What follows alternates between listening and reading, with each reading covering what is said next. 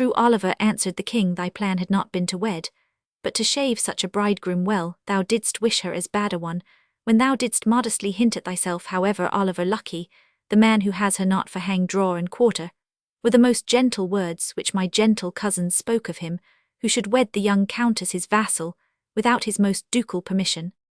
And he is doubtless as jealous of any disturbances in the good town of Liege.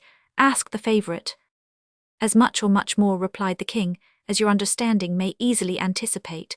But ever since I resolved on coming hither, my messengers have been in Liege to repress for the present every movement to insurrection, and my very busy and bustling friends Rouselaire and Pavelin have orders to be quiet as a mouse until this happy meeting between my cousin and me is over. Judging then from your majesty's account, said Oliver dryly, the utmost to be hoped from this meeting is that it should not make your condition worse. Surely this is like the crane that thrust her head into the fox's mouth, and was glad to thank her good fortune that it was not bitten off. Yet your majesty seemed deeply obliged even now to the sage philosopher who encouraged you to play so hopeful a game. No game, said the king sharply, is to be despaired of until it is lost, and that I have no reason to expect it will be in my own case. On the contrary, if nothing occurs to stir the rage of this vindictive madman, I am sure of victory. And surely I am not a little obliged to the skill which selected for my agent as the conductor of the ladies of Croy, a youth whose horoscope so far corresponded with mine that he hath saved me from danger, even by the disobedience of my own commands, and taking the route which avoided de la Marck's ambuscade.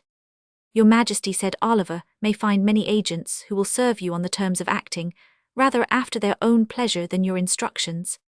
Nay, nay, Oliver, said Louis impatiently, the heathen poet speaks of voter dies exedita malignus wishes, that is which the saints grant to us in their wrath, and such in the circumstances would have been the success of William de la Marck's exploit, had it taken place about this time. And while I am in the power of this Duke of Burgundy, and this my own art force fortified by that of Galetithat, is I foresaw not the miscarriage of de la Marck's undertaking, but I foresaw that the expedition of yonder Scottish archer should end happily for Meend. Such has been the issue, though in a manner different from what I expected, for the stars, though they foretell general results, are yet silent on the means by which such are accomplished, being often the very reverse of what we expect or even desire. But why talk I of these mysteries to thee, Oliver, who art in so far worse than the very devil who is thy namesake, since he believes and trembles, whereas thou art an infidel both to religion and to science, and wilt remain so till thine own destiny is accomplished, which, as thy horoscope and physiognomy alike assure me, will be by the intervention of the gallows. And if it indeed shall be so, said Oliver in a resigned tone of voice, it will be so ordered, because I was too grateful a servant to hesitate at executing the commands of my royal master. Louis burst into his usual sardonic laugh. Thou hast broke thy lance on me fairly, Oliver, and by Our Lady thou art right, for I defied thee to it. But prithee tell me in sadness, dost thou discover anything in these measures towards us which may argue any suspicion of ill usage? My liege, replied Oliver, your majesty and yonder learned philosopher look for augury to the stars, and heavenly host, I am an earthly reptile and consider but the things connected with my vocation, but methinks there is a lack of that earnest and precise attention on your majesty which men show to a welcome guest of a degree so far above them. The Duke tonight pleaded weariness and saw your majesty not farther than to the street, leaving to the officers of his household the task of conveying you to your lodgings. The rooms here are hastily and carelessly fitted up. The tapestry is hung up oriand in one of the pieces. As you may observe, the figures are reversed and stand on their heads, while the trees grow with their roots uppermost. Pure accident and the effect of hurry, said the king. When did you ever know me concerned about such trifles as these? Not on their own account are they worth notice, said Oliver, but as intimating the degree of esteem in which the officers of the Duke's household observe your grace to be held by him. Believe me, that had his desire seemed sincere that your reception should be in all points marked by scrupulous attention, the zeal of his people would have made minutes do the work of days. And when he added, pointing to the basin, and ewer was the furniture of your majesty's toilette of other substance than silver. Nay, said the king with a constrained smile, that last remark upon the shaving utensils, Oliver, is too much in the style of thine own peculiar occupation to be combated by any one. True it is that when I was only a refugee and an exile I was served upon gold plate, by order of the same Charles, who accounted silver too mean for the Dauphin, though he seems to hold that metal too rich for the King of France. Well, Oliver, we will to bed. Our resolution has been made, and executed there is nothing to be done, but to play manfully the game on which we have entered. I know that my cousin of Burgundy, like other wild bulls, shuts his eyes when he begins his career. I have but to watch that moment, like one of the Toreador's Spanish bull fighters whom we saw at Burgos, and his impetuosity places him at my mercy. Chapter 27 The Explosion.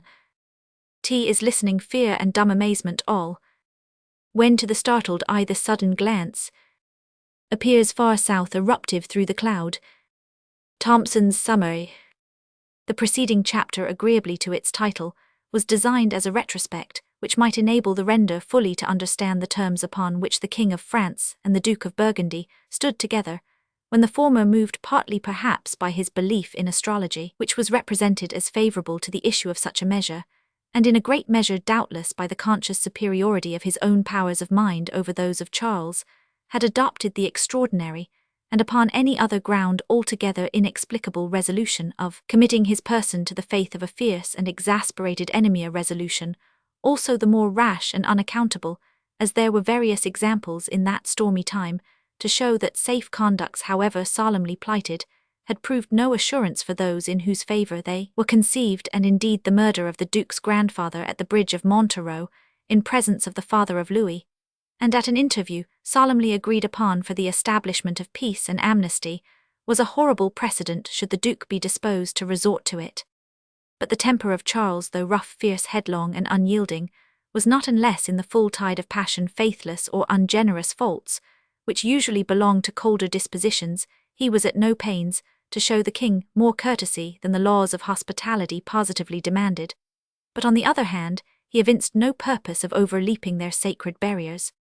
On the following morning after the king's arrival, there was a general muster of the troops of the Duke of Burgundy, which were so numerous, and so excellently appointed, that perhaps he was not sorry to have an opportunity of displaying them before his great rival. Indeed, while he paid the necessary compliment of a vassal to his suzerain, in declaring that these troops were the king's, and not his own, the curl of his upper lip, and the proud glance of his eye intimated his consciousness that the words he used were but empty compliment, and that his fine army at his own unlimited disposal was as ready to march against Paris as in any other direction. It must have added to Louis' mortification that he recognized as forming part of this host many banners of French nobility, not only of Normandy and Bretagne, but of provinces more immediately subjected to his own authority, who from various causes of discontent had joined and made common cause with the Duke of Burgundy.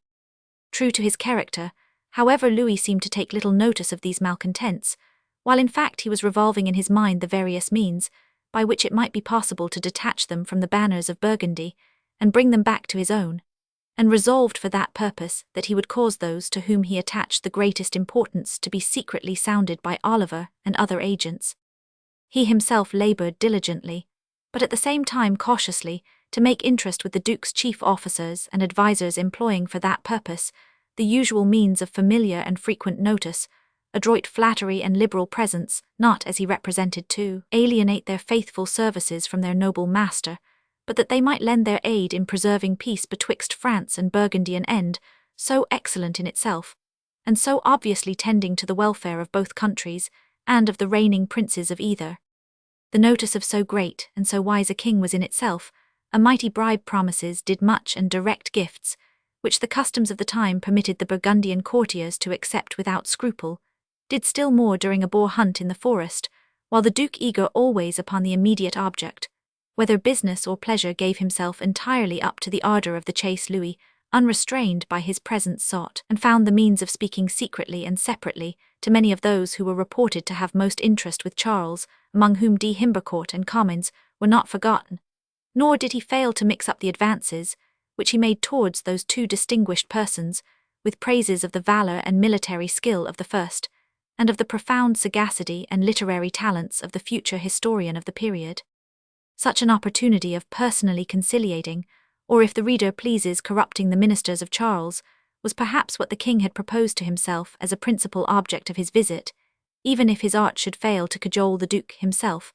The connection betwixt France and Burgundy was so close that most of the nobles belonging to the latter country had hopes or actual interests connected with the former which the favour of Louis could advance or his personal displeasure destroy. Formed for this, and every other species of intrigue, liberal to profusion, when it was necessary to advance his plans, and skilful in putting the most plausible colour upon his proposals, and presents the king contrived to reconcile the spirit of the proud to their profit, and to hold out to the real, or pretended patriot the good of both France and Burgundy, as the ostensible motive, whilst the parties' own private interest, like the concealed wheel of some machine, worked not the less powerfully, that its operations were kept out of sight. For each man he had a suitable bait, and a proper mode of presenting it.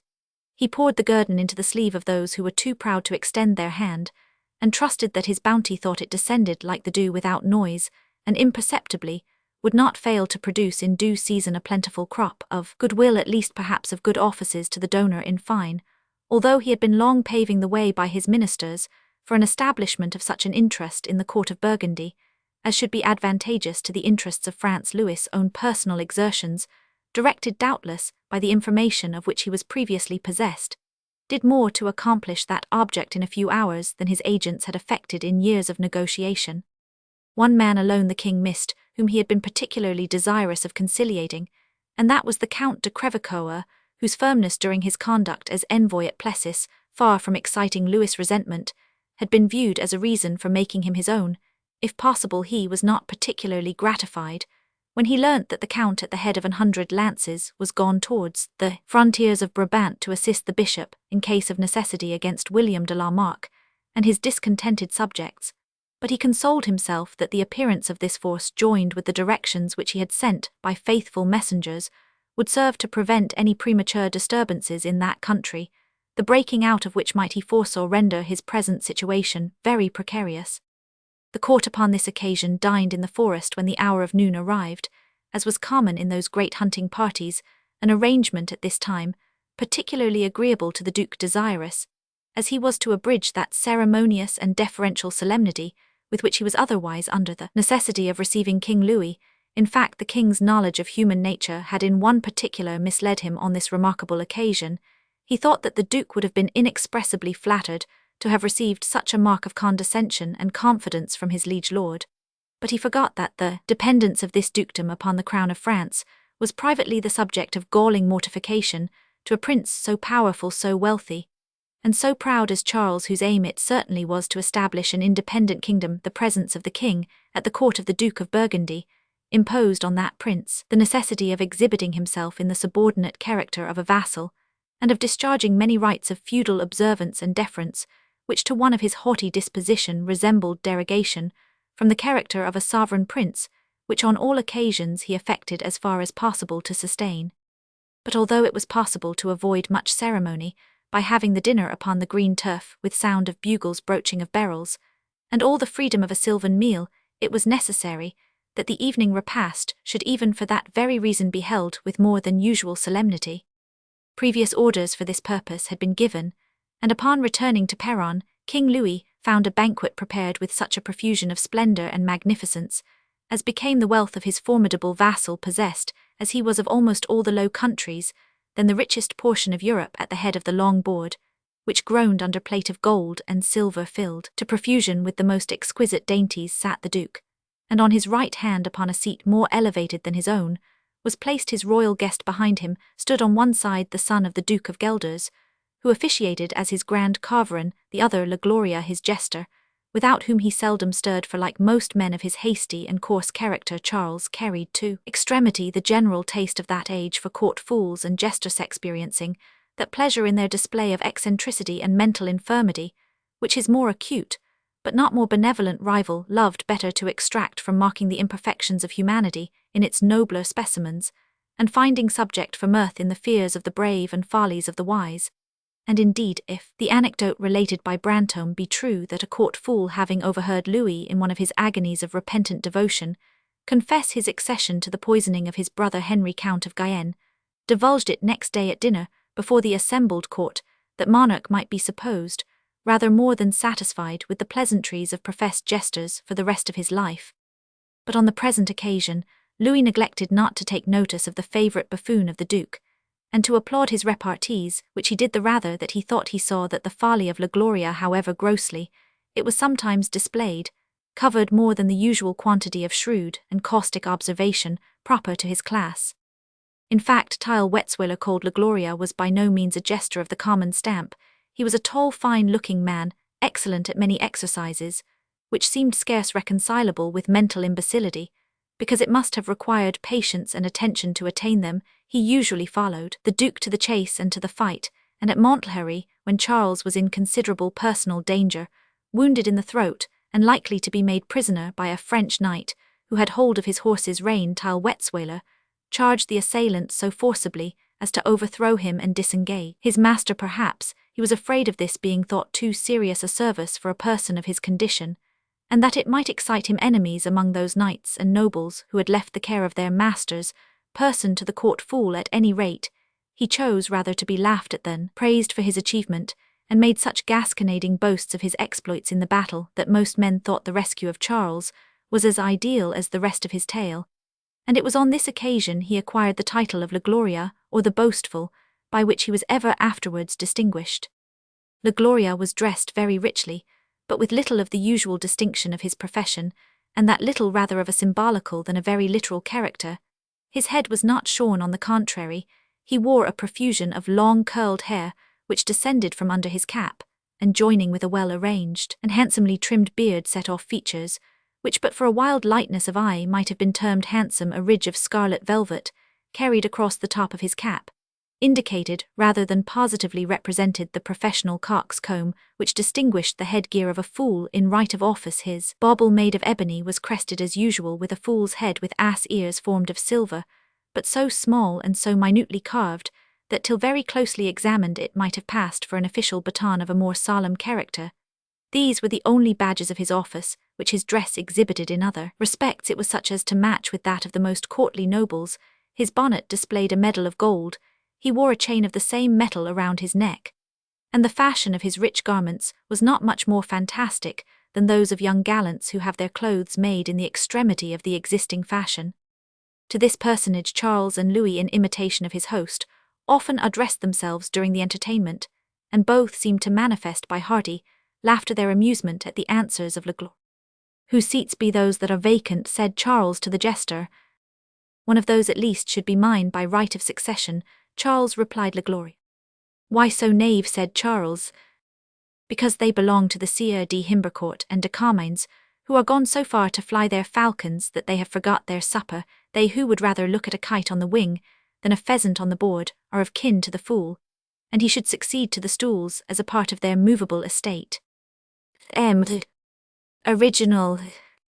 "That is but a stale jest, my friend Tile," said the Duke, "but fools or wise men here come the defaulters." As he spoke, Carmines and de Himbercourt entered the room, and after having made their reverence to the two princes, assumed in silence the seats which were left vacant for them. "What hosiers," exclaimed the Duke, addressing them, "your sport has been either very good or very bad to lead you so far, and so late. Sir Philip de Carmines, you are dejected. Hath de Himbercourt won so heavy a wager on you? You are a philosopher, and should not grieve at bad fortune. By St. George, de Himbercourt looks as sad as thou dost. How now, sirs, have you found no game, or have you lost your falcons, or has a witch crossed your way, or has the wild huntsman, the famous apparition, sometimes called Le Grand Veneur Sully, gives some account of this hunting spectre, met you in the forest? By my honour, you seem as if you were come to a funeral, not a festival." While the Duke spoke, the eyes of the company were all directed towards de Himbercourt and de Carmines, and the embarrassment and dejection of their countenances, neither being of that class of persons to whom such expression of anxious melancholy was natural, became so remarkable that the mirth and laughter of the company, which the rapid circulation of goblets of excellent wine had raised to a considerable height, was gradually hushed, and without being able to assign any reason for such a change in their spirits, men spoke in whispers to each other, as on the eve of expecting some strange and important tidings. "What means this silence, messieurs?" said the Duke, elevating his voice, which was naturally harsh. "If you bring these strange looks, and this stranger silence into festivity, we shall wish you had abode in the marshes seeking for herons, or rather for woodcocks and howlets."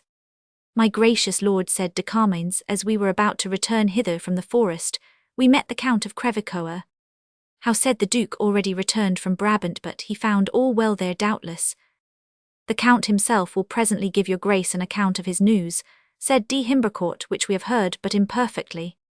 "Body of me, where is the Count?" said the Duke. "He changes his dress to wait upon your highness," answered de Himbercourt. His dress Saint Blue, exclaimed the impatient prince, what care I for his dress? I think you have conspired with him to drive me mad. Or rather, to be plain, said de Carmines, he wishes to communicate these news at a private audience. Test ye, my lord king, said Charles, this is ever the way our counsellors serve us. If they have got hold of aught which they consider as important for our ear, they look as grave upon the matter, and are as proud of their burden as an ass of a new pack.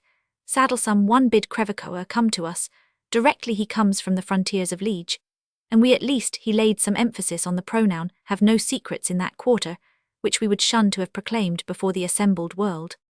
All perceived that the Duke had drunk so much wine as to increase the native obstinacy of his disposition, and though many would willingly have suggested that the present was neither a time for hearing news nor for taking counsel, yet all knew the impetuosity of his temper too well to venture on farther interference, and sat in anxious expectation of the tidings which the Count might have to communicate.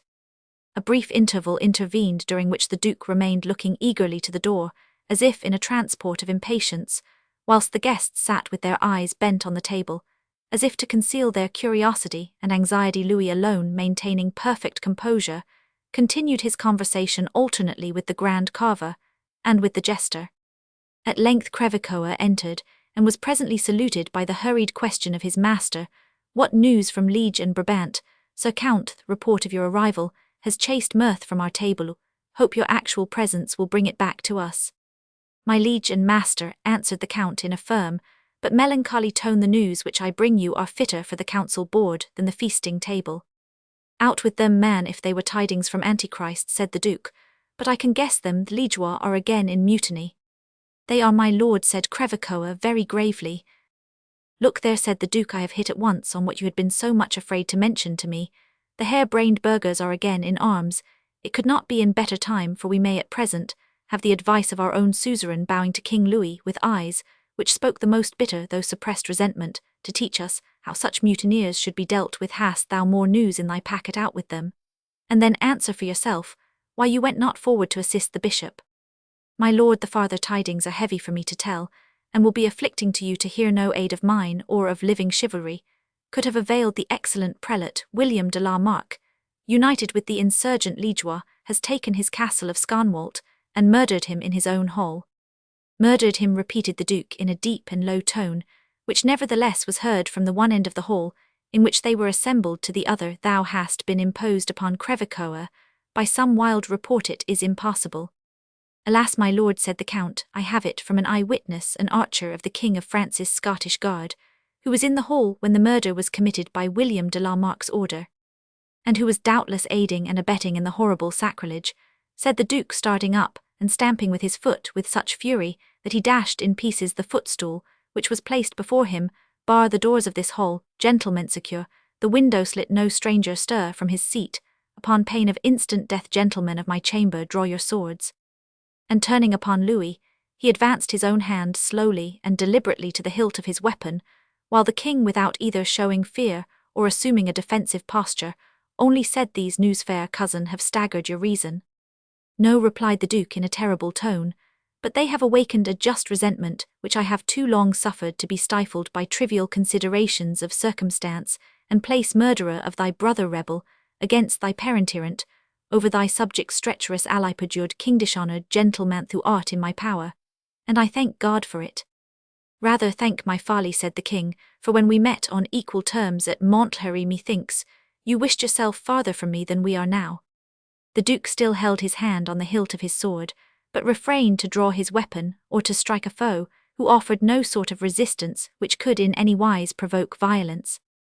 Meanwhile wild and general confusion spread itself through the hall. The doors were now fastened and guarded by order of the Duke, but several of the French nobles, few as they were in number, started from their seats, and prepared for the defence of their sovereign. Louis had spoken not a word either to Orleans or Dunois since they were liberated from restraint at the Castle of Laux, if it could be termed liberation to be dragged in King Louis' train, objects of suspicion, evidently rather than of respect and regard. But nevertheless the voice of Dunois was first heard above the tumult, addressing himself to the Duke of Burgundy.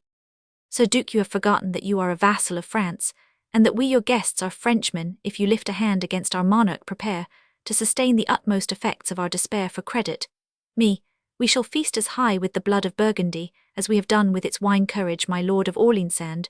You gentlemen of France, form yourselves round Dunois, and do as he does.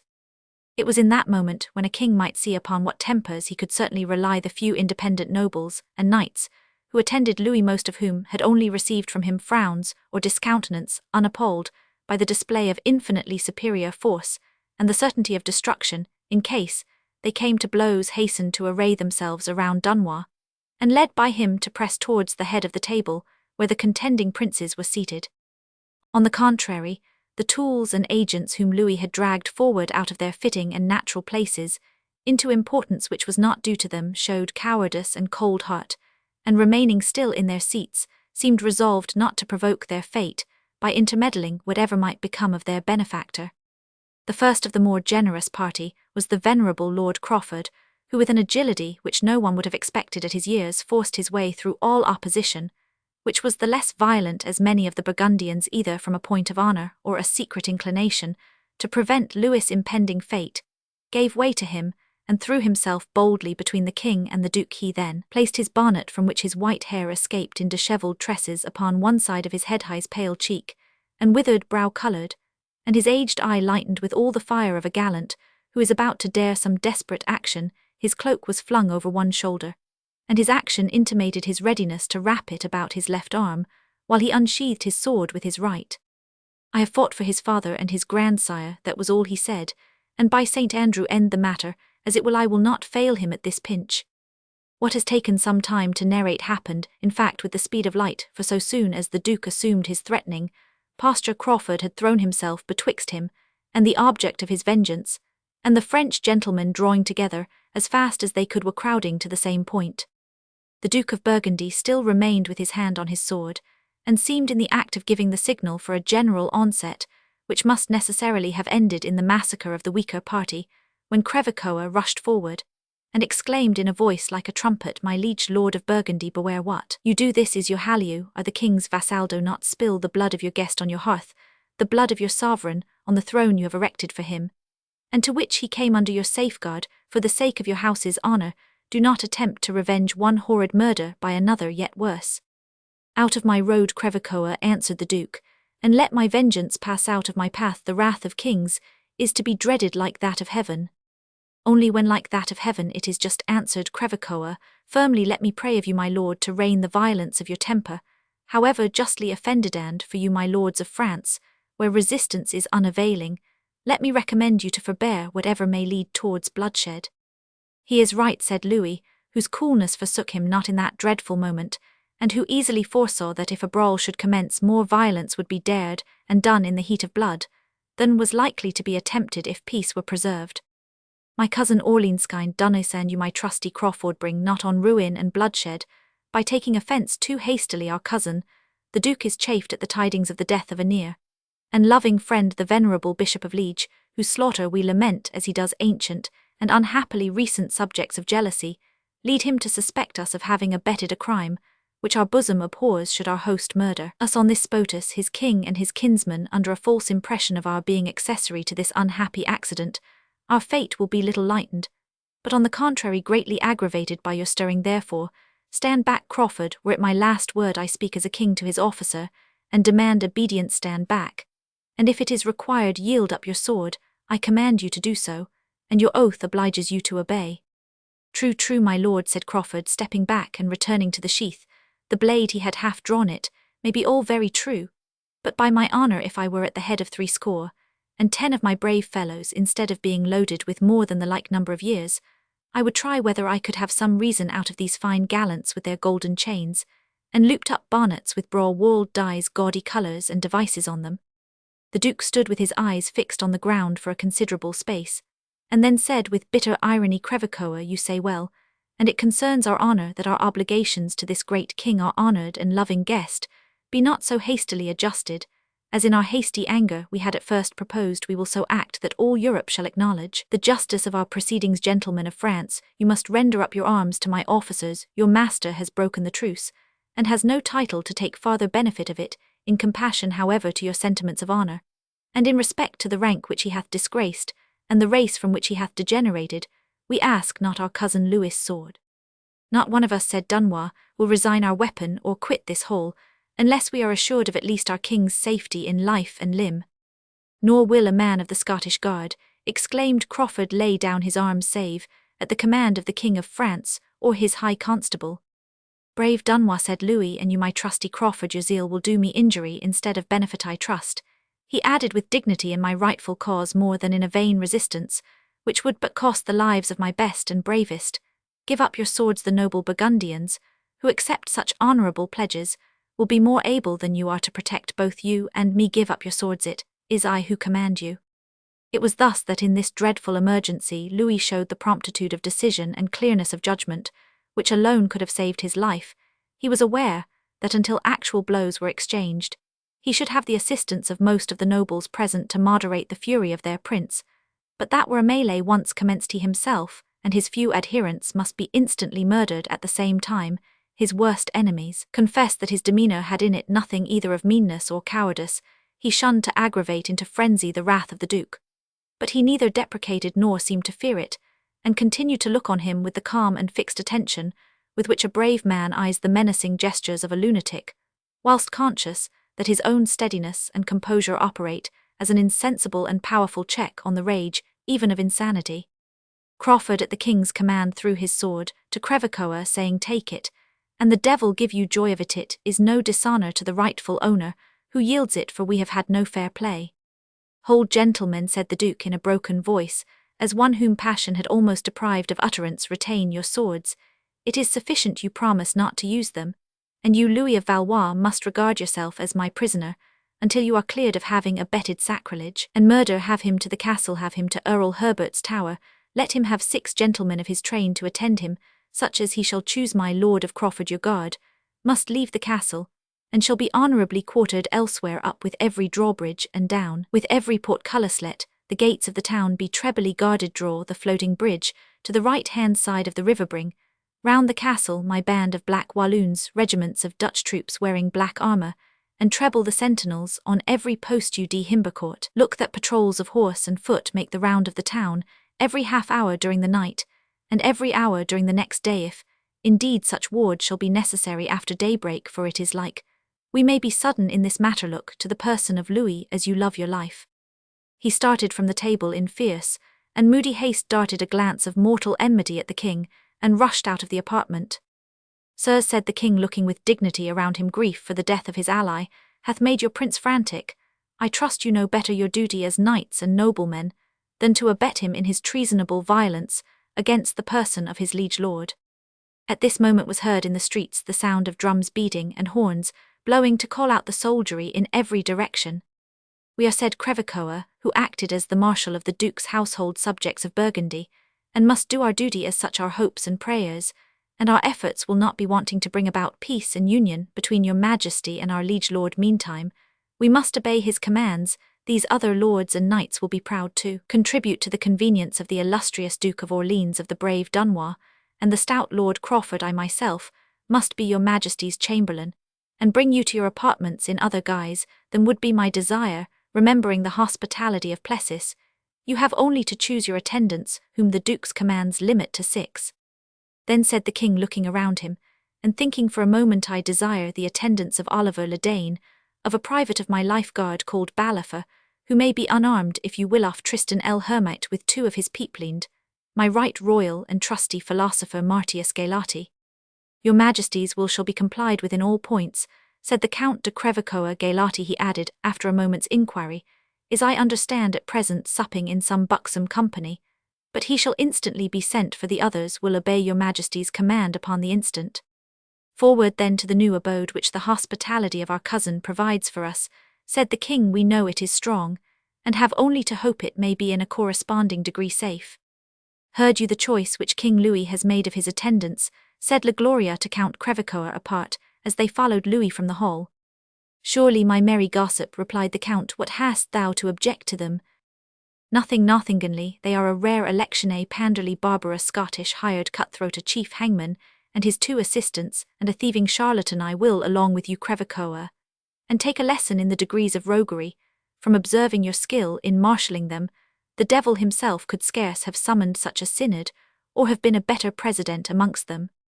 Accordingly, the all-licensed jester, seizing the count's arm, familiarly began to march along with him, while under a strong guard yet forgetting no semblance of respect, he conducted the king towards his new apartment. The historical facts attending this celebrated interview are expounded and enlarged upon in this chapter. Agents sent by Louis had tempted the people of Liege to rebel against their superior Duke Charles and persecute and murder their bishop, but Louis was not prepared for their acting with such promptitude. They flew to arms with the temerity of a fickle rabble, took the bishop prisoner menaced, and insulted him and tore to pieces one or two of his cannons. This news was sent to the Duke of Burgundy at the moment when Louis had so unguardedly placed himself in his power, and the consequence was that Charles placed guards on the castle of Perron, and deeply resenting the treachery of the King of France in exciting sedition in his dominions, while he pretended the most intimate friendship, he deliberated whether he should not put Louis to death 3 days. Louis was detained in this very precarious situation, and it was only his profuse liberality amongst Charles' favourites and courtiers which finally ensured him from death or deposition. Comrades, who was the Duke of Burgundy's chamberlain at the time, and slept in his apartment, says Charles neither undressed nor slept, but flung himself from time to time on the bed, and at other times wildly traversed the apartment. It was long before his violent temper became in any degree tractable. At length, he only agreed to give Louis his liberty on condition of his accompanying him in person against and employing his troops in subduing the mutineers whom his intrigues had instigated to arms. This was a bitter and degrading alternative, but Louis, seeing no other mode of compounding for the effects of his rashness, not only submitted to this discreditable condition, but swore to it upon a crucifix, said to have belonged to Charlemagne. These particulars are from Comines. There is a succinct epitome of them in Sir Nathaniel Wraxall's History of France Vol. Roman 1s. Chapter 28. Uncertainty. Then happy low lie downs. Uneasy lies the head that wears a crown. Second part of King Henry Roman, 40 men at arms carrying alternately naked swords and blazing torches, served as the escort, or rather the guard of King Louis from the town hall of Perron to the castle, and as he entered within its darksome and gloomy strength, it seemed as if a voice screamed in his ear that warning which the Florentine has inscribed over the portal of the infernal regions: leave all hope behind. The Florentine 12,651,321, Dante Alighieri, the greatest of Italian poets, the Divine Comedy, his chief work, describes his passage through hell purgatory, and heaven. The inscription here referred to Dante places at the entrance of hell. At that moment, perhaps some feeling of remorse might have crossed the king's mind had he thought on the hundreds, nay thousands, whom without cause, or on light suspicion, he had committed to the abysses of his dungeons, deprived of all hope of liberty, and loathing even the life to which they clung by animal instinct. The broad glare of the torches outfacing the pale moon, which was more obscured on this than on the former night, and the red smoky light which they dispersed around the ancient buildings, gave a darker shade to that huge donjon called the Earl Herbert's Tower. It was the same that Louis had viewed with misgiving presentiment on the preceding evening, and of which he was now doomed to become an inhabitant under the terror of what violence soever the wrathful temper of his overgrown vassal might tempt him to exercise in those secret recesses of despotism. To aggravate the king's painful feelings, he saw, as he crossed the courtyard, 1 or 2 bodies over each of which had been hastily flung a military cloak. He was not long in discerning that they were corpses of slain archers of the Scottish Guard who, having disputed, as the Count Crevecoeur informed him, the command given them to quit the post near the king's apartments, a brawl had ensued between them and the Duke's Walloon bodyguards, and before it could be composed by the officers on either side, several lives had been lost. My trusty Scots, said the king, as he looked upon this melancholy spectacle, had they brought only man to man all Flanders, aye, and Burgundy to boot, had not furnished champions to mate you. Yes, and it please your majesty, said Ballafur, who attended close behind the king maestery. Mows the meadow mayest a Scotch form of most, that is there is strength in numbers few men, can fight more than 2 at once. I myself never care to meet 3, unless it be in the way of special duty, when one must not stand to count heads. Art thou their old acquaintance, said the king looking behind him, then I have one true subject with me yet, and a faithful minister, whether in your councils, or in his offices about your royal person, whispered Oliver le Dane. We are all faithful, said Tristan el Hermite gruffly, for should they put to death your majesty, there is not one of us whom they would suffer to survive you even if we would. Now that is what I call good corporal bail for fidelity, said La Gloria, who, as already mentioned with the restlessness proper to an infirm brain, had thrust himself into their company.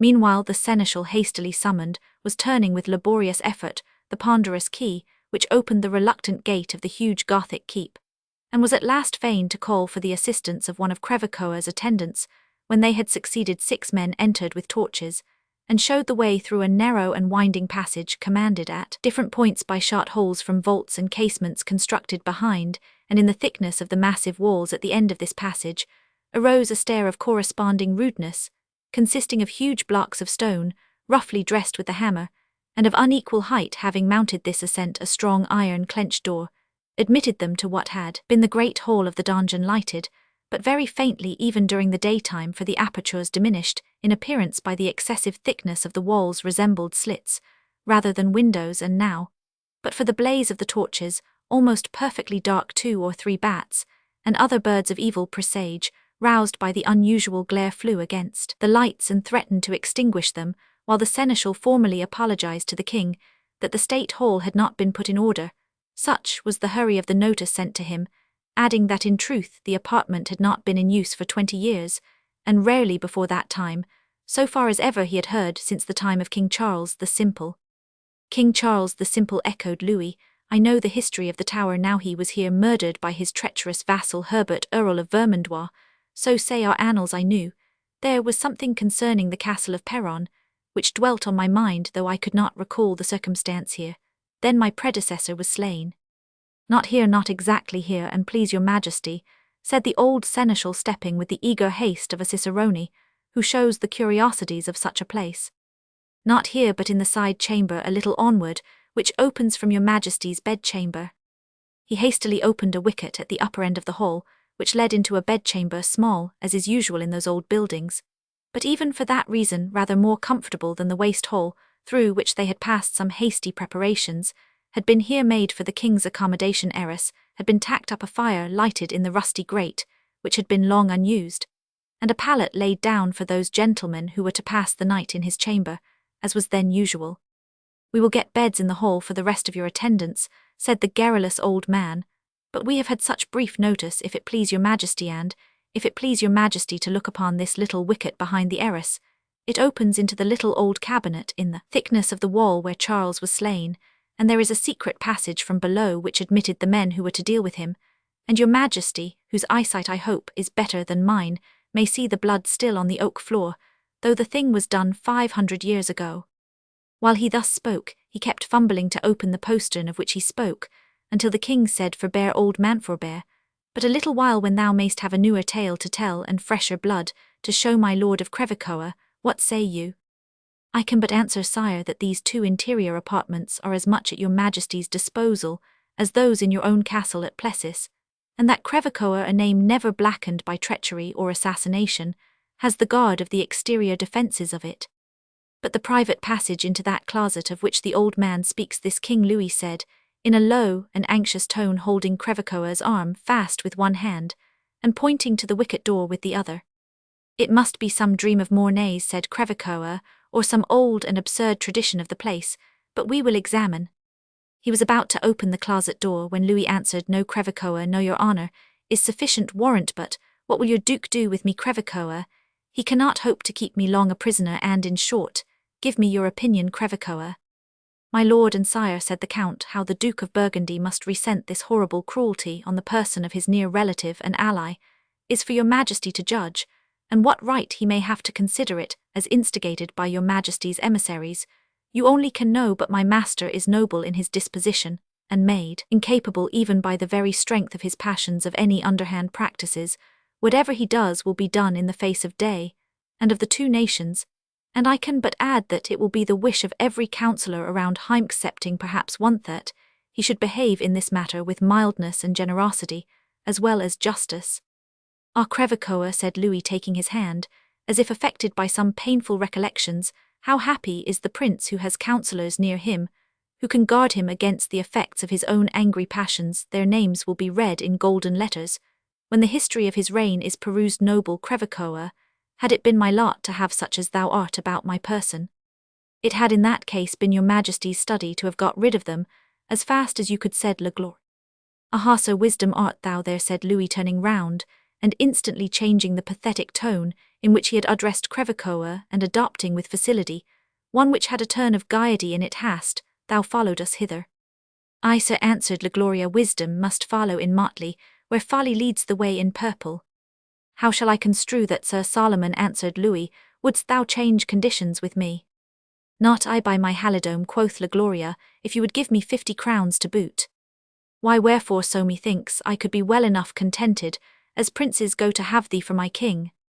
"Ay, sire," replied La Gloria, "but the question is whether, judging of your majesty's wit from its having lodged you here, I should not have cause to be ashamed of having so dull a fool." "Peace, sire," said the Count of Crevecoeur, "your tongue runs too fast." "Let it take its course," said the king.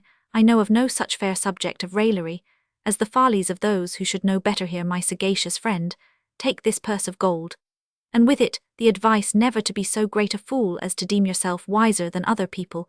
Prithee do me so much favour as to inquire after my astrologer Martius Galati, and send him hither to me presently." "I will without fail, my liege," answered the jester, "and I wot well I shall find him at Jan Doppelther's, for philosophers as well as fools know where the best wine is sold." "Let me pray for free entrance for this learned person through your guards, Seigneur de Crevecoeur," said Louis. "For his entrance unquestionably," answered the Count, "but it grieves me to add that my instructions do not authorize me to permit anyone to quit your majesty's apartments. I wish your majesty a good night," he subjoined, "and will presently make such arrangements in the outer hall as may put the gentlemen who are to inhabit it more at their ease." "Give yourself no trouble for them, Sir Count," replied the king. "They are men accustomed to set hardships at defiance, and to speak truth, excepting that I wish to see Galati, I would desire as little farther communication from without this night as may be consistent with your instructions." "These are to leave your majesty," replied Crevecoeur, "undisputed possession of your own apartments. Such are my master's orders." "Your master, Count," answered Louis, "whom I may also term mine, is a right gracious master. My dominions," he added, "are somewhat shrunk in compass now that they have dwindled to an old hall and a bedchamber, but they are still wide enough for all the subjects which I can at present boast of." The Count of Crevecoeur took his leave, and shortly after they could hear the noise of the sentinels moving to their posts, accompanied with the word of command from the officers and the hasty tread of the guards, who were relieved at length. All became still, and the only sound which filled the air was the sluggish murmur of the river Somme as it glided deep and muddy under the walls of the castle. "Go into the hall, my mates," said Louis to his train, "but do not lie down to sleep. Hold yourselves in readiness, for there is still something to be done tonight, and that of moment." Oliver and Tristan retired to the hall accordingly, in which Le Balafre and the 2 officers had remained when the others entered the bedchamber. They found that those without had thrown faggots enough upon the fire to serve the purpose of light and heat at the same time, and wrapping themselves in their cloaks had sat down on the floor in postures which variously expressed the discomposure and dejection of their minds. Oliver and Tristan saw nothing better to be done than to follow their example, and never very good friends in the days of their court prosperity, they were both equally reluctant to repose confidence in each other upon this strange and sudden reverse of fortune, so the whole party sat in silent dejection.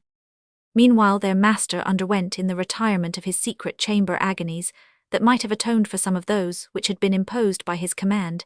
He paced the room with short and unequal steps, often stood still, and clasped his hands together, and gave loose in short to agitation which in public he had found himself able to suppress so successfully. At length pausing, and wringing his hands, he planted himself opposite to the wicket door which had been pointed out by old Mornay as leading to the scene of the murder of one of his predecessors, and gradually gave voice to his feelings in a broken soliloquy.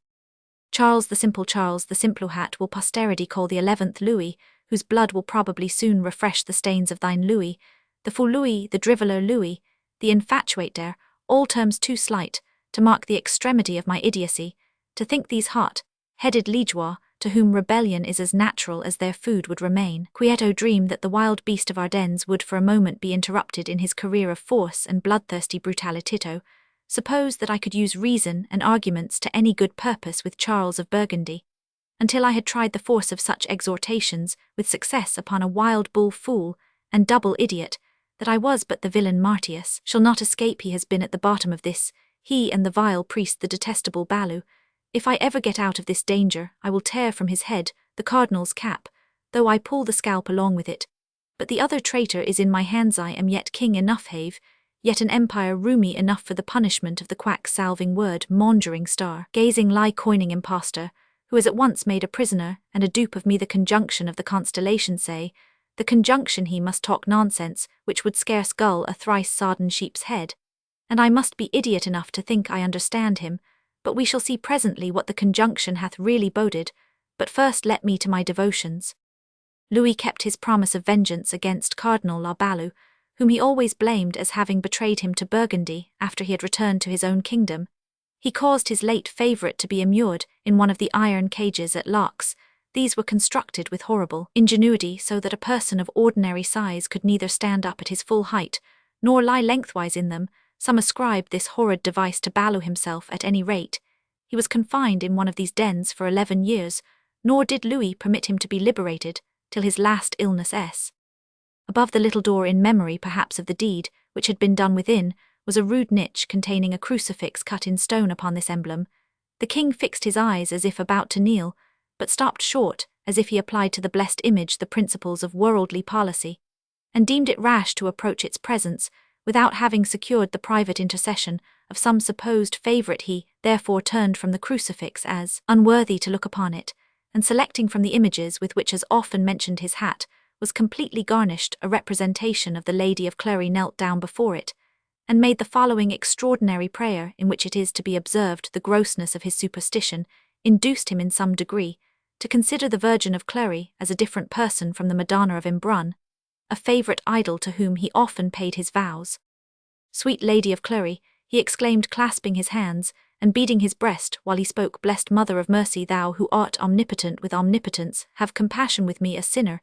It is true that I have something neglected thee for thy blessed sister of Embrun, but I am a king, my power is great, my wealth boundless, and were it otherwise I would double the gay bell on my subjects, rather than not pay my debts to you both. Undo these iron doors, fill up these tremendous moats, lead me, as a mother leads a child out of this present and pressing danger. If I have given thy sister, County of Boulogne, to be held of her for ever, have I no means of showing devotion to thee also. Thou shalt have the broad and rich province of Champagne, and its vineyards shall pour their abundance into thy convent. I had promised the province to my brother Charles, but he, thou knowest, is dead, poisoned by that wicked abb of St. John d'Angely, whom if I live I will punish. I promised this once before, but this time I will keep my word. If I had any knowledge of the crime, believe, dearest patroness, it was because I knew no better method of quieting the discontents of my kingdom. Oh, do not reckon that old debt to my account today, but be as thou hast ever been, kind, benignant, and easy to be entreated. Sweetest lady, work with thy child, that he will pardon all past sins and one own little deed, which I must do this night. Nay, it is no sin, dearest Lady of Clery, no sin, but an act of justice privately administered, for the villain is the greatest impostor that ever poured falsehood into a prince's ear, and leans, besides, to the filthy heresy of the Greeks. He is not deserving of thy protection. Leave him to my care, and hold it as good service that I rid the world of him, for the man is a necromancer and wizard that is not worth thy thought, and carry a dog the extinction of whose life ought to be of as little consequence in thine eyes as the treading out a spark that drops from a lamp or springs from a fire. Think not of this little matter, gentlest, kindest lady, but only consider how thou canst best aid me in my troubles, and I here bind my royal signet to thy effigy, in token that I will keep word concerning the county of Champagne, and that this shall be the last time I will trouble thee in affairs of blood, knowing thou art so kind, so gentle, and so tender-hearted. As overheard and reported by the court jester, this historic prayer reads as follows: Ah, my good lady, my gentle mistress, my only friend, in whom alone I have resource, I pray you to supplicate God in my behalf, and to be my advocate with him, that he may pardon me the death of my brother, whom I caused to be poisoned by that wicked abbot of St. John. I confess my guilt to thee as to my good patroness and mistress, but then what could I do? He was perpetually causing disorder in my kingdom. Cause me then to be pardoned, my good lady, and I know what a reward I will give thee. After this extraordinary contract with the object of his adoration, Louis recited apparently with deep devotion the 7 penitential psalms, the 6th, 32d, 38th, 51st, 102d, 130th, and 143d, so called from their penitential character in Latin, and several aves and prayers, especially belonging to the service of the Virgin. He then arose, satisfied that he had secured the intercession of the saint to whom he had prayed the rather, as he craftily reflected that most of the sins, for which he had requested her mediation on former occasions, had been of a different character, and that therefore the Lady of Clery was less likely to consider him as a hardened and habitual shedder of blood than the other saints whom he had more frequently made confidants of his crimes in that respect. When he had thus cleared his conscience, or rather whited it over like a sepulchre, the king thrust his head out at the door of the hall, and summoned Le Balafre into his apartment. My good soldier, he said, thou hast served me long and hast had little promotion. We are here in a case where I may either live or die, but I would not willingly die an ungrateful man, or leave so far as the saints may place it in my power, either a friend or an enemy unrecompensed. Now I have a friend to be rewarded, that is thyself an enemy to be punished according to his deserts, and that is the base treacherous villain Martius Galati, who by his impostures and specious falsehoods has trained me hither into the power of my mortal enemy, with as firm a purpose of my destruction as ever butcher had of slaying the beast which he drove to the shambles. I will challenge him on that quarrel, since they say he is a fighting blade, though he looks somewhat unwieldy, said Le Balafre. I doubt not, but the Duke of Burgundy is so much a friend to men of the sword, that he will allow us a fair field within some reasonable space, and if your majesty lives so long and enjoy so much freedom, you shall behold me do battle in your right, and take as proper a vengeance on this philosopher as your heart could desire. I commend your bravery and your devotion to my service, said the king, but this treacherous villain is a stout man at arms, and I would not willingly risk thy life, my brave soldier. I were no brave soldier, if it please your majesty, said Balafre, if I dared not face a better man than he. A fine thing it would be for me, who can neither read nor write, to be afraid of a fat lurding, who has done little else all his life. Nevertheless, said the king, it is not our pleasure so to put thee in venture. Balafre, this traitor comes hither summoned by our command. We would have thee so soon as thou canst find occasion close up with him, and smite him under the fifth rib dust. Thou understand me. Truly I do, answered Le Balafre, but if it please your majesty, this is a matter entirely out of my course of practice. I could not kill you a dog, unless it were in hot assault or pursuit, or upon defiance given or such like. Why, sure thou dost not pretend to tenderness of heart, said the king, thou who hast been first in storm and siege, and most eager, as men tell me, on the pleasures and advantages which are gained on such occasions by the rough heart and the bloody hand. My lord, answered Le Balafre, I have neither feared nor spared your enemy's sword in hand, and an assault is a desperate matter under risks which raise a man's blood, so that by St. Andrew it will not settle for an hour or two, which I call a fair license for plundering, after a storm, and God pity us poor soldiers who are first driven mad with danger, and then madder with victory. I have heard of a legion consisting entirely of saints, and methinks it would take them all to pray and intercede for the rest of the army, and for all who wear plumes and corslets, buff coats and broadswords. But what your majesty purposes is out of my course of practice, though I will never deny that it has been wide enough. As for the astrologer, if he be a traitor, let him e'en die. A traitor's death I will neither meddle, nor make with it. Your majesty has your provost, and 2 of his marshal's men without, who are more fit for dealing with him than a Scottish gentleman of my family, and standing in the service. You say well, said the king, but at least it belongs to thy duty to prevent interruption, and to guard the execution of my most just sentence. I will do so against all peril, said Le Balafre. Your majesty need not doubt my fealty in that which I can reconcile to my conscience, which for mine own convenience, and the service of your royal majesty, I can vouch to be a pretty large one. At least I know I have done some deeds for your majesty, which I would rather have eaten a handful of my own dagger than I would have done for anyone else. Let that rest, said the king, and here Yawen Galati is admitted, and the door shut on him. Do you stand to your weapon, and guard the entrance on the inside of the apartment. Let no one intrudeth. That is all I require of you. Go hence, and send the provost marshal to me. Balafre left the apartment accordingly, and in a minute afterwards Tristan el Hermite entered from the hall. Welcome, gossip, said the king. What thinkest thou of our situation? As of men sentenced to death, said the provost marshal, unless there come a reprieve from the duke. Reprieved or not, he that decoyed us into this snare shall go our fourier to the next world, to take up lodgings, for us, said the king with a grisly and ferocious smile. Tristan, thou hast done many an act of brave justice finis. I should have said funis coronat, opus the end. I should have said the rope crowns the work. Thou must stand by me to the end. I will, my liege, said Tristan. I am but a plain fellow, but I am grateful. I will do my duty within these walls or elsewhere. and while I live your majesty's breath shall pour as potential a note of condemnation, and your sentence be as literally executed, as when you sat on your own throne, they may deal with me the next hour for it, if they will I care not. It is even what I expected of thee, my loving gossip, said Louis, but hast thou good assistance? The traitor is strong and able-bodied, and will doubtless be clamorous for aid. The Scot will do naught, but keep the door, and well that he can be brought to that by flattery, and humouring. Then Oliver is good for nothing, but lying flattering, and suggesting dangerous counsels, and Venter, Saint dear I think, is more like one day to deserve the halter himself, than to use it to another. Have you men, think you, and means to make sharp and sure work?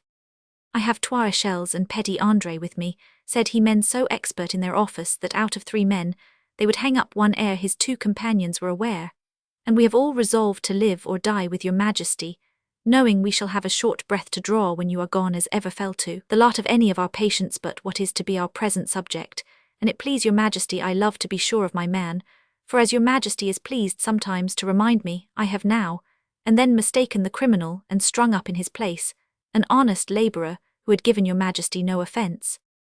Most true, said the other. Know then, Tristan, that the condemned person is Martius Galati you start, but it is even as I say, the villain hath trained us all hither by false and treacherous representations, that he might put us into the hands of the Duke of Burgundy, without defence. But not without vengeance, said Tristan. Were it the last act of my life, I would sting him home like an expiring wasp, should I be crushed to pieces on the next instant.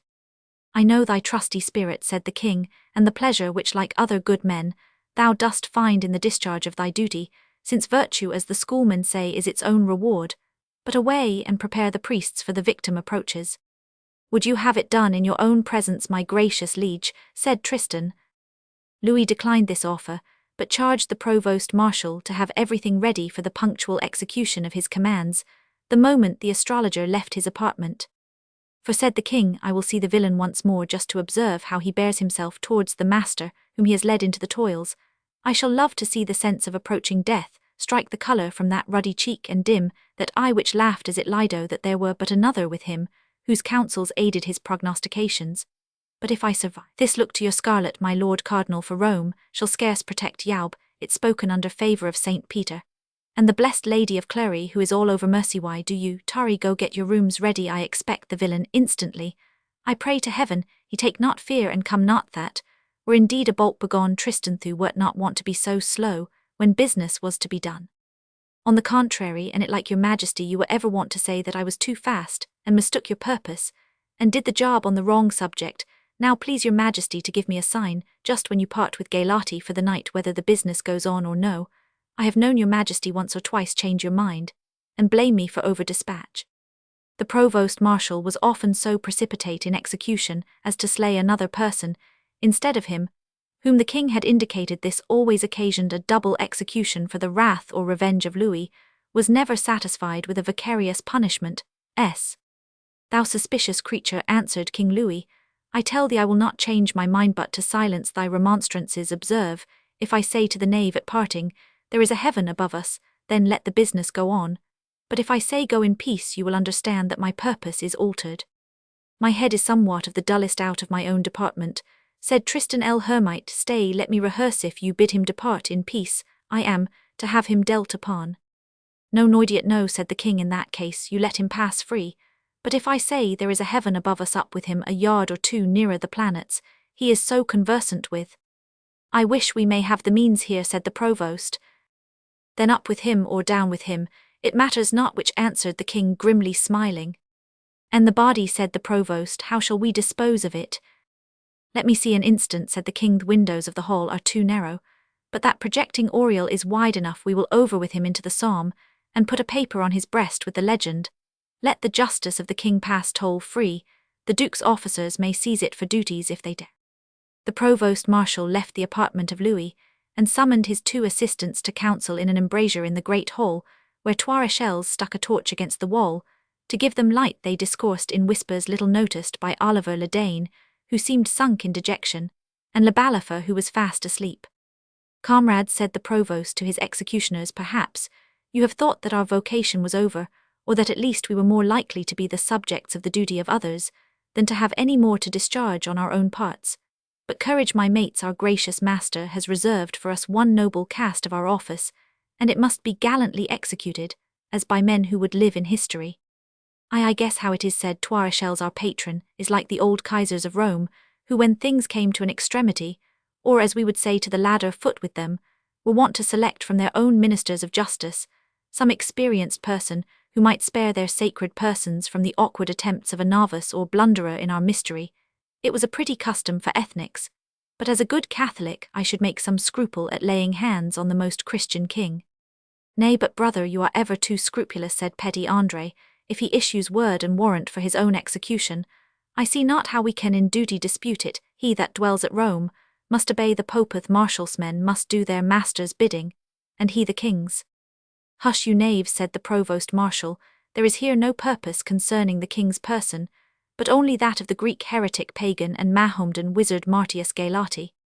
Galati, answered petit Andre, that comes quite natural.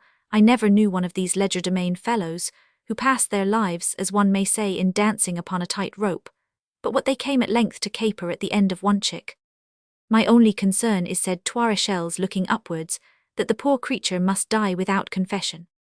Tush, tush, said the provost marshal in reply, he is a rank heretic, and necromancer. A whole college of priests could not absolve him from the doom he has deserved. Besides, if he hath a fancy that way, thou hast a gift, Toirechel's, to serve him for ghostly father thyself. But what is more material, I fear, you most use your poniards, my mates, for you have not here the fitting conveniences for the exercise of your profession. Now Our Lady of the Isle of Paris forbid, said Toirechel's, that the king's command should find me destitute of my tools. I always wear around my body St. Francis' cord, doubled 4 times with a handsome loop at the farther end of it, for I am of the company of St. Francis, and may wear his cowl when I am in extremis at the point of death. I thank God and the good fathers of Somer. And for me, said petty Andre, I have always in my budget a handy block and sheaf, or a pulley as they call it, with a strong screw for securing it, where I list in case we should travel where trees are scarce, or high branched from the ground. I have found it a great convenience. That will suit us well, said the provost marshal. You have but to screw your pulley into yonder beam above the door, and pass the rope over it.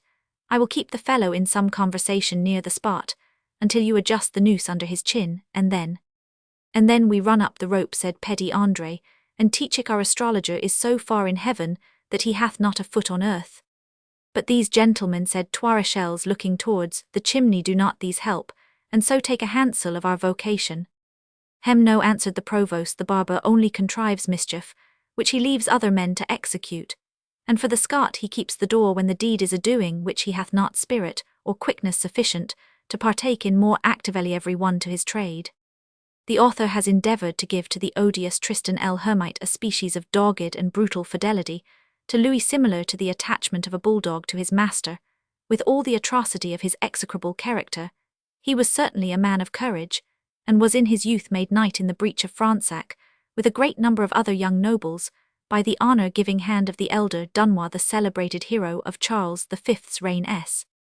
With infinite dexterity, and even a sort of professional delight, which sweetened the sense of their own precarious situation, the worthy executioners of the provost's mandates adapted their rope and pulley for putting in force the sentence which had been uttered against Galati, by the captive monarch seeming to rejoice that that last action was to be one so consistent with their past lives. Tristan L'Hermite sat eyeing their proceedings with a species of satisfaction, while Oliver paid no attention to them whatever, and Ludovic Leslie, if awaked by the bustle he looked upon them at all, considered them as engaged in matters entirely unconnected with his own duty, and for which he was not to be regarded as responsible in one way or other. Chapter 29. Recrimination. Thy time is not yet out, the devil thou servest has not as yet deserted thee, he aids the friends who drudge for him as the blind man was aided by the guide who leant his shoulder o'er rough and smooth until he reached the brink of the fell precipice, then hurled him downward. Old play. When obeying the command, or rather the request of Lucifer, he was in circumstances in which, though a monarch, he could only request La Gloria to go in search of Martius Galatithe jester, had no trouble in executing his commission, betaking himself at once to the best tavern in Peron, of which he himself was rather more than an occasional frequenter, being a great admirer of that species of liquor which reduced all other men's brains to a level with his own. He found, or rather observed, the astrologer in the corner of the public drinking room stove, as it is called in German and Flemish, from its principal furniture residing in close colloquy with a female in a singular, and something like a Moorish or Asiatic garb, who as La Gloria approached Martius rose, as in the act to depart. These, said the stranger, are news upon which you may rely with absolute certainty, and with that disappeared among the crowd of guests who sat grouped at different tables in the apartment. Cousin philosopher, said the jester, presenting himself, heaven no sooner relieves one sentinel than it sends another to supply the place. One fool being gone here, I come another to guide you to the apartments of Louis of France. And art thou the messenger, said Martius, gazing on him with prompt apprehension, and discovering at once the jester's quality, though less intimated, as we have before noticed, than was usual by his external appearance. Ay, sir, and like your learning, answered La Gloria, when power sends folly to entreat the approach of wisdom, is a sure sign what foot the patient halts upon. How if I refuse to come, when summoned at so late an hour by such a messenger, said Gailati. In that case we will consult your ease, and carry you, said La Gloria. Here are 50 of stout Burgundian yeomen at the door, with whom he of Crevecoeur has furnished me to that effect. For know that my friend Charles of Burgundy and I have not taken away our kinsman Louis' crown, which he was ass enough to put into our power, but have only filed and clipped it a little, and though reduced to the size of a spangle, it is still pure gold. In plain terms, he is still paramount over his own people, yourself included, and most Christian king of the old dining hall in the castle of Perron, to which you as his liege subject are presently obliged to repair.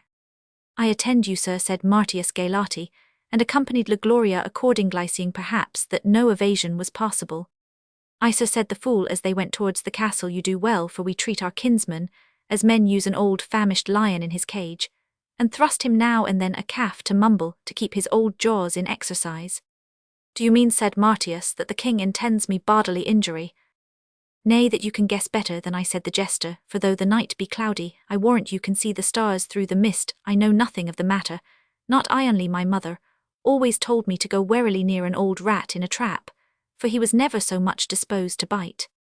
The astrologer asked no more questions, and La Gloria, according to the custom of those of his class, continued to run on in a wild and disordered strain of sarcasm and folly mingled together, until he delivered the philosopher to the guard at the castle gate of Perron, where he was passed from warder to warder, and at length admitted within Herbert's tower. The hints of the jester had not been lost on Martius Gailati, and he saw something which seemed to confirm them in the look and manner of Tristan, whose mode of addressing him as he marshalled him to the king's bedchamber was lowering, sullen, and ominous, a close observer of what passed on earth, as well as among the heavenly bodies. The pulley and the rope also caught the astrologer's eye, and as the latter was in a state of vibration, he concluded that someone who had been busy adjusting it had been interrupted in the work by his sudden arrival. All this he saw, and summoned together his subtlety to evade the impending danger, resolved, should he find that impossible, to defend himself to the last against whomsoever should assail him. Thus resolved, and with a step and look corresponding to the determination he had taken, Martius presented himself before Louis alike unabashed at the miscarriage of his predictions, and undismayed at the monarch's anger and its probable consequences.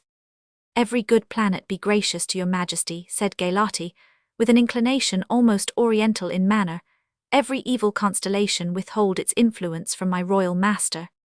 Methinks, replied the king, that when you look around this apartment, when you think where it is situated, and how guarded your wisdom might consider that my propitious stars had proved faithless, and that each evil conjunction had already done its worst art, thou not ashamed, Martius Gailati, to see me here, and a prisoner when you recollect by what assurances I was lured hither.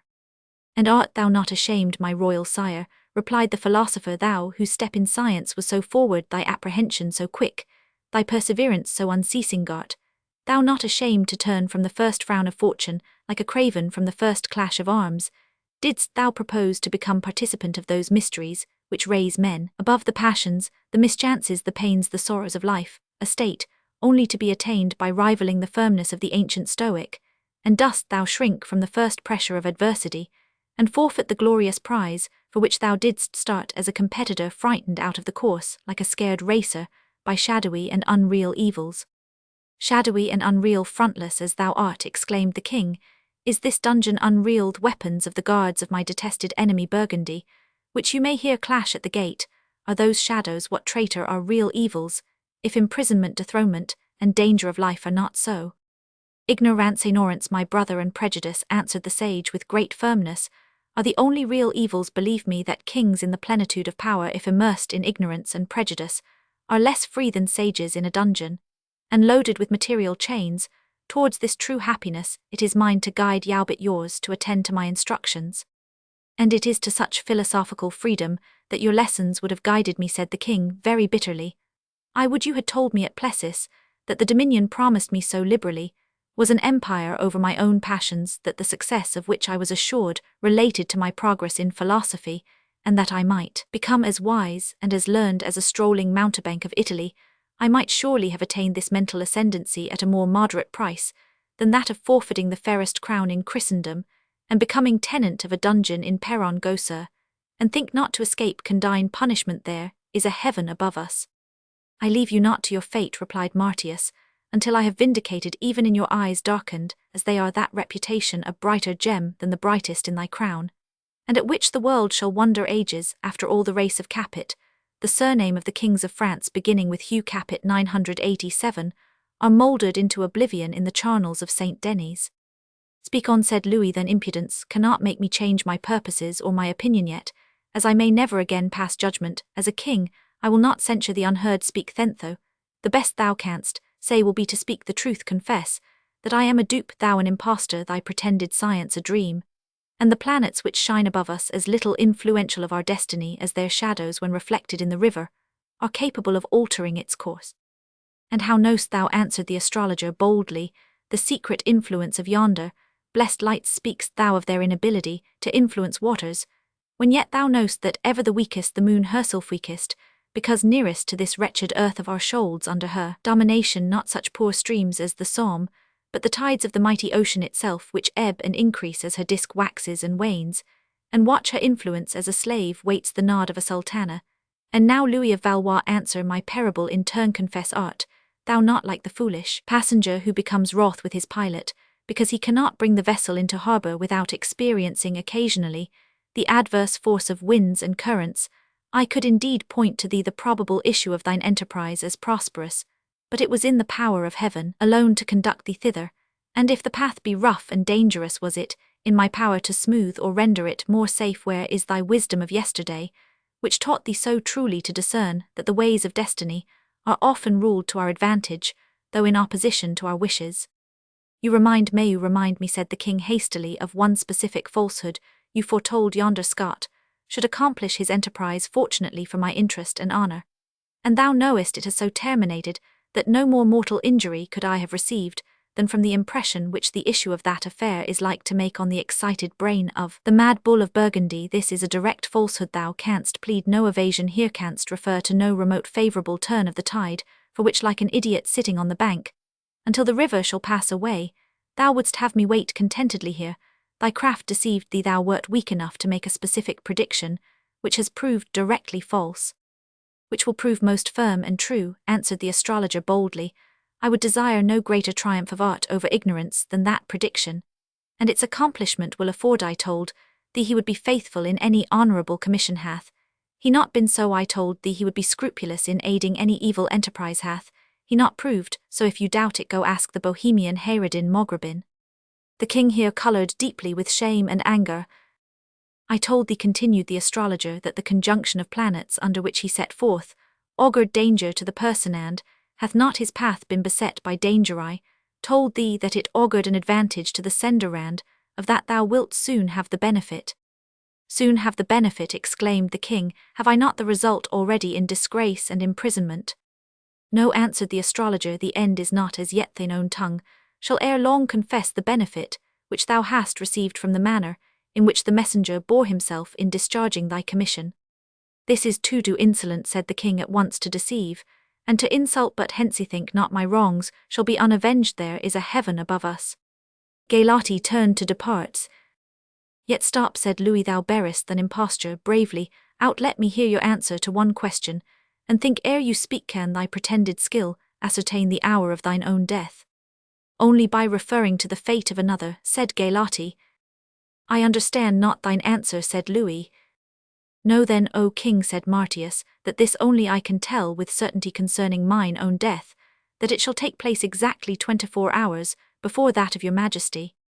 This story, appropriated by Scott, was told of Tiberius, whose soothsayer made the prediction that his own death would take place 3 days before that of the Emperor Louis, received a similar reply from a soothsayer who had foretold the death of one of his favorites. Greatly incensed, he arranged for the death of the soothsayer when he should leave the royal presence. After an interview when Louis questioned him as to the day of his death, the astrologer answered that it would be exactly 3 days before that of his majesty.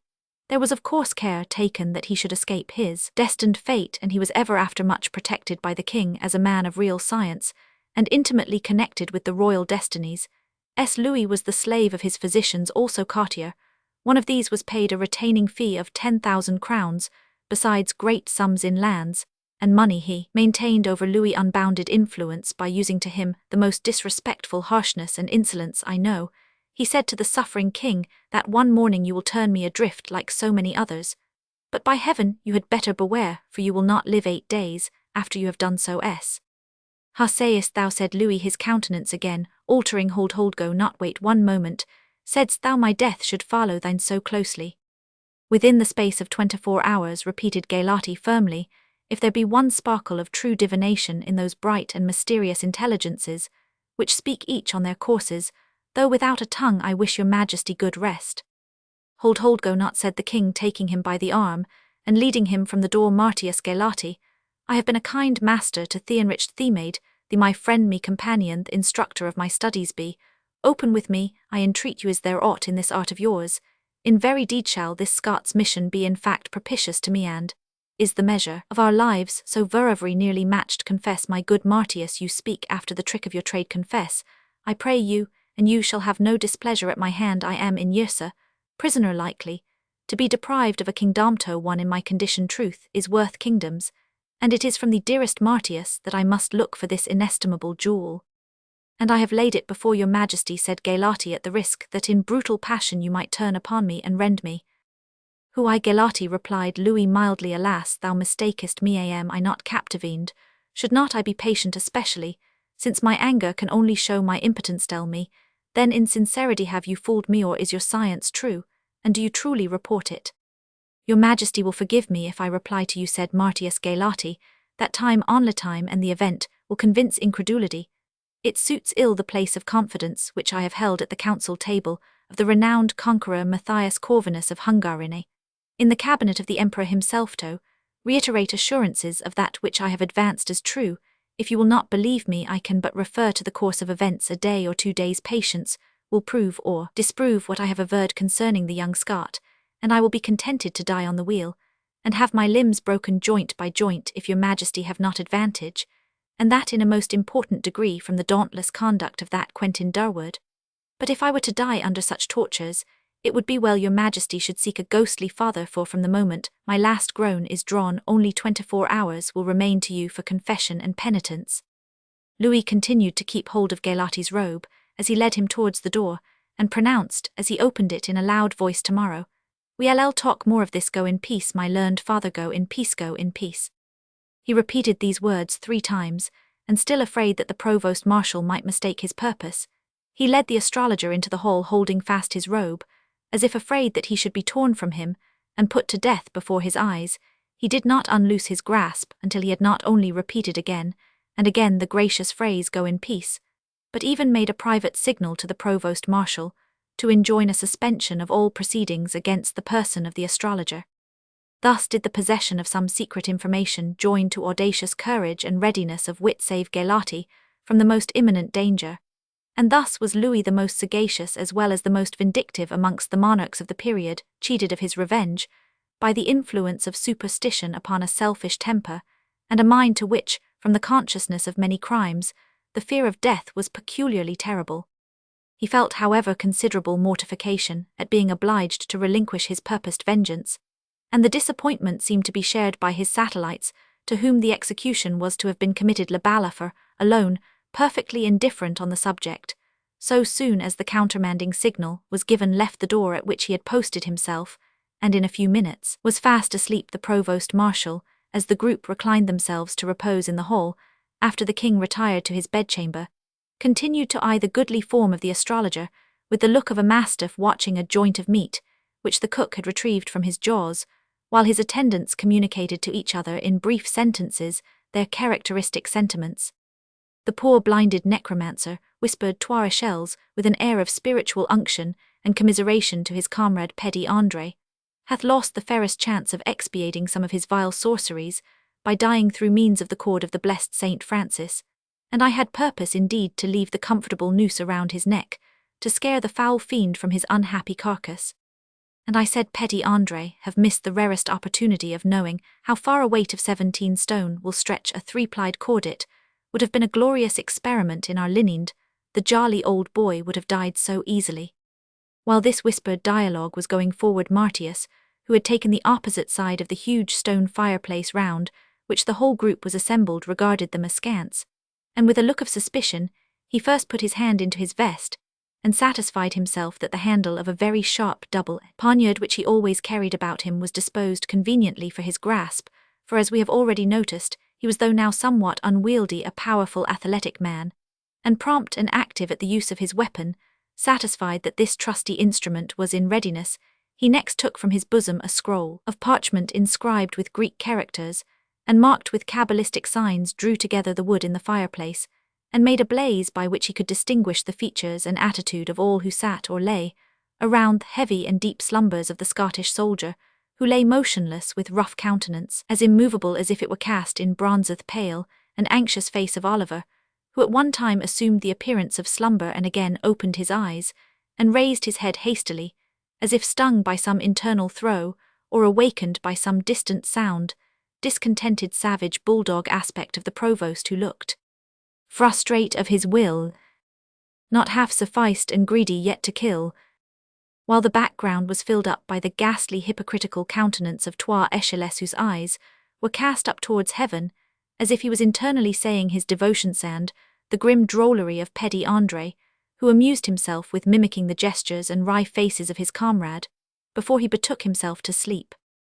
Amidst these vulgar and ignoble countenances, nothing could show to greater advantage than the stately form, handsome mien, and commanding features of the astrologer, who might have passed for one of the ancient magi, imprisoned in a den of robbers, and about to invoke a spirit to accomplish his liberation, and indeed had he been distinguished by nothing else than the beauty of the graceful and flowing beard, which descended over the mysterious roll which he held in his hand, one might have been pardoned for regretting that so noble an appendage had been bestowed on one who put both talents, learning, and the advantages of eloquence, and a majestic person, to the mean purposes of a cheat and an impostor.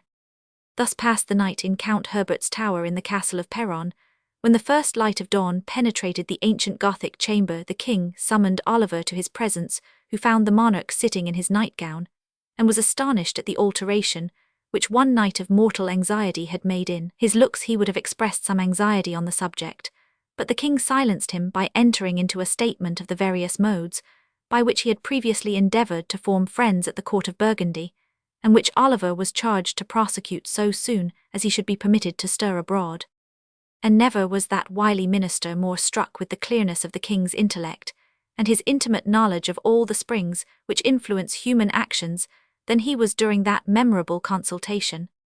About 2 hours afterwards, Oliver accordingly obtained permission from the Count of Crevecoeur to go out and execute the commissions which his master had entrusted him with, and Louis, sending for the astrologer, in whom he seemed to have renewed his faith, held with him in like manner a long consultation, the issue of which appeared to give him more spirits and confidence than he had at first exhibited, so that he dressed himself, and received the morning compliments of Crevecoeur with a calmness at which the Burgundian lord could not help wondering the rather that he had already heard that the Duke had passed several hours in a state of mind which seemed to render the king's safety very precarious. Chapter 30. Uncertainty. Our counsels waver like the unsteady bark that reels amid the strife of meeting currents. Old play.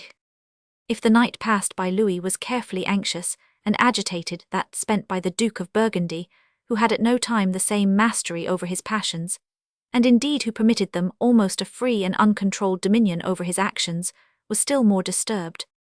According to the custom of the period, two of his principal and most favoured counsellors, de Himbercourt and de Carmines, shared his bedchamber couches being prepared for them near the bed of the prince, their attendance was never more necessary than upon this night, when distracted by sorrow, by passion, by the desire of revenge, and by the sense of honor which forbade him to exercise it upon Louis in his present condition, the Duke's mind resembled a volcano in eruption which throws forth all the different contents of the mountain mingled and molten into one burning mass. He refused to throw off his clothes or to make any preparation for sleep, but spent the night in a succession of the most violent bursts of passion in some paroxysms. He talked incessantly to his attendants so thick and so rapidly that they were really afraid his senses would give way, choosing for his theme the merits and the kindness of heart of the murdered Bishop of Liege, and recalling all the instances of mutual kindness, affection, and confidence which had passed between them, until he had worked himself into such a transport of grief that he threw himself upon his face in the bed, and seemed ready to choke with the sobs and tears which he endeavoured to stifle. Then, starting from the couch, he gave vent at once to another and more furious mood, and traversed the room hastily, uttering incoherent threats, and still more incoherent oaths of vengeance, while stamping with his foot, according to his customary action. He invoked St. George, St. Andrew, and whomsoever else he held most holy to bear witness that he would take bloody vengeance on de la Marck, on the people of Liege, and on him who was the author of the whole. These last threats, uttered more obscurely than the others, obviously concerned the person of the king, and at one time the Duke expressed his determination to send for the Duke of Normandy, the brother of the king, and with whom Louis was on the worst terms, in order to compel the captive monarch to surrender either the crown itself or some of its most valuable rights and appanages. Another day and night passed in the same stormy and fitful deliberations, or rather rapid transitions of passion, for the Duke scarcely ate or drank, never changed his dress, and altogether demeaned himself like one in whom rage might terminate in utter insanity. By degrees he became more composed, and began to hold from time to time consultations with his ministers, in which much was proposed, but nothing resolved on. Comrades assures us that at one time a courier was mounted in readiness to depart for the purpose of summoning the Duke of Normandy, and in that event the prison of the French monarch would probably have been found, as in similar cases, a brief road to his grave. At other times, when Charles had exhausted his fury, he sat with his features fixed in stern and rigid immobility, like one who broods over some desperate deed to which he is as yet unable to work up his resolution, and unquestionably it would have needed little more than an insidious hint from any of the councillors who attended his person to have pushed the Duke to some very desperate action, but the nobles of Burgundy, from the sacred character attached to the person of a king, Lord Paramount, and from a regard to the public faith, as well as that of their Duke, which had been pledged when Louis threw himself into their power, were almost unanimously inclined to recommend moderate measures, and the arguments which de Himbecourt and de Comines had now and then ventured to insinuate during the night were in the cooler hours of the next morning advanced and urged by Crevecoeur, and others. Possibly their zeal in behalf of the king might not be entirely disinterested. Many, as we have mentioned, had already experienced the bounty of the king. Others had either estates or pretensions in France, which placed them a little under his influence, and it is certain that the treasure which had loaded 4 mules when the king entered Péronne became much lighter in the course of these negotiations. In the course of the 3rd day, the Count of Campobasso brought his Italian wit to assist the counsels of Charles, and well was it for Louis that he had not arrived when the Duke was in his first fury. Immediately on his arrival, a regular meeting of the Duke's councillors was convened for considering the measures to be adopted in this singular crisis. On this occasion, Campobasso gave his opinion couched in the apologue of the Traveller, the Adder, and the Fox, and reminded the Duke of the advice which Reynard gave to the man, that he should crush his mortal enemy now that chance had placed his fate at his disposal. The Fox advised the man who had found a snake by the roadside to kill it. He, however, placed it in his bosom, and was afterwards bitten. De Comines, who saw the Duke's eyes sparkle at a proposal which his own violence of temper had already repeatedly suggested, hastened to state the possibility that Louis might not be in fact so directly accessory to the sanguinary action which had been committed at Sconwalt, that he might be able to clear himself of the imputation laid to his charge, and perhaps to make other atonement for the distractions which his intrigues had occasioned in the Duke's dominions and those of his allies, and that an act of violence perpetrated on the king was sure to bring both on France and Burgundy a train of the most unhappy consequences, among which, not the least to be feared, was that the English might avail themselves of the commotions and civil discord which must needs ensue to repossess themselves of Normandy and Guyenne, and renew those dreadful wars which had only, and with difficulty, been terminated by the union of both France and Burgundy against the common enemy. Finally, he confessed that he did not mean to urge the absolute and free dismissal of Louis, but only that the Duke should avail himself no farther of his present condition than merely to establish a fair and equitable treaty between the countries with such security on the king's part as should make it difficult for him to break his faith or disturb the internal peace of Burgundy in the future. De Himbercourt, Crevecoeur, and others signified their reprobation of the violent measures proposed by Campobasso, and their opinion that in the way of treaty more permanent advantages could be obtained, and in a manner more honourable for Burgundy than by an action which would stain her with a breach of faith and hospitality. The Duke listened to these arguments with his looks fixed on the ground, and his brow so knitted together as to bring his bushy eyebrows into one mass. But when Crevecoeur proceeded to say that he did not believe Louis either knew of or was accessory to the atrocious act of violence committed at Scarnwalt, Charles raised his head, and darting a fierce look at his counsellor, exclaimed, "Have you too, Crevecoeur, heard the gold of France? Clink, methinks it rings in my council as merrily as ever the bells of Saint Denis. Dare anyone say that Louis is not the fomenter of these feuds in Flanders?" "My gracious lord," said Crevecoeur, "my hand has ever been more conversant with steel than with gold, and so far am I from holding that Louis is free from the charge of having caused the disturbances in Flanders, that it is not long since, in the face of his whole court, I charged him with that breach of faith, and offered him defiance in your name. But although his intrigues have been doubtless the original cause of these commotions, I am so far from believing that he authorized the death of the Archbishop, that I believe one of his emissaries publicly protested against it, and I could produce the man were it your Grace's pleasure to see him." "It is our pleasure," said the Duke. "St. George, can you doubt that we desire to act justly even in the highest flight of our passion? We are known for an upright and a just judge. We will see France ourself. We will ourself charge him with our wrongs, and ourself state to him the reparation which we expect and demand, if he shall be found guiltless of this murder. The atonement for other crimes may be more easy if he hath been guilty.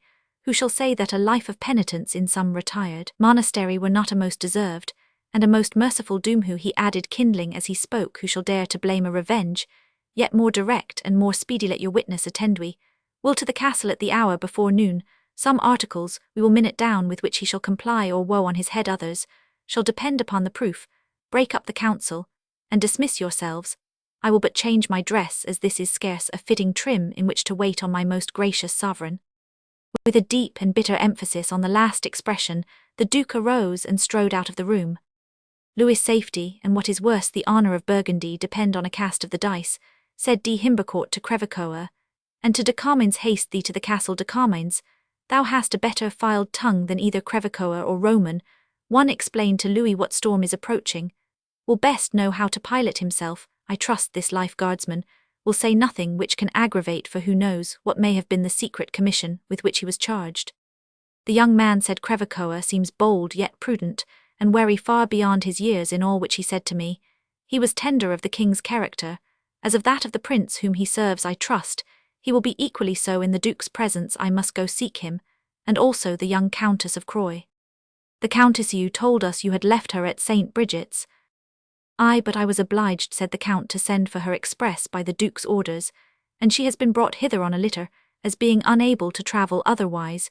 She was in a state of the deepest distress, both on account of the uncertainty of the fate of her kinswoman, the Lady Hameline, and the gloom which overhangs her own guilty, as she has been of a feudal delinquency, in withdrawing herself from the protection of her liege lord Duke Charles, who is not the person in the world most likely to view with indifference what trenches on his seigneurial rights." The information that the young Countess was in the hands of Charles added fresh and more pointed thorns to Louis' reflections. He was conscious that by explaining the intrigues by which he had induced the Lady Hameline and her to resort to Perron, she might supply that evidence which he had removed by the execution of Zamet Mograbin, and he knew well how much such proof of his having interfered with the rights of the Duke of Burgundy would furnish both motive and pretext for Charles availing himself to the uttermost of his present predicament. Louis discoursed on these matters with great anxiety to the Sieur de Carmains, whose acute and political talents better suited the king's temper than the blunt martial character of Crevecoeur or the feudal haughtiness of de Himbercourt. "These iron-handed soldiers, my good friend Carmains," he said to his future historian, "should never enter a king's cabinet, but be left with the halberds and partisans in the antechamber. Their hands are indeed made for our use, but the monarch who puts their heads to any better occupation than that of anvils for his enemies' swords, and maces ranks with the fool who presented his mistress with a dog-leash for a carcanet.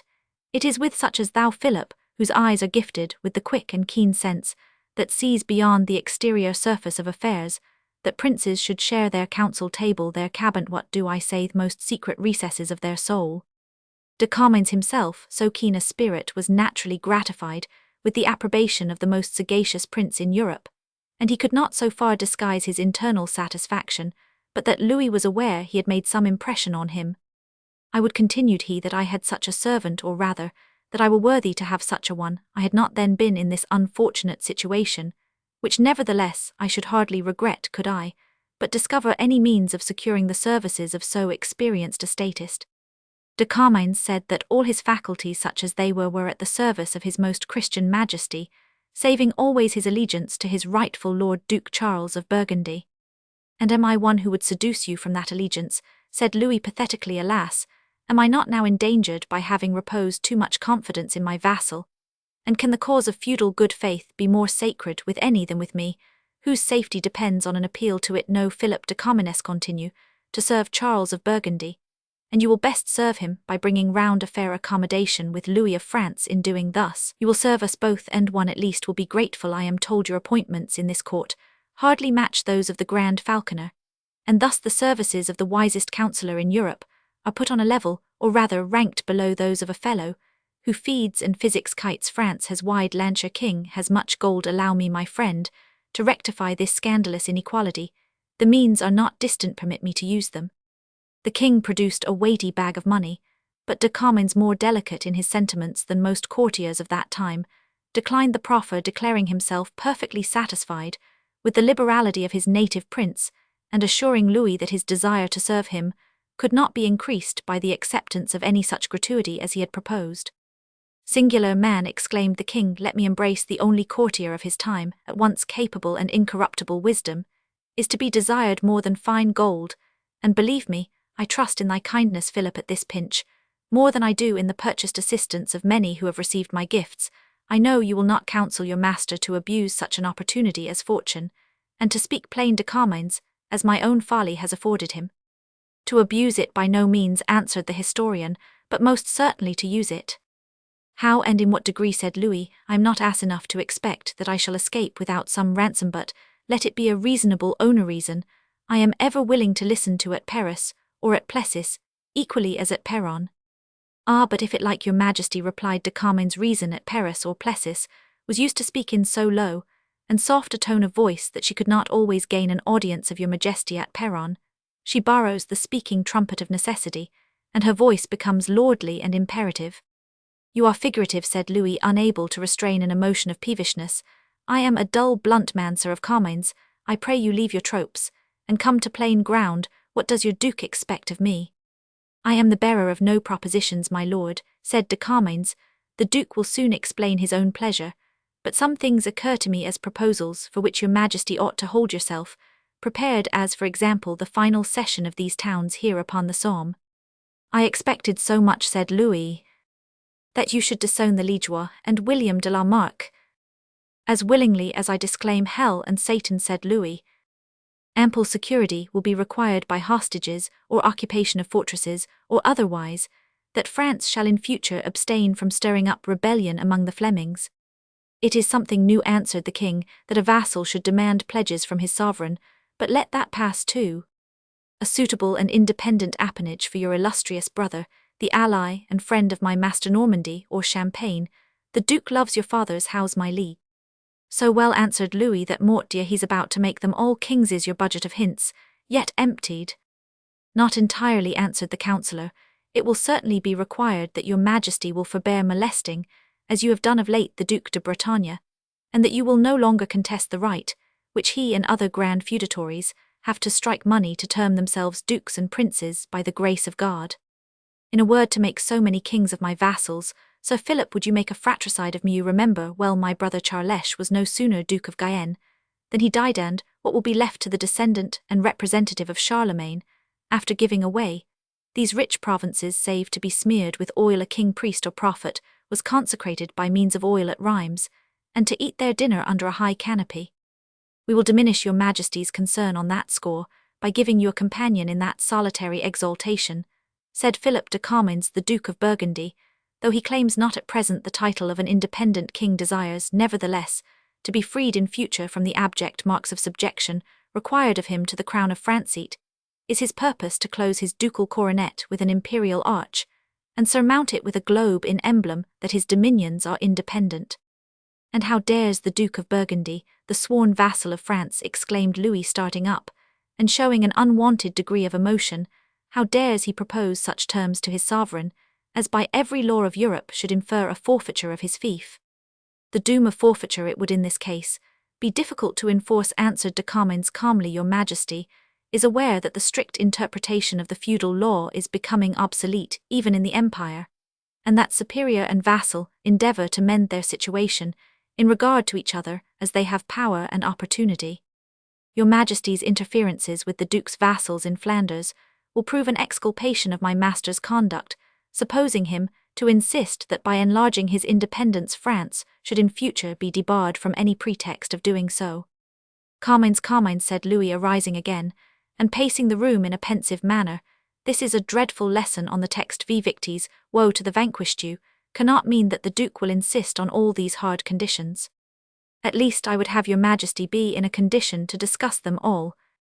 Yet moderation, de Comines, moderation in success, isno, one knows better than yau necessary to its ultimate advantage. So please your majesty, the merit of moderation is, I have observed, most apt to be extolled by the losing party. The winner holds in more esteem the prudence, which calls on him not to leave an opportunity unimproved. Well, we will consider, replied the king.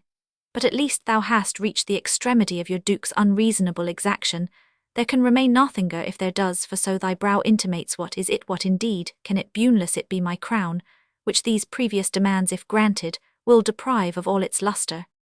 My lord, said de Comines, what remains to be mentioned is a thing partly indeed in a great measure within the duke's own power, though he means to invite your majesty's accession to it, for in truth it touches you nearly. Pasques dear, exclaimed the king impatiently, what is it? Speak out, Sir Philippam. I to send him my daughter for a concubine, or what other dishonour is he to put on me?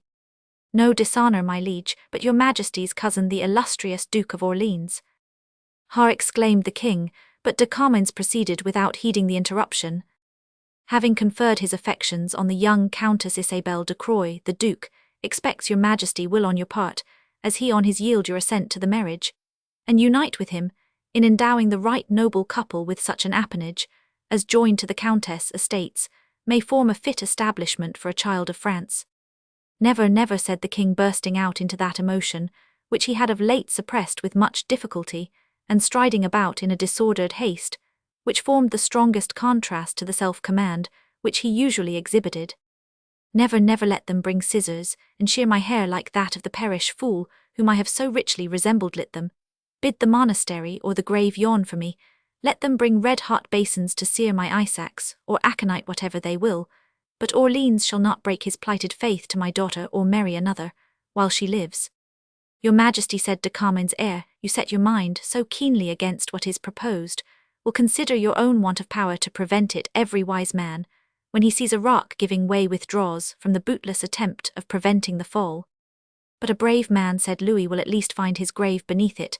De Comines, consider the great loss, the utter destruction such a marriage will bring upon my kingdom. Recollect, I have but one feeble boy, and this Orleans is the next heir. Consider that the Church hath consented to his union with Joan, which unites so happily the interests of both branches of my family. Think on all this, and think too that this union has been the favourite scheme of my whole life, that I have schemed for it, fought for it, watched for it, prayed for it, and sinned for it.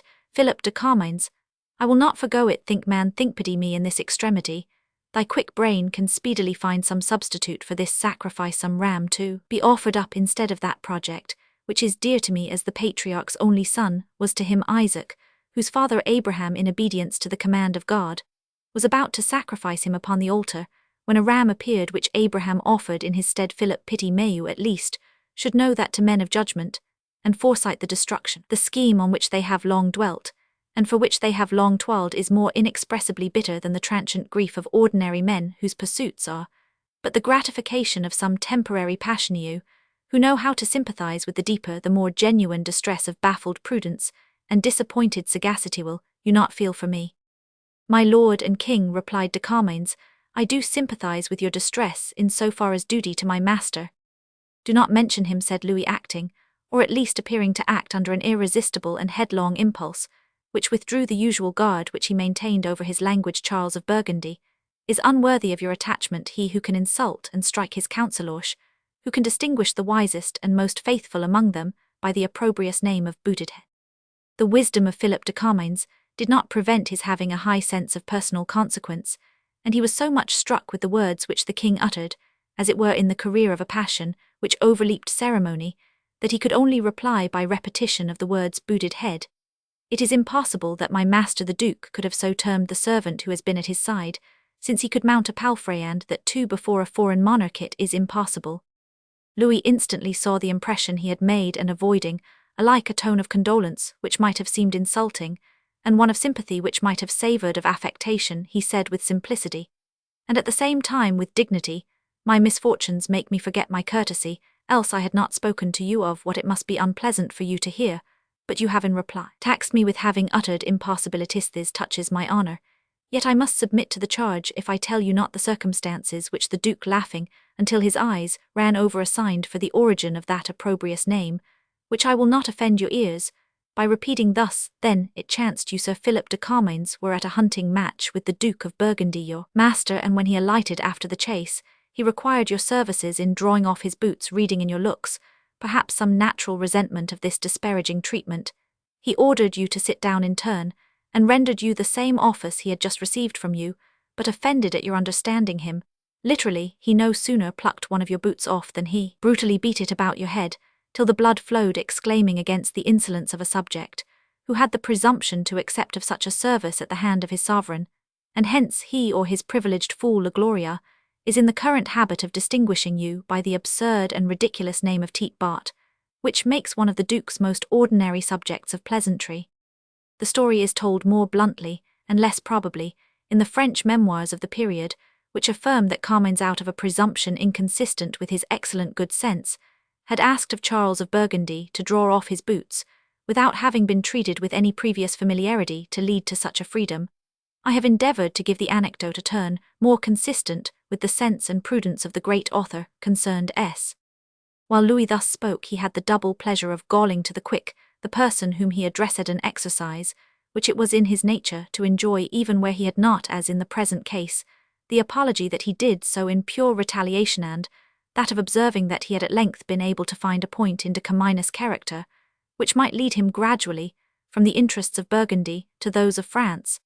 But although the deep resentment which the offended courtier entertained against his master induced him at a future period to exchange the service of Charles for that of Louis, yet at the present moment he was contented to throw out only some general hints of his friendly inclination towards France, which he well knew the king would understand how to interpret, and indeed it would be unjust to stigmatize the memory of the excellent historian with the desertion of his master on this occasion, although he was certainly now possessed with sentiments much more favourable to Louis than when he entered the apartment. He constrained himself to laugh at the anecdote which Louis had detailed, and then added, I did not think so trifling a frolic would have dwelt on the mind of the Duke, so long as to make it worth telling again some such passage there was of drawing off boots, and the like, as your Majesty knows that the Duke is fond of rude play, but it has been much exaggerated in his recollection. Let it pass on. I let it pass on, said the king. It is indeed shame it should have detained us a minute. And now, Sir Philip, I hope you are French so far as to afford me your best counsel in these difficult affairs. You have, I am well aware, the clue to the labyrinth, if you would but impart it. Your Majesty may command my best advice and service, replied de Carmains under reservation, always of my duty to my own master. This was nearly what the courtier had before stated, but he now repeated it in a tone so different that whereas Louis understood from the former declaration that the reserved duty to Burgundy was the prime thing to be considered, so he now saw clearly that the emphasis was reversed, and that more weight was now given by the speaker to his promise of counsel than to a restriction which seemed interposed for the sake of form and consistency. The king resumed his own seat, and compelled de Comines to sit by him, listening at the same time to that statesman, as if the words of an oracle sounded in his ears. De Comines spoke in that low and impressive tone, which implies at once great sincerity and some caution, and at the same time so slowly as if he was desirous that the king should weigh and consider each individual word as having its own peculiar and determined meaning. The things he said, which I have suggested for your majesty's consideration, harsh as they sound in your ear, are but substitutes for still more violent proposals brought forward in the duke's councils by such as are more hostile to your majesty, and I need scarce remind your majesty that the more direct and more violent suggestions find readiest acceptance with our master, who loves brief and dangerous measures better than those that are safe, but at the same time circuitous. I remember, said the king, I have seen him swim a river at the risk of drowning, though there was a bridge to be found for riding 200 yards. True, sire, and he that weighs not his life against the gratification of a moment of impetuous passion will, on the same impulse, prefer the gratification of his will to the increase of his substantial power. Most true, replied the king, a fool will ever grasp rather at the appearance than the reality of authority, and this I know to be true of Charles of Burgundy. But my dear friend de Comines, what do you infer from these premises? Simply this, my lord, answered the Burgundian, that, as your majesty has seen a skilful angler control a large and heavy fish, and finally draw him to land by a single hair, which fish had broke through a tackle tenfold stronger, had the fisher presumed to strain the line on him, instead of giving him head enough for all his wild flourishes, even so your majesty, by gratifying the duke in these particulars on which he has pitched his ideas of honour, and the gratification of his revenge, may evade many of the other unpalatable propositions at which I have hinted, and which, including, I must state openly to your majesty, some of those through which France would be most especially weakened, will slide out of his remembrance and attention, and being referred to subsequent conferences and future discussion, may be altogether eluded. I understand you, my good Sir Philip, but to the matter, said the king, to which of those happy propositions is your duke so much wedded that contradiction will make him unreasonable and untractable? To any or to all of them, if it please your majesty, on which you may happen to contradict him, this is precisely what your majesty must avoid, and to take up my former parable, you must needs remain on the watch, ready to give the duke line enough whenever he shoots away under the impulse of his rage. His fury, already considerably abated, will waste itself if he be unopposed, and you will presently find him become more friendly and more tractable. Still, said the king, musing, there must be some particular demands which lie deeper at my cousin's heart than the other proposals, were I but aware of these, Sir Philip. Your majesty may make the lightest of his demands the most important simply by opposing it, said de Comines. Nevertheless, my lord, thus far I can say that every shadow of treaty will be broken off if your majesty renounce not William de la Marck and the Liégeois. I have already said that I will disown them, said the king, and well they deserve it at my hand. The villains have commenced their uproar at a moment that might have cost me my life. He that fires a train of powder, replied the historian, must expect a speedy explosion of the mine, but more than mere disavowal of their cause will be expected of your majesty by Duke Charles, for know that he will demand your majesty assistance to put the insurrection down, and your royal presence to witness the punishment which he destines for the rebels. That may scarce consist with our honour, de Comines, said the king. To refuse it will scarcely consist with your majesty's safety, replied de Comines. Charles is determined to show the people of Flanders that no hope, nay, no promise of assistance from France will save them in their mutinies from the wrath and vengeance of Burgundy. But Sir Philip, I will speak plainly, answered the king, could we but procrastinate the matter, might not these rogues of Liege make their own part good against Duke Charles?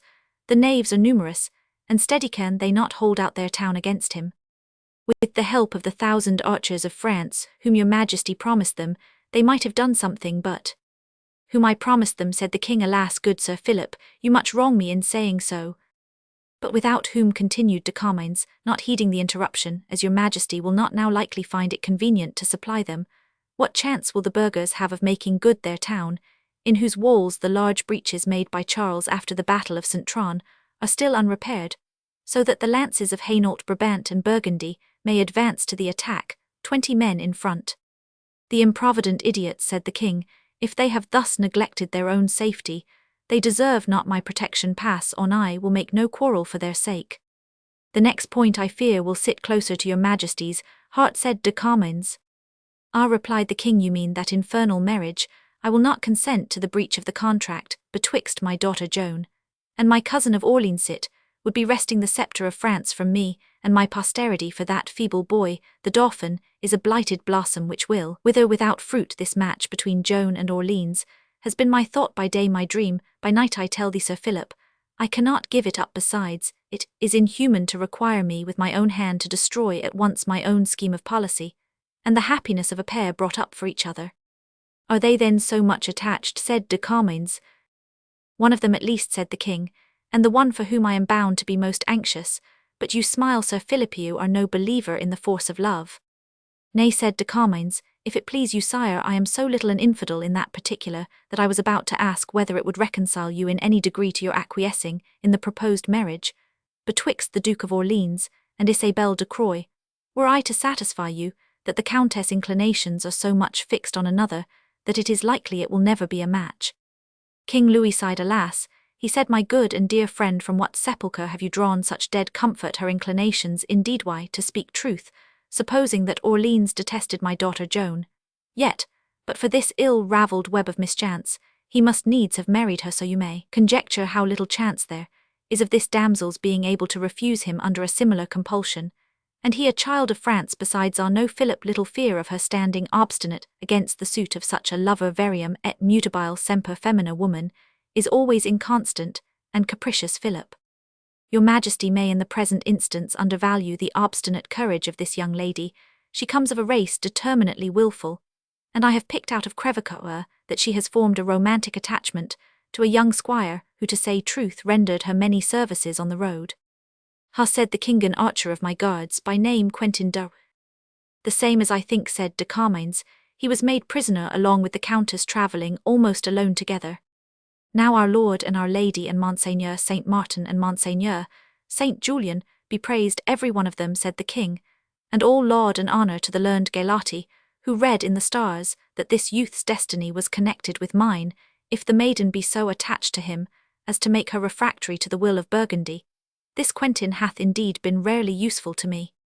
I believe, my lord, answered the Burgundian, according to Crevecoeur's report, that there is some chance of her being sufficiently obstinate. Besides, doubtless, the noble Duke himself, notwithstanding what your Majesty was pleased to hint in way of supposition, will not willingly renounce his fair cousin, to whom he has been long engaged. Answered the king, but you have never seen my daughter Joan, a howlet mon, an absolute owl whom I am ashamed of, but let him be only a wise man and marry her, I will give him leave to be mad par amours for the fairest lady in France. And now, Philip, have you given me the full map of your master's mind? I have possessed you, sire, of those particulars on which he is at present most disposed to insist, but your Majesty well knows that the Duke's disposition is like a sweeping torrent, which only passes smoothly forward when its waves encounter no opposition, and what may be presented to chafe him in full fury, it is impossible even to guess were more distinct evidence of your Majesty's practices, pardon the phrase, when there is so little time for selection with the Liégeois and William de la Marque, to occur unexpectedly. The issue might be terrible. There are strange news from that country. Say La Marque hath married Hameline, the elder Countess of Croix. That old fool was so mad on marriage that she would have accepted the hand of Satan, said the king, but that La Marque, beast as he is, should have married her rather more surprises me. There is a report also, continued de Carmains, that an envoy or herald on La Marque's part is approaching Perron. This is like to drive the Duke frantic with rage. I trust that he has no letters, or the like to show on your Majesty's part. Letters to a wild boar, answered the king. No, no, Sir Philip, I was no such fool as to cast pearls before swine. What little intercourse I had with the brute animal was by message, in which I always employed such low-bred slaves and vagabonds, that their evidence would not be received in a trial for robbing a hen roost. I can then only further recommend, said de Carmains, taking his leave, that your Majesty should remain on your guard, be guided by events, and above all avoid using any language or argument with the Duke, which may better become your dignity than your present condition. If my dignity, said the king, grow troublesome to me, which it seldom doth, while there are deeper interests to think of, I have a special remedy for that swelling of the heart. It is but looking into a certain ruinous closet, Sir Philip, and thinking of the death of Charles the Simple, and it cures me as effectually as the cold bath would cool a fever. And now, my friend and monitor, must thou be gone? Well, Sir Philip, the time must come when thou wilt tire reading lessons of state policy to the Bull of Burgundy, who is incapable of comprehending your most simple argument. If Louis of Valois then lives, thou hast a friend in the court of France. I tell thee, my Philip, it would be a blessing to my kingdom, should I ever acquire thee, who with a profound view of subjects of state hast also a conscience capable of feeling and discerning between right and wrong. So help me our Lord and Lady and Monseigneur Saint Martin Oliver and Balou have hearts as hardened as the nether millstone, and my life is embittered by remorse and penances for the crimes they make me commit. Thou, Sir Philip, possessed of the wisdom of present and past times, canst teach how to become great without ceasing to be virtuous. A hard task, and which few have attained, said the historian, but which is yet within the reach of princes who will strive for it. Meantime, sire, be prepared, for the Duke will presently confer with you. Louis looked long after Philip when he left the apartment, and at length burst into a bitter laugh. He spoke of fishing. I have sent him home a trout properly tickled, and he thinks himself virtuous, because he took no bribe, but contented himself with flattery and promises, and the pleasure of avenging an affront to his vanity. Why, he is but so much the poorer for the refusal of the moninot a jot. The more honest he must be mine, though, for he hath the shrewdest head among them. Well now, for nobler game I am to face this Leviathan Charles, who will presently swim hitherward, cleaving the deep before him. I must, like a trembling sailor, throw a tub overboard to amuse him, but I may one day find the chance of driving a harpoon into his entrails. If a ship is threatened by a school of whales, a tub is thrown into the sea to divert their attention hence, to mislead an enemy, or to create a diversion in order to avoid a danger. Scott says that during this interesting scene Comines first realized the great powers of Louis, and entertained from this time a partiality to France which allured him to Louis' court in 1472. After the death of Louis, he fell under the suspicion of that sovereign's daughter, and was imprisoned in one of the cages he has so feelingly described. He was subjected to trial and exiled from court, but was afterwards employed by Charles Roman VIII in one or two important missions. He died at his castle of Argentan in 1509, and was regretted as one of the most profound statesmen and the best historian of his age. Chapter 31. The Interview. Hold fast thy truth, young soldier, gentle maiden. Keep you your promise, plight, leave age its subtleties, and grey-haired policy its maze of falsehood. But be you candid as the morning sky, ere the high sun sucks vapours up to stain it. The trial. On the perilous and important morning, which preceded the meeting of the two princes in the castle of Perron Oliver, Le Dain did his master the service of an active and skilful agent, making interest for Louis in every quarter, both with presents and promises, so that when the Duke's anger should blaze forth all around, should be interested to smother, and not to increase the conflagration. He glided like night from tent to tent, from house to house, making himself friends, but not in the apostle's sense with the mammon of unrighteousness. As was said of another active political agent, his finger was in every man's palm, his mouth was in every man's ear, and for various reasons, some of which we have formerly hinted at, he secured the favour of many Burgundian nobles, who either had something to hope or fear from France, or who thought that, were the power of Louis too much reduced, their own duke would be likely to pursue the road to despotic authority, to which his heart naturally inclined him with a daring and unopposed pace. Where Oliver suspected his own presence or arguments might be less acceptable, he employed that of other servants of the king, and it was in this manner that he obtained, by the favour of the Count de Crevecoeur, an interview betwixt Lord Crawford, accompanied by Le Balafre, and Quentin Durward, who, since he had arrived at Perron, had been detained in a sort of honourable confinement. Private affairs were assigned as the cause of requesting this meeting, but it is probable that Crevecoeur, who was afraid that his master might be stirred up in passion to do something dishonourably violent towards Louis, was not sorry to afford an opportunity to Crawford to give some hints to the young archer, which might prove useful to his master. The meeting between the countrymen was cordial and even affecting. "Thou art a singular youth," said Crawford, stroking the head of young Durward, "as a grandsire might do that of his descendant. Certes, you have had as meikle good fortune as if you had been born with a lucky hood on your head." "All comes of his gaining an archer's place at such early years," said Le Balafre. "I never was so much talked of, fair nephew, because I was 25 years old before I was hors de page, passed out of the rank of the page. And an ill-looking mountainous monster of a page thou wert, Ludovic," said the old commander, "with a beard like a baker's shawl, and a back like old Wallace White, so called because of his vigour and activity." "I fear," said Quentin with downcast eyes, "I shall enjoy that title to distinction, but a short time since, it is my purpose to resign the service of the archer guard. Le Balafre was struck almost mute with astonishment, and Crawford's ancient features gleamed with displeasure. The former at length mustered words enough to say, "Resign, leave your place in the Scottish archer. Such a thing was never dreamed of. I would not give up my situation to be made constable of France." "Hush, Ludovic," said Crawford, "this youngster knows better how to shape his course with the wind than we of the old world do. His journey hath given him some pretty tales to tell about King Louis, and he is turning Burgundian that he may make his own little profit by telling them to Duke Charles." "If I thought so," said Le Balafre, "I would cut his throat with my own hand, were he 50 times my sister's son." "But you would first inquire whether I deserve to be so treated, fair kinsman," answered Quentin, "and you, my lord, know that I am no tale-bearer, nor shall either question or torture draw out of me a word to King Louis' prejudice, which may have come to my knowledge. While I was in his service, so far my oath of duty keeps me silent. But I will not remain in that services in which, besides the perils of fair battle with mine enemies, I am to be exposed to the dangers of ambuscade on the part of my friends." "Nay, if he objects to lying in ambuscade," said the slow-witted Le Balafre, looking sorrowfully at the Lord Crawford, "I am afraid, my lord, that all is over with him. I myself have had 30 bushments break upon me, and truly I think I have laid in ambuscade twice as often myself, it being a favourite practice in our king's mode of making war." "It is so indeed, Ludovic," answered Lord Crawford. "Nevertheless hold your peace, for I believe I understand this gear better than you do." "I wish to Our Lady you may, my lord," answered Ludovic, "but it wounds me to the very midriff to think my sister's son should fear an ambushment." "Young man," said Crawford, "I partly guess your meaning. You have met foul play on the road, where you travelled by the king's command, and you think you have reason to charge him with being the author of it."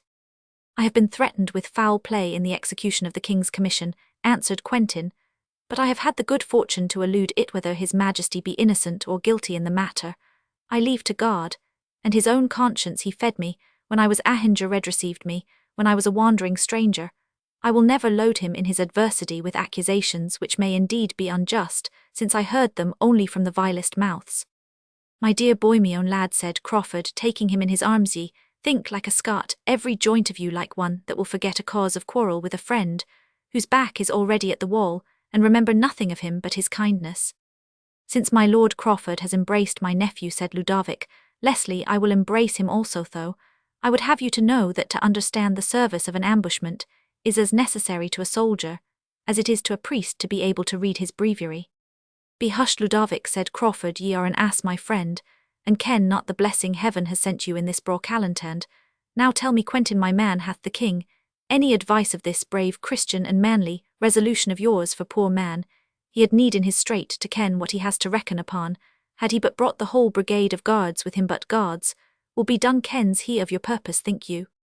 "I really can hardly tell," answered Quentin, "but I assured his learned astrologer Martius Galati of my resolution to be silent on all that could injure the king with the Duke of Burgundy.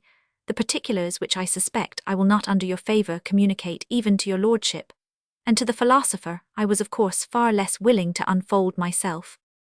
"High," answered Lord Crawford, "Oliver did indeed tell me that Galati prophesied most stoutly concerning the line of conduct you were to hold, and I am truly glad to find he did so on better authority than the stars." "He prophesy," said Le Balafre, laughing, "the stars never told him that honest Ludovic Leslie used to help yonder wench of his to spend the fair ducats he flings into her lap." "Hush, Ludovic," said his captain, "hush, thou beast man, if thou dost not respect my grey hairs, because I have been e'en too much of a routier myself, respect the boy's youth and innocence, and let us have no more of such unbecoming daffing."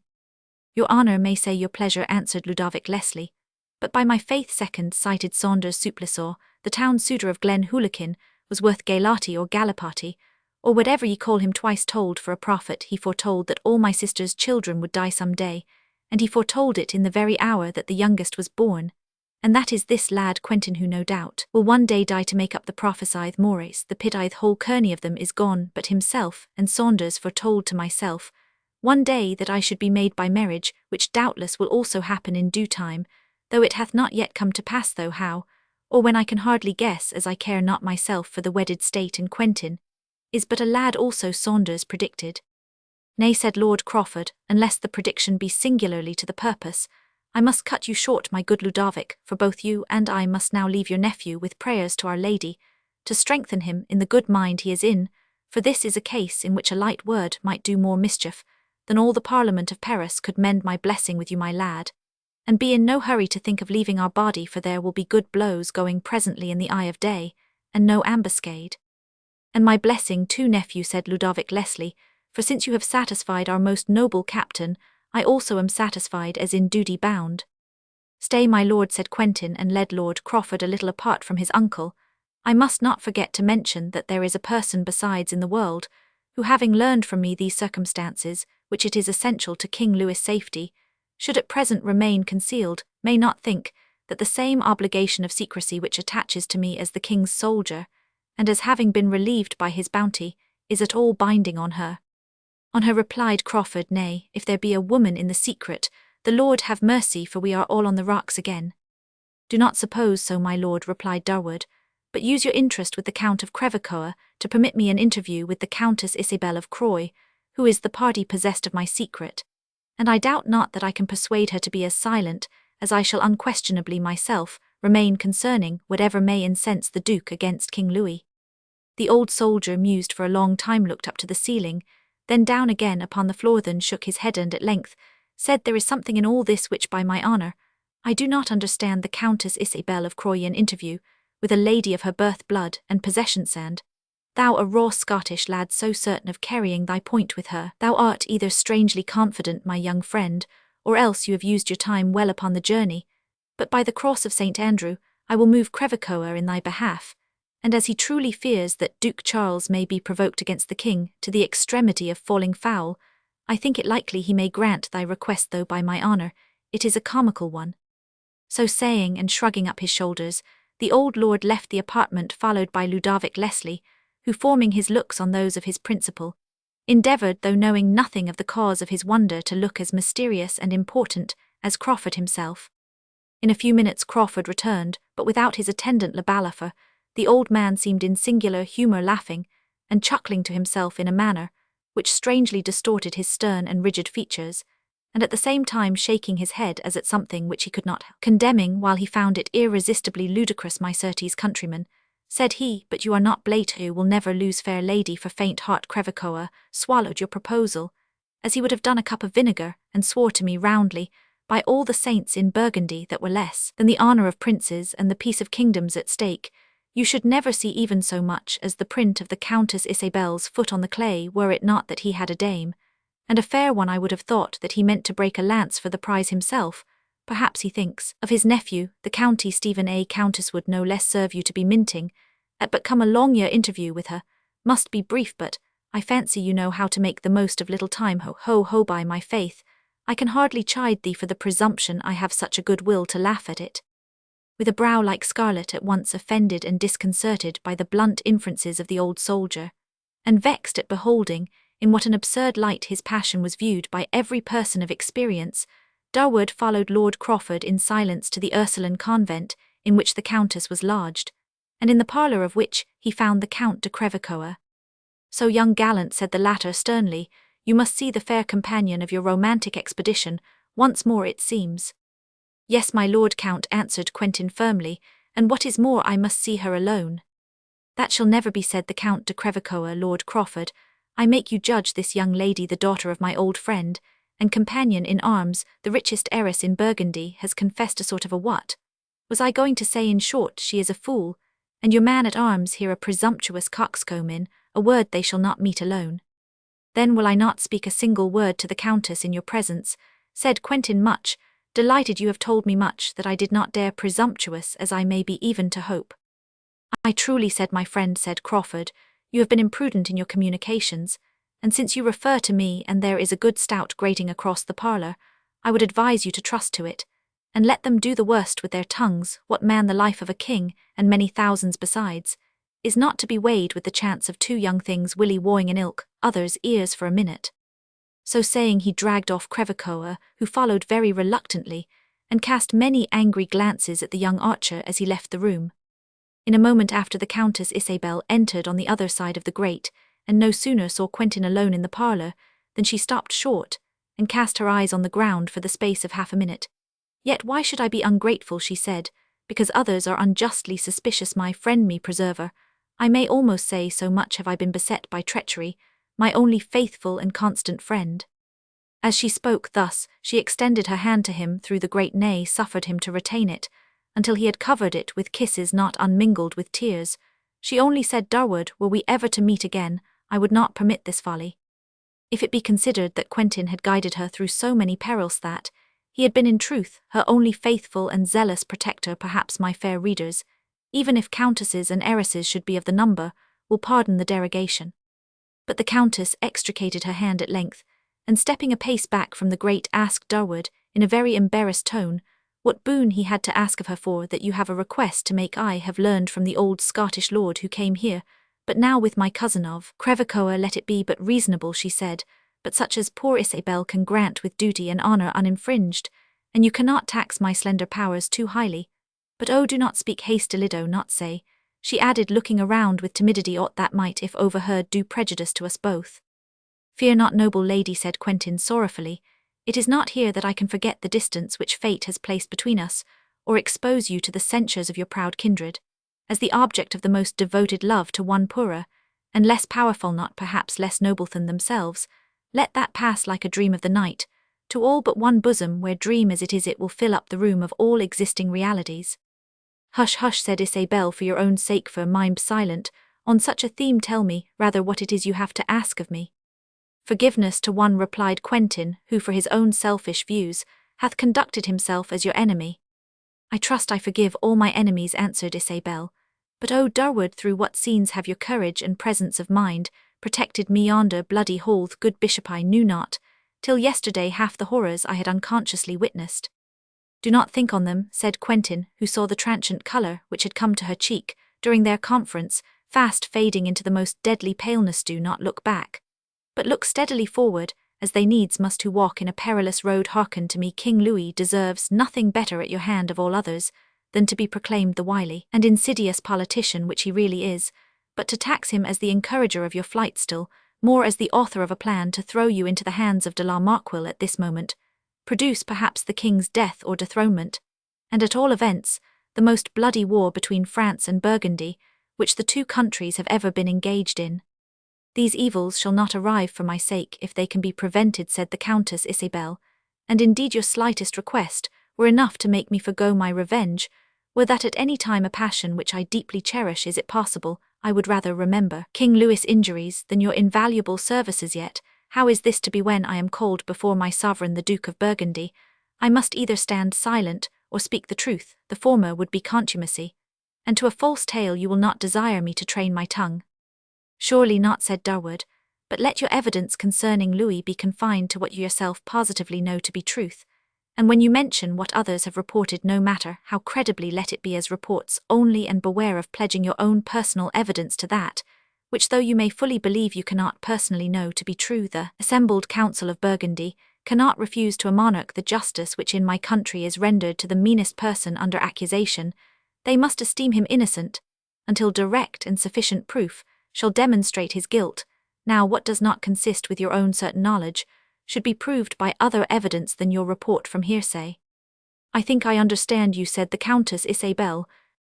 "I will make my meaning plainer," said Quentin, and was illustrating it accordingly by more than one instance when the convent bell tolled. "That," said the Countess, "is a signal that we must part for ever, but do not forget me, Durward. I will never forget your faithful services."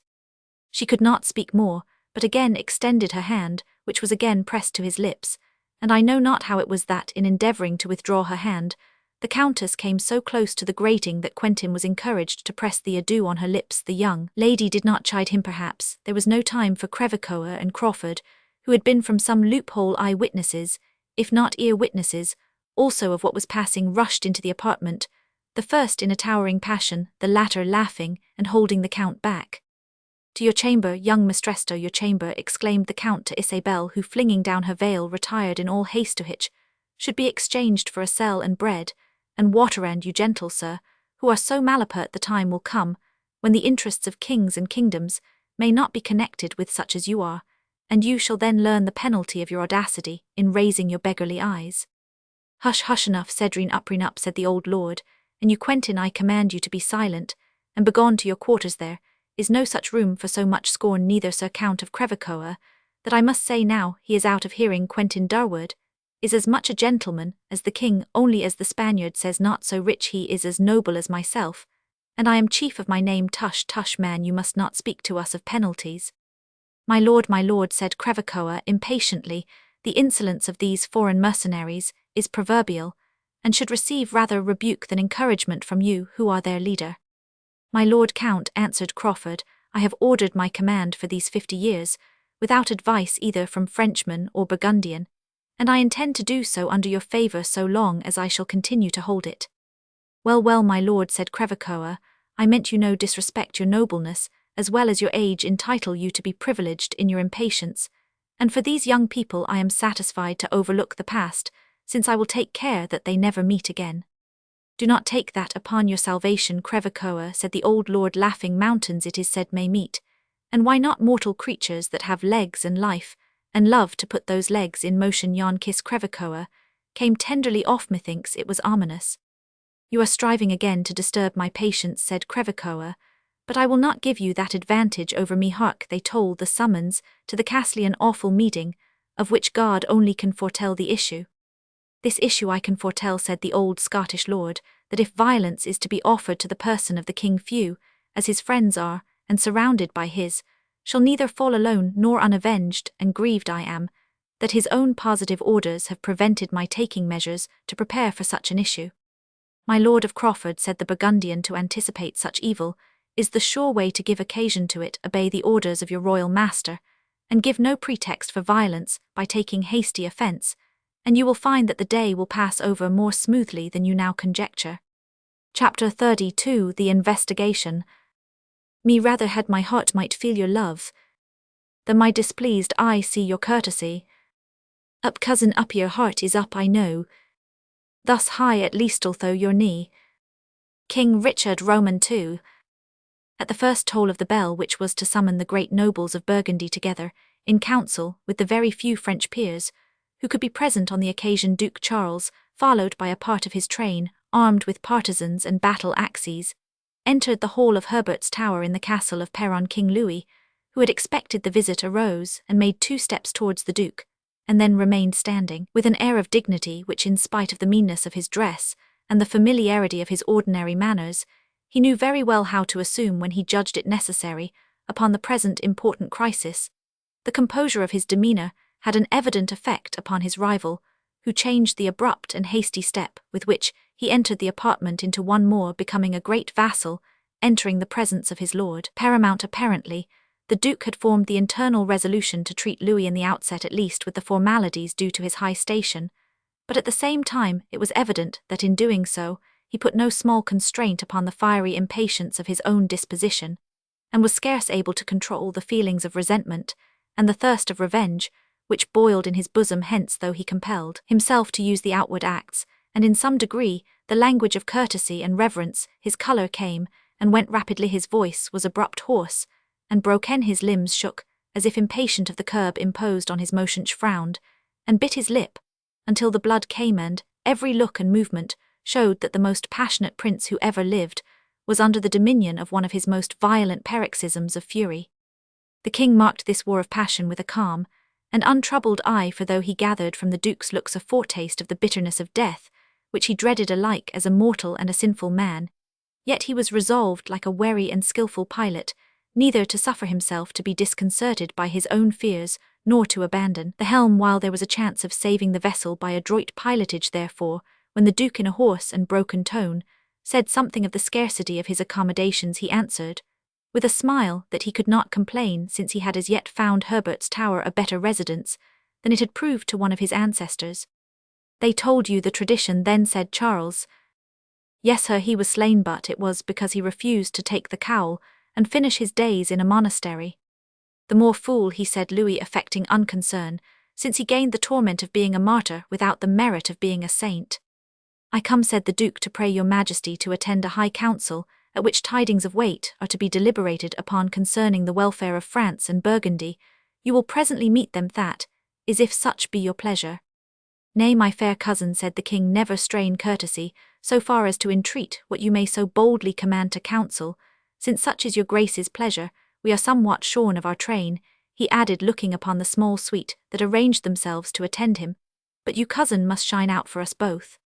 Marshalled by Toyson Dior, chief of the heralds of Burgundy, the princes left the Earl Herbert's tower and entered the castle yard, which Louis observed was filled with the Duke's bodyguard, and men-at-arms splendidly accoutred and drawn up in martial array crossing the court. They entered the council hall, which was in a much more modern part of the building than that of which Louis had been the tenant, and though in disrepair had been hastily arranged. For the solemnity of a public council, 2 chairs of state were erected under the same canopy, that for the king being raised 2 steps higher than the one which the Duke was to occupy, about 20 of the chief nobility sat arranged in due order on either hand of the chair of state. And thus when both the princes were seated, the person for whose trial, as it might be called, the council was summoned held the highest place, and appeared to preside in it. It was perhaps to get rid of this inconsistency, and the scruples which might have been inspired by it, that Duke Charles, having bowed slightly to the royal chair, bluntly opened the sitting with the following words: "My good vassals and councillors, it is not unknown to you what disturbances have arisen in our territories, both in our father's time and in our own, from the rebellion of vassals against superiors and subjects against their princes.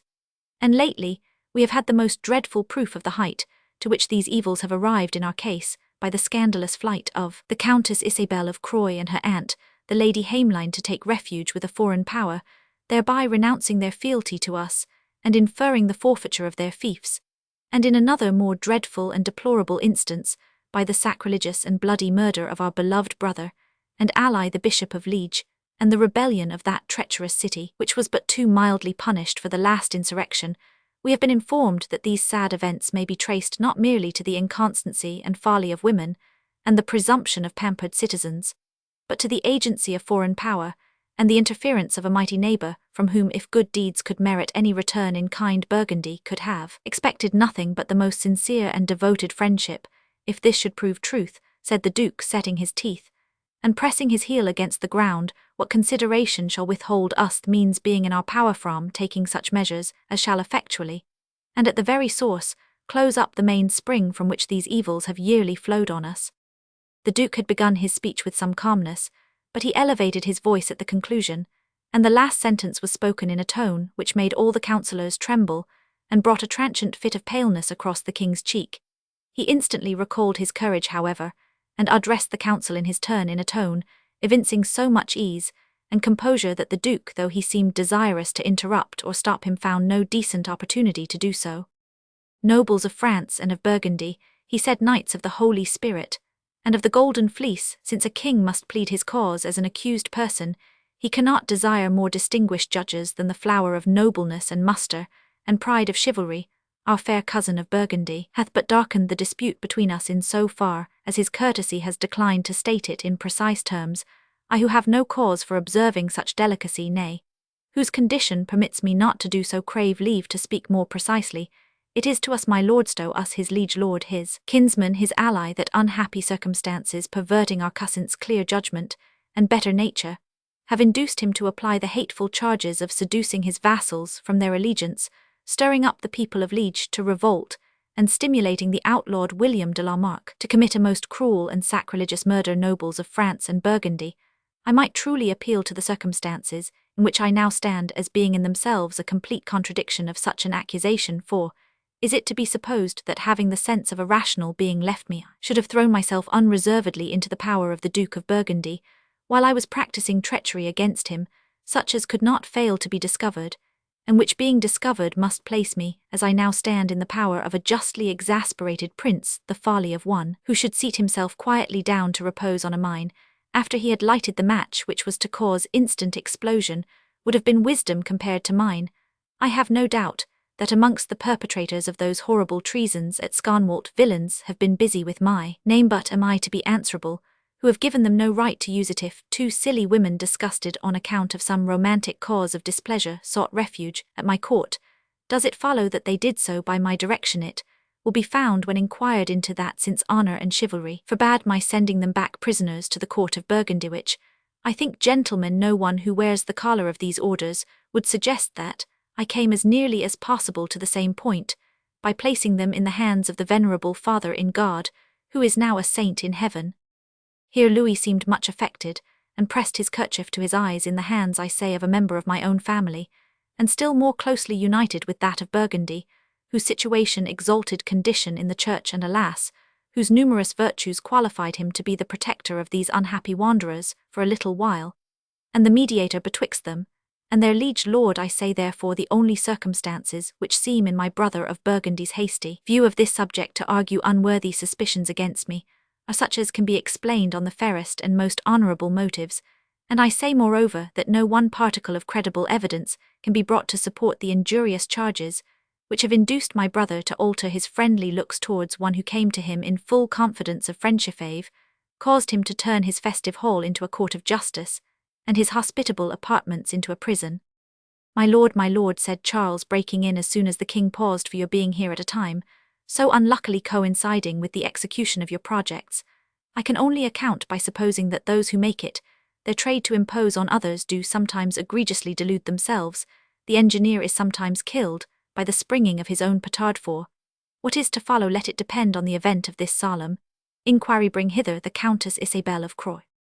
As the young lady was introduced, supported on the one side by the Countess of Crevecoeur, who had her husband's commands to that effect, and on the other by the abbess of the Ursuline convent, Charles exclaimed with his usual harshness of voice and manner, "So sweet, princess, you, who could scarce find breath to answer us when we last laid our just and reasonable commands on you, yet have had wind enough to run as long a course as ever did hunted doe. What think you of the fair work you have made between two great princes and two mighty countries that have been like to go to war for your baby face?"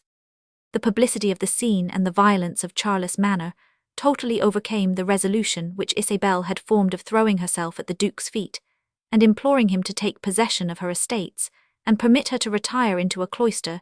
She stood motionless like a terrified female in a storm, who hears the thunder roll on every side of her, and apprehends in every fresh peal the bolt which is to strike her dead. The Countess of Crevecoeur, a woman of spirit equal to her birth, and to the beauty which she preserved even in her matronly years, judged it necessary to interfere. "My Lord Duke," she said, "my fair cousin is under my protection. I know better than your grace how women should be treated, and we will leave this presence instantly, unless you use a tone and language more suitable to our rank and sex." The Duke burst out into a laugh. "Crevecoeur," he said, "thy tameness hath made a lordly dame of thy countess, but that is no affair of mine. Give a seat to yonder simple girl, to whom, so far from feeling enmity, I design the highest grace and honour. Sit down, mistress, and tell us at your leisure what fiend possessed you to fly from your native country and embrace the trade of a damsel adventuress." With much pain and not without several interruptions, Isabelle confessed that, being absolutely determined against a match proposed to her by the Duke of Burgundy, she had indulged the hope of obtaining protection of the court of France. "And under protection of the French monarch," said Charles, "of that doubtless you were well assured." "I did indeed so think myself assured," said the Countess Isabelle, "otherwise I had not taken a step so decided." Here Charles looked upon Louis with a smile of inexpressible bitterness, which the king supported with the utmost firmness, except that his lip grew something whiter than it was wont to be. "But my information concerning King Louis' intentions towards us," continued the Countess, after a short pause, "was almost entirely derived from my unhappy aunt, the Lady Hameline, and her opinions were formed upon the assertions and insinuations of persons whom I have since discovered to be the vilest traitors and most faithless wretches in the world." She then stated in brief terms what she had since come to learn of the treachery of Marthon and of Hayradin Maugrabin, and added that she entertained no doubt that the elder Maugrabin, called Zamet, the original adviser of their flight, was capable of every species of treachery, as well as of assuming the character of an agent of Louis without authority.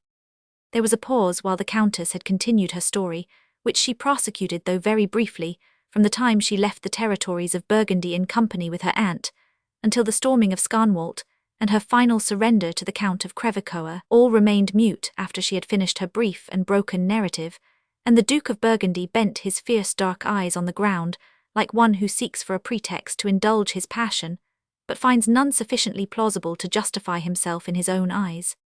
"The mole," he said at length, looking upwards, "wins not his dark subterranean path beneath our feet, the less certainly that we, though conscious of his motions, cannot absolutely trace them. Yet I would know of King Louis wherefore he maintained these ladies at his court, had they not gone thither by his own invitation." I did not so entertain them, fair cousin, answered the king out of compassion. Indeed, I received them in privacy, but took an early opportunity of placing them under the protection of the late excellent bishop, your own ally, and who was, may God assoil him, a better judge than I or any secular prince how to reconcile the protection due to fugitives with the duty which a king owes to his ally, from whose dominions they have fled. I boldly ask this young lady, whether my reception of them was cordial, or whether it was not, on the contrary, such as made them express regret that they had made my court their place of refuge. So much was it otherwise than cordial, answered the countess, that it induced me at least to doubt how far it was possible that your majesty should have actually given the invitation of which we had been assured by those who called themselves your agents, since, supposing them to have proceeded only as they were duly authorized, it would have been hard to reconcile your majesty's conduct with that to be expected from a king, a knight, and a gentleman. The countess turned her eyes to the king, as she spoke, with a look which was probably intended as a reproach, but the breast of Louis was armed against all such artillery. On the contrary, waving slowly his expanded hands, and looking around the circle, he seemed to make a triumphant appeal to all present upon the testimony borne to his innocence in the countess' reply. Burgundy meanwhile cast on him a look which seemed to say that if in some degree silenced, he was as far as ever from being satisfied, and then said abruptly to the countess, methinks, fair mistress, in this account of your wanderings, you have forgot all mention of certain love passages, so, blushing already, certain knights of the forest, by whom your quiet was for a time interrupted. Wealth that incident hath come to our ear, and something we may presently form out of it. Tell me, King Louis, were it not well before this vagrant Helen of Troy, the wife of Menelaus, she was carried to Troy by Paris, and thus was the cause of the Trojan war, or of Croy set more kings by the ears, were it not well to carve out a fitting match for her? King Louis, though conscious what ungrateful proposal was likely to be made, next gave a calm and silent assent to what Charles said, but the countess herself was restored to courage by the very extremity of her situation. She quitted the arm of the Countess of Crevecoeur, on which she had hitherto leaned, came forward timidly, yet with an air of dignity, and kneeling before the Duke's throne, thus addressed him: Noble Duke of Burgundy, and my liege lord, I acknowledge my fault in having withdrawn myself from your dominions without your gracious permission, and will most humbly acquiesce in any penalty you are pleased to impose. I place my lands and castles at your rightful disposal, and pray you only of your own bounty, and for the sake of my memory, to allow the last of the line of Croy, out of her large estate, such a moderate maintenance as may find her admission into a convent for the remainder of her life. What think you, sire, of the young person's petition to us?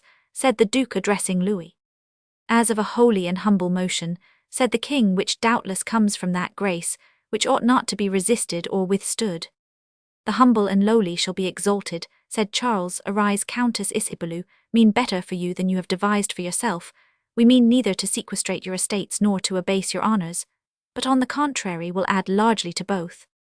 Alas, my lord, said the countess, continuing on her knees, it is even that well-meant goodness which I fear still more than your grace's displeasure, since it compels me. Saint George of Burgundy, said Duke Charles, is our will to be thwarted, and our commands disputed at every turn-up. I say, minion, and withdraw for the present. When we have time to think of thee, we will so order matters that test Saint Gris you shall either obey us or do worse. Notwithstanding this stern answer, the Countess Isabel remained at his feet, and would probably by her pertinacity have driven him to say upon the spot something yet more severe, had not the Countess of Crevecoeur, who better knew that Prince's humour, interfered to raise her young friend, and to conduct her from the hall.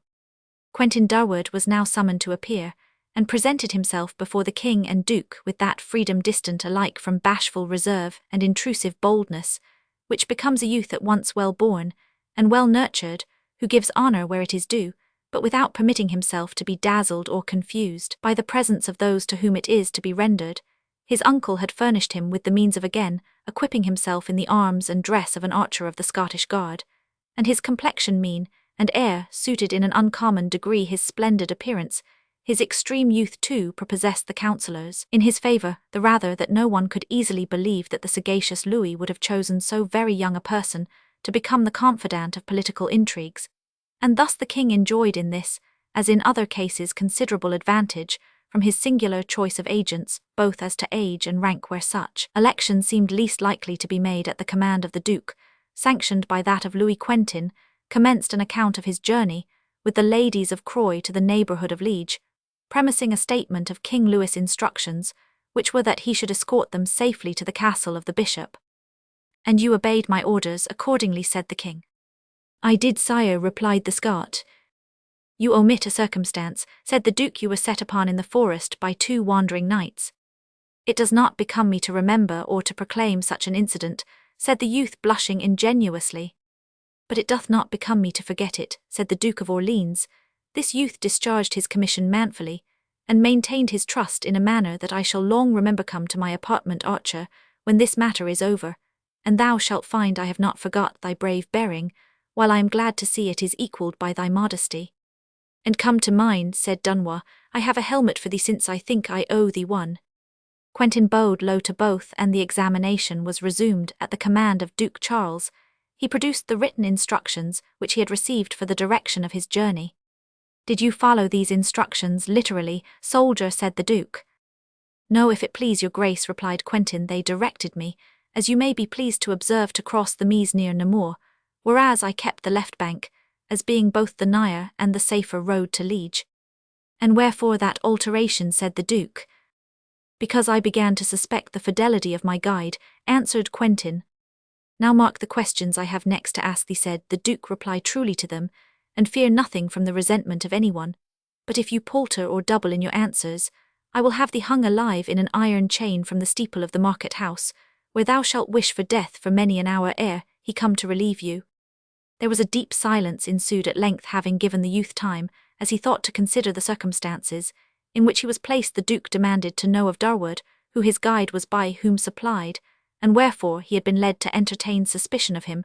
To the first of these questions, Quentin Durward answered by naming Hayradin Mograbin the Bohemian, to the second that the guide had been recommended by Tristan el Hermite, and in reply to the third point he mentioned what had happened in the Franciscan convent near Namur, how the Bohemian had been expelled from the Holy House, and how, jealous of his behaviour, he had dogged him to a rendezvous with one of William de la Marck's landsknechts, where he overheard them arrange a plan for surprising the ladies who were under his protection.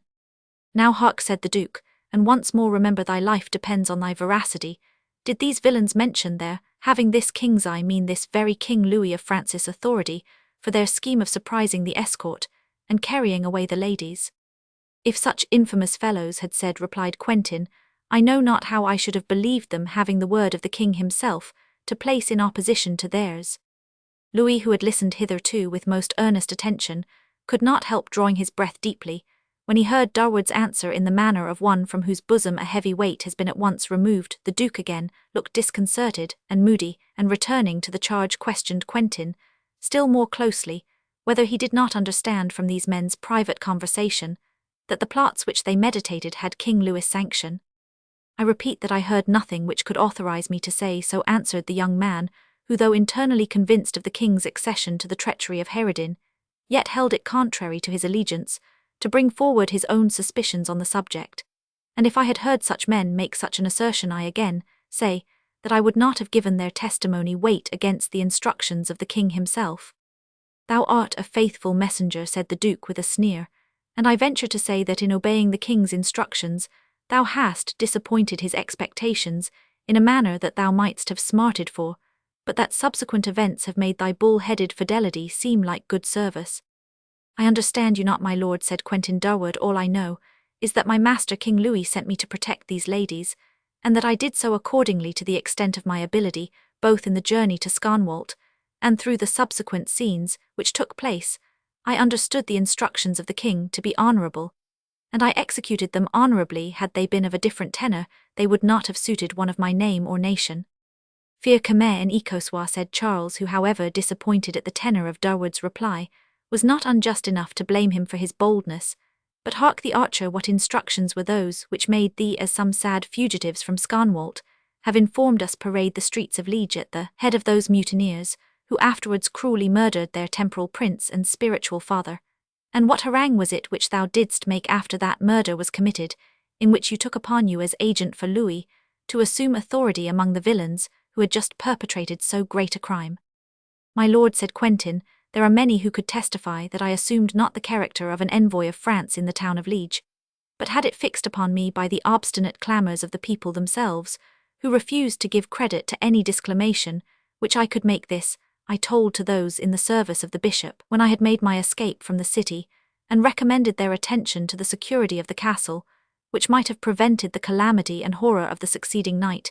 It is no doubt true that I did, in the extremity of danger, avail myself of the influence which my imputed character gave me to save the Countess Isabel, to protect my own life, and so far as I could to rein in the humour for slaughter, which had already broke out in so dreadful an instance. I repeat, and will maintain it with my body, that I had no commission of any kind from the King of France, respecting the people of Liege, far less instructions to instigate them to mutiny, and that finally, when I did avail myself of that imputed character, it was as if I had snatched up a shield to protect myself in a moment of emergency, and used it as I should surely have done for the defence of myself and others, without inquiring whether I had a right to the heraldic emblazonments which it displayed.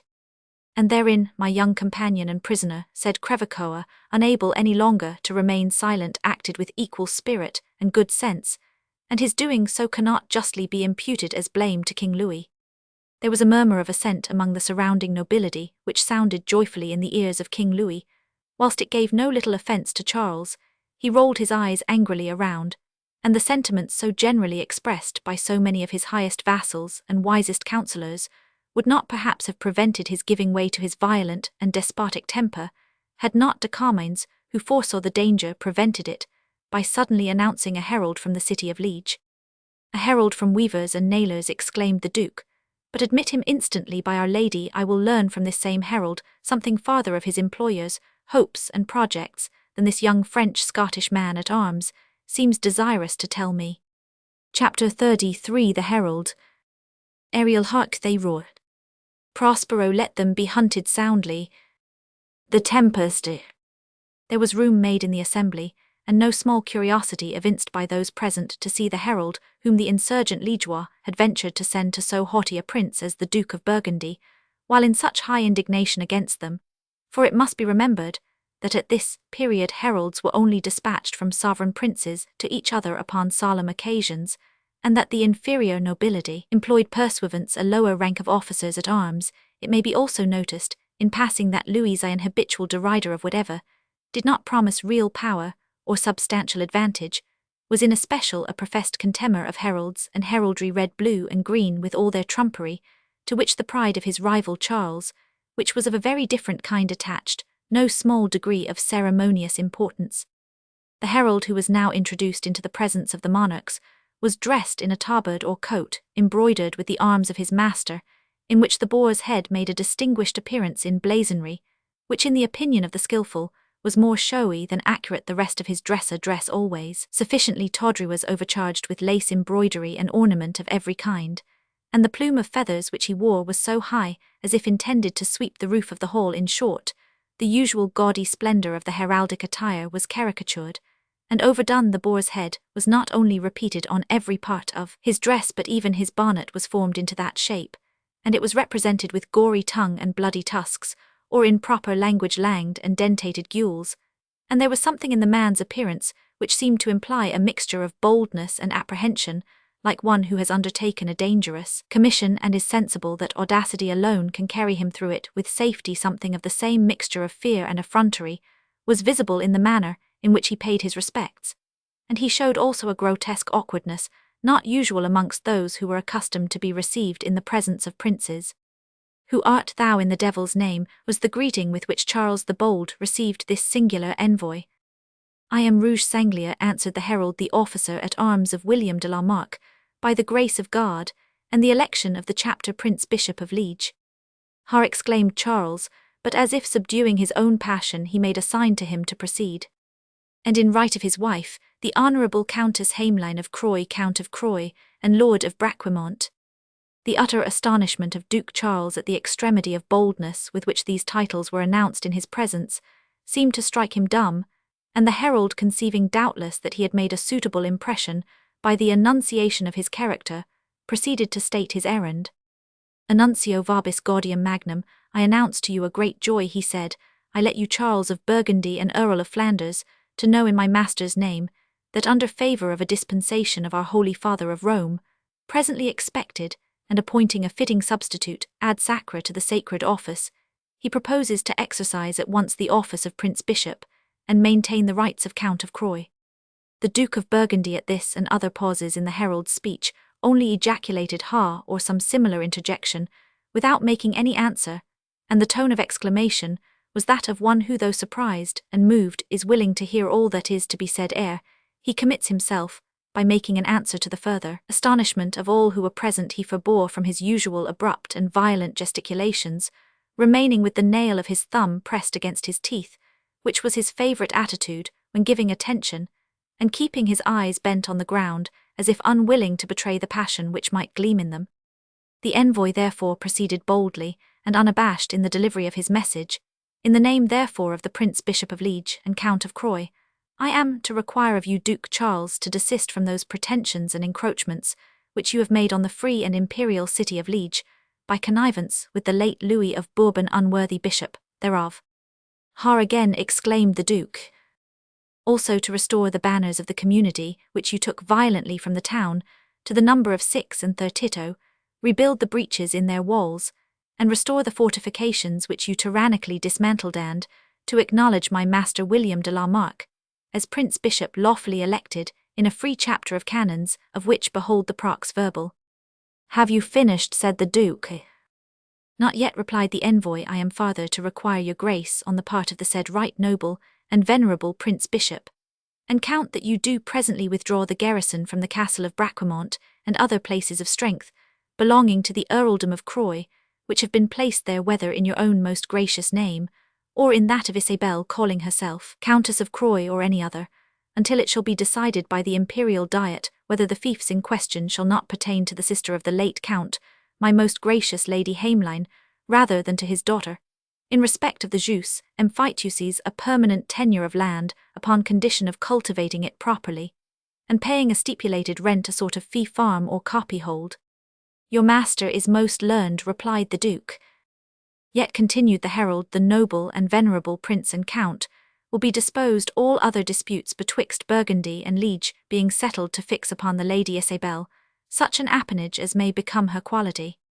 He is generous and considerate, said the Duke in the same tone.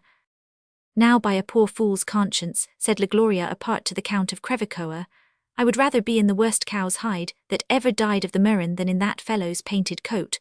The poor man goes on like drunkards who only look to the ether part, and not to the score which mine host chalks up behind the lattice.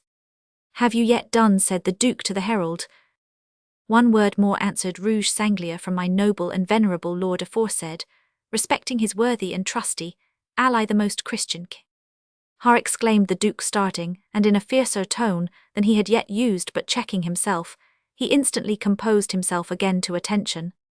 Which most Christian king's royal person, it is rumoured that you, Charles of Burgundy, have placed under restraint contrary to your duty, as a vassal of the crown of France, and to the faith observed among Christian sovereigns, for which reason my said noble and venerable master by my mouth charges you to put his royal and most Christian ally forthwith at freedom, or to receive the defiance which I am authorized to pronounce to you. Have you yet done? Said the Duke. I have answered the herald, and await your grace's answer, trusting it may be such as will save the effusion of Christian blood. Now, by Saint George of Burgundy, said the Duke, but ere he could proceed farther, Louis arose, and struck in with a tone of so much dignity and authority that Charles could not interrupt him. Under your favour, fair cousin of Burgundy, said the king, we ourselves crave priority of voice in replying to this insolent fellow-sirrah herald, or whatever thou art, carry back notice to the perjured outlaw and murderer William de la Marck, that the King of France will be presently before Liege for the purpose of punishing the sacrilegious murderer of his late beloved kinsman Louis of Bourbon, and that he proposes to gibbet de la Marck alive for the insolence of terming himself his ally, and putting his royal name into the mouth of one of his own base messengers. Add whatever else on my part, said Charles, which it may not misbecome a prince to send to a common thief and murderer, and begone yet, stay never herald went from the court of Burgundy, without having cause to cry largesse let him be scourged, till the bones are laid bare. Nay, but if it please your grace, said Crevecoeur and de Himbercourt, together he is a herald, and so far privileged. It is you meskers, replied the Duke, who are such owls as to think that the tabard makes the herald. I see by that fellow's blazoning, he is a mere impostor. Let Toyson Dior step forward, and question him in your presence. In spite of his natural effrontery, The envoy of the wild boar of Ardennes now became pale, and that notwithstanding some touches of paint with which he had adorned his countenance, Toison Dior, the chief herald, as we have elsewhere said of the Duke, and king at arms within his dominions, stepped forward with the solemnity of one who knew what was due to his office, and asked his supposed brother in what college he had studied the science which he professed. I was bred a pursuivant at the Heraldic College of Ratisbon, answered Rouge Sanglier, and received the diploma of Ehrenholder Herald from that same learned fraternity. You could not derive it from a source more worthy, answered Toison Dior, bowing still lower than he had done before. And if I presume to confer with you on the mysteries of our sublime science, in obedience to the orders of the most gracious Duke, it is not in hopes of giving, but of receiving knowledge. Go to, said the Duke, impatiently, leave off ceremony, and ask him some question that may try his skill. It were injustice to ask a disciple of the worthy College of Arms at Ratisbon, if he comprehendeth the common terms of blazonry, said Toison Dior, but I may without offence crave of Rouge Sanglier to say if he is instructed in the more mysterious and secret terms of the science, by which the more learned do emblematically, and as it were parabolically express to each other, what is conveyed to others in the ordinary language, taught in the very accidents as it were of heraldry. I understand one sort of blazonry as well as another, answered Rouge Sanglier boldly, but it may be we have not the same terms in Germany which you have here in Flanders. Alas that you will say so, replied Toison Dior, our noble science, which is indeed the very banner of nobleness, and glory of generosity, being the same in all Christian countries, nay, known and acknowledged, even by the Saracens and Moors, I would therefore pray of you to describe what coat you will after the celestial fashion, that is, by the planets. Blazon it yourself, as you will, said Rouge Sanglier. I will do no such apish tricks upon commandment, as an ape is made to come aloft. Show him a coat and let him blazon it his own way, said the Duke, and if he fails I promise him that his back shall be gules azure and sable. Here, said the herald of Burgundy, taking from his pouch a piece of parchment, is a scroll in which certain considerations led me to prick down, after my own poor fashion, an ancient coat. I will pray my brother, if indeed he belong to the Honourable College of Arms, at Ratisbon, to decipher it in fitting language. Gloria, who seemed to take great pleasure in this discussion, had by this time bustled himself close up to the two heralds. I will help thee, good fellow, said he to Rouge Sanglier, as he looked hopelessly upon the scroll. This, my lords and masters, represents the cat looking out at the dairy window. This sally occasioned a laugh which was something to the advantage of Rouge Sanglier, as it led Toison Dior, indignant at the misconstruction of his drawing, to explain it as the coat of arms assumed by Childebert, King of France, after he had taken prisoner Gandamer, King of Burgundy, representing an ounce or tiger, cat, the emblem of the captive prince, behind a grating, or as Toison Dior technically defined it, sable emulsion, a tiger cat, a term of heraldry passant, or oppressed with a trellis gules clow of the second. By my bauble, said Gloria, if the cat resemble Burgundy, she has the right side of the grating nowadays. True, good fellow, said Louis, laughing, while the rest of the presence, and even Charles himself, seemed disconcerted at so broad a jest. I owe thee a piece of gold for turning something that looked like sad earnest into the merry game which I trust it will end. Silence, Gloria, said the Duke, and you, Toison Dior, who are too learned to be intelligible, stand back and bring that rascal forward, some of you. Hark ye, villain, he said in his harshest tone, do you know the difference between argent and ore except in the shape of coined money? For pity's sake, your grace, be good unto me, noble King Louis, speak for me. Speak for thyself, said the Duke, in a word, art thou herald or not? Only for this occasion, acknowledged the detected official.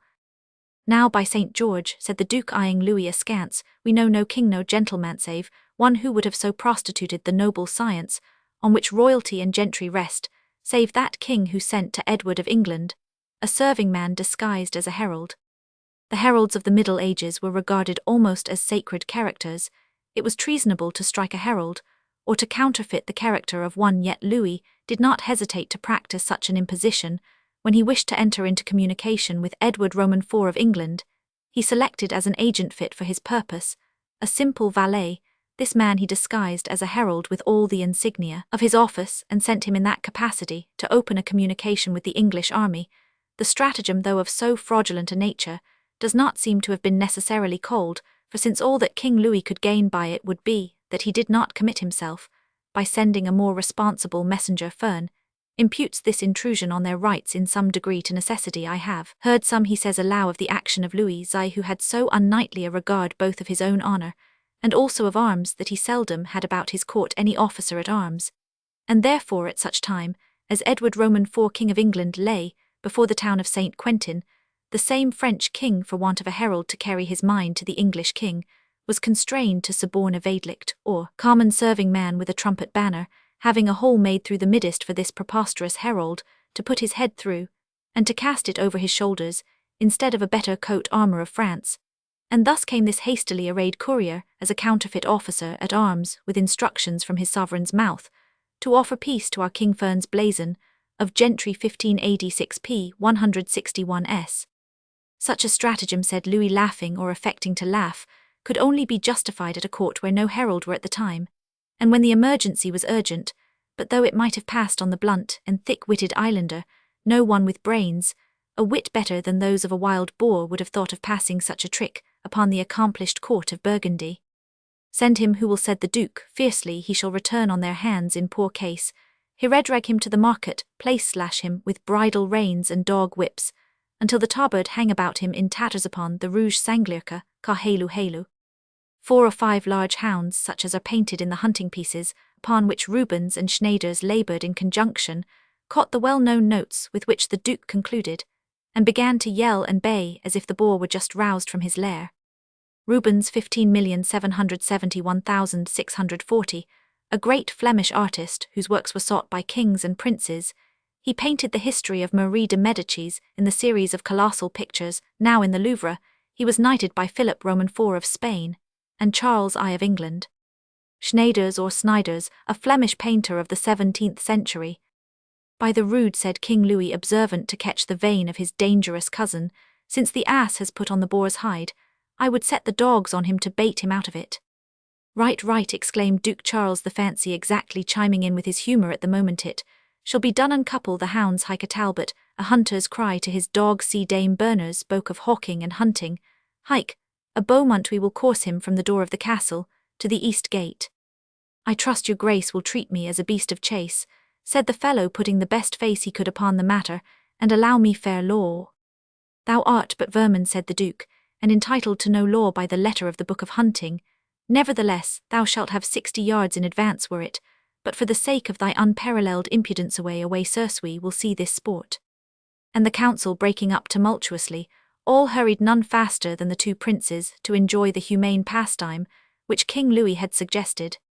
The rouge sanglier showed excellent sport, for winged with terror, and having 50 of fierce boar hounds hard at his haunches, encouraged by the blowing of horns and the woodland cheer of the hunters, he flew like the very wind, and had he not been encumbered with his herald's coat, the worst possible habit for a runner, he might fairly have escaped dog-free. He also doubled once or twice in a manner much approved of by the spectators.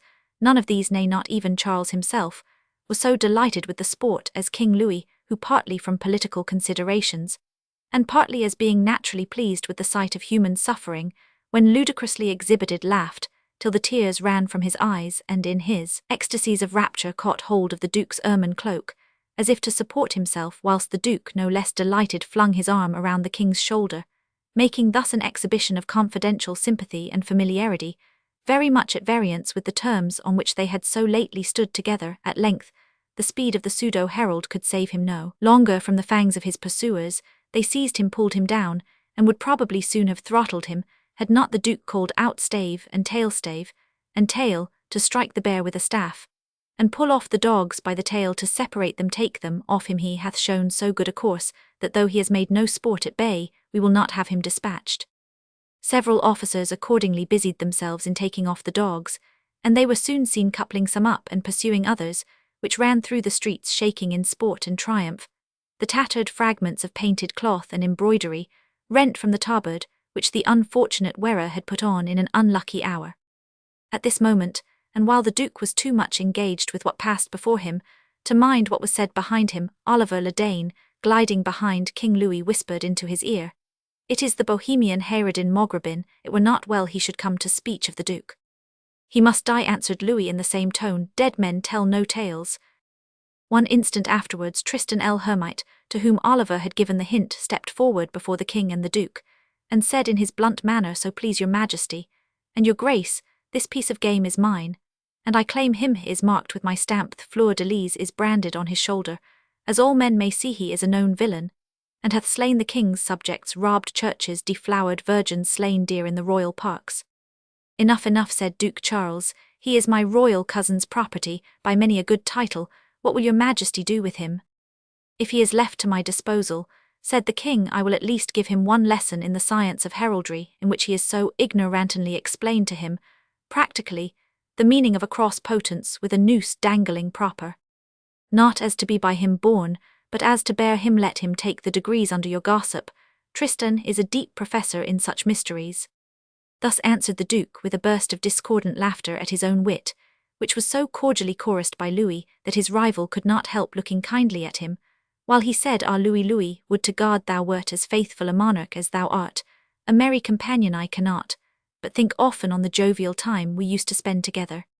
"You may bring it back when you will," said Louis. "I will grant you as fair terms, as for very shame's sake you ought to ask in my present condition, without making yourself the fable of Christendom, and I will swear to observe them upon the holy relique, which I have ever the grace to bear about my person, being a fragment of the true cross." Here he took a small golden reliquary, which was suspended from his neck next to his shirt, by a chain of the same metal, and having kissed it, devoutly continued, "Never was false oath sworn on this most sacred relique, but it was avenged within thee.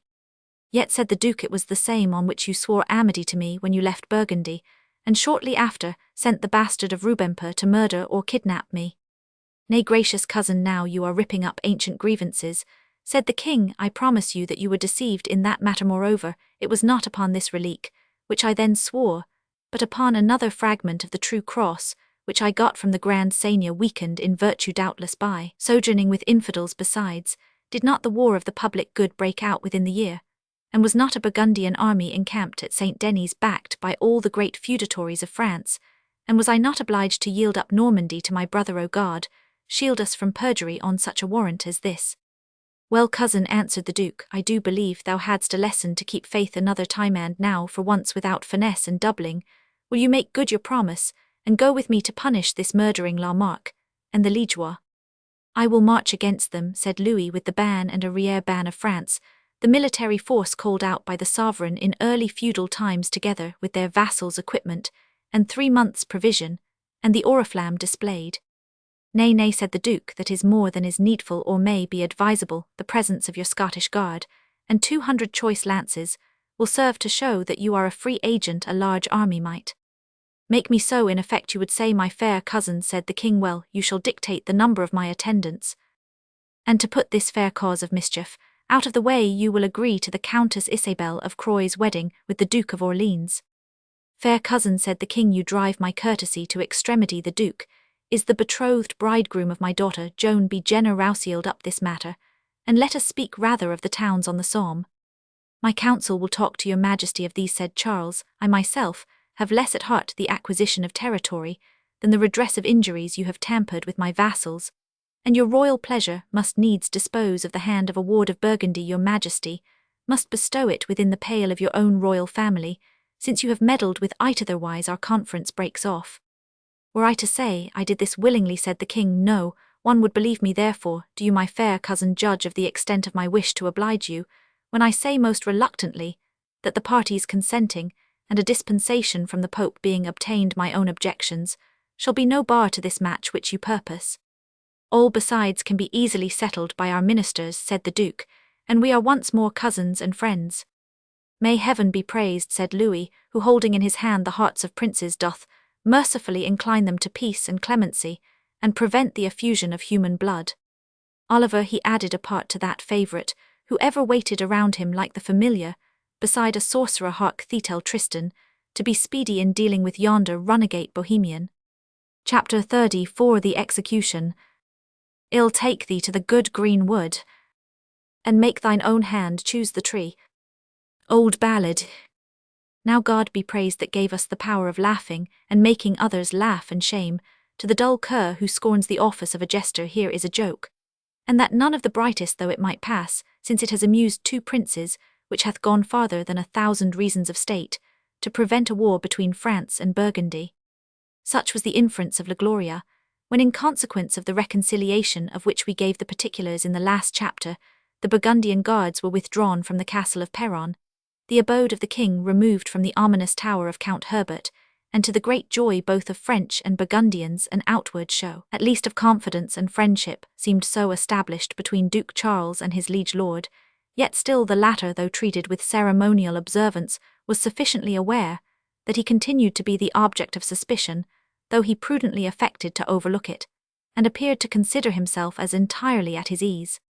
Meanwhile, as frequently happens in such cases, whilst the principal parties concerned had so far made up their differences, one of the subaltern agents concerned in their intrigues was bitterly experiencing the truth of the political maxim that if the great have frequent need of base tools, they make amends to society by abandoning them to their fate, so soon as they find them no longer useful.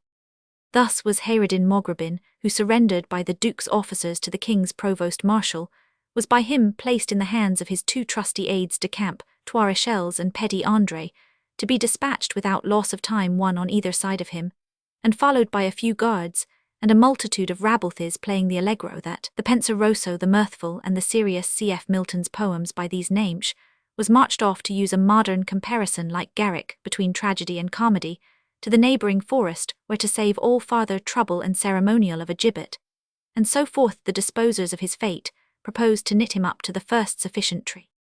They were not long in finding an oak, as Petit André facetiously expressed, it fit to bear such an acorn, and placing the wretched criminal on a bank under a sufficient guard, they began their extemporaneous preparations for the final catastrophe. At that moment, Hayradin, gazing on the crowd, encountered the eyes of Quentin Durward, who, thinking he recognized the countenance of his faithless guide in that of the detected impostor, had followed with the crowd to witness the execution and assure himself of the identity. When the executioners informed him that all was ready, Hayradin, with much calmness, asked a single boon at their hands. "Anything, my son, consistent with our office," said Toirechels. "That is," said Hayradin, "anything but my life." "Even so," said Toirechels, "and something more, for you seem resolved to do credit to our mystery, and die like a man without making wry mouthswe. Though our orders are to be prompt, I care not if I indulge you 10 minutes longer." "You are even too generous," said Hayradin. "Truly we may be blamed for it," said Petit André, "but what of that? I could consent almost to give my life for such a jerry-come-tumble, such a smart, tight, firm lad, who proposes to come from aloft with a grace as an honest fellow should." "So that if you want a confessor," said Toirechels. "Or a liar of wine," said his facetious companion. "Or a psalm," said tragedy. "Or a song," said comedy. "Neither, my good, kind, and most expeditious friends," said the Bohemian, "I only pray to speak a few minutes with yonder archer of the Scottish Guard." The executioners hesitated a moment, but Toirechels, recollecting that Quentin Durward was believed from various circumstances to stand high in the favour of their master King Louis, they resolved to permit the interview. When Quentin at their summons approached the condemned criminal, he could not but be shocked at his appearance. However justly his doom might have been deserved, the remnants of his heraldic finery, rent to tatters by the fangs of the dogs, and the clutches of the bipeds, who had rescued him from their fury, to lead him to the gallows, gave him at once a ludicrous and a wretched appearance. His face was discoloured with paint, and with some remnants of a fictitious beard, assumed for the purpose of disguise, and there was the paleness of death upon his cheek, and upon his lip, yet strong in passive courage, like most of his tribe, his eye, while it glistened and wandered, as well as the contorted smile of his mouth, seemed to bid defiance to the death he was about to die. Quentin was struck partly with horror, partly with compassion, as he approached the miserable man, and these feelings probably betrayed themselves in his manner, for Petit André called out, "Trip it more smartly, jolly archer, this gentleman's leisure cannot wait for you if you walk as if the pebbles were eggs, and you afraid of breaking them." "I must speak with him in privacy," said the criminal, despair seeming to croak in his accent as he uttered the words. "That may hardly consist with our office, my merry leap," the latter said. "Petit André, we know you for a slippery eel of old." "I am tied with your horse girths hand and foot," said the criminal. "You may keep guard around me, though out of earshot. The archer is your own king's servant, and if I give you 10 guilders, laid out in masses, the sum may profit his poor soul," said Toirechels. "Laid out in wine or brantwine, it will comfort my poor body," responded Petit André, "so let them be forthcoming, my little crack rope." Pay the bloodhounds their fee, said Hayreddin to Durward. I was plundered of every stiver when they took mate shall avail thee much. Quentin paid the executioners their guerdon, and like men of promise, they retreated out of hearing, keeping however a careful eye on the criminal's motions, after waiting an instant till the unhappy man should speak. As he still remained silent, Quentin at length addressed him, and to this conclusion thou hast at length arrived. I, answered Hayreddin, it required neither astrologer or physiognomist nor chiromantist to foretell that I should follow the destiny of my family. Brought to this early end by thy long course of crime and treachery, said the Scot.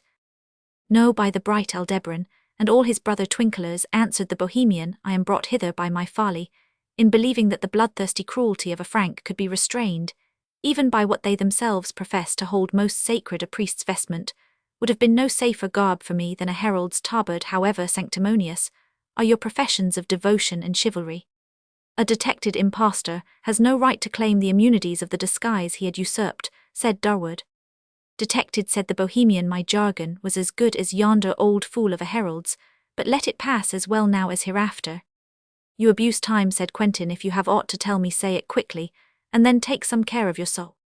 Of my soul, said the Bohemian with a hideous laugh, think ye a leprosy of 20 years can be cured in an instant? If I have a soul, it hath been in such a course, since I was 10 years old and more, that it would take me 1 month to recall all my crimes, and another to tell them to the priest, and, were such space granted me, it is 5 to 1 I would employ it otherwise.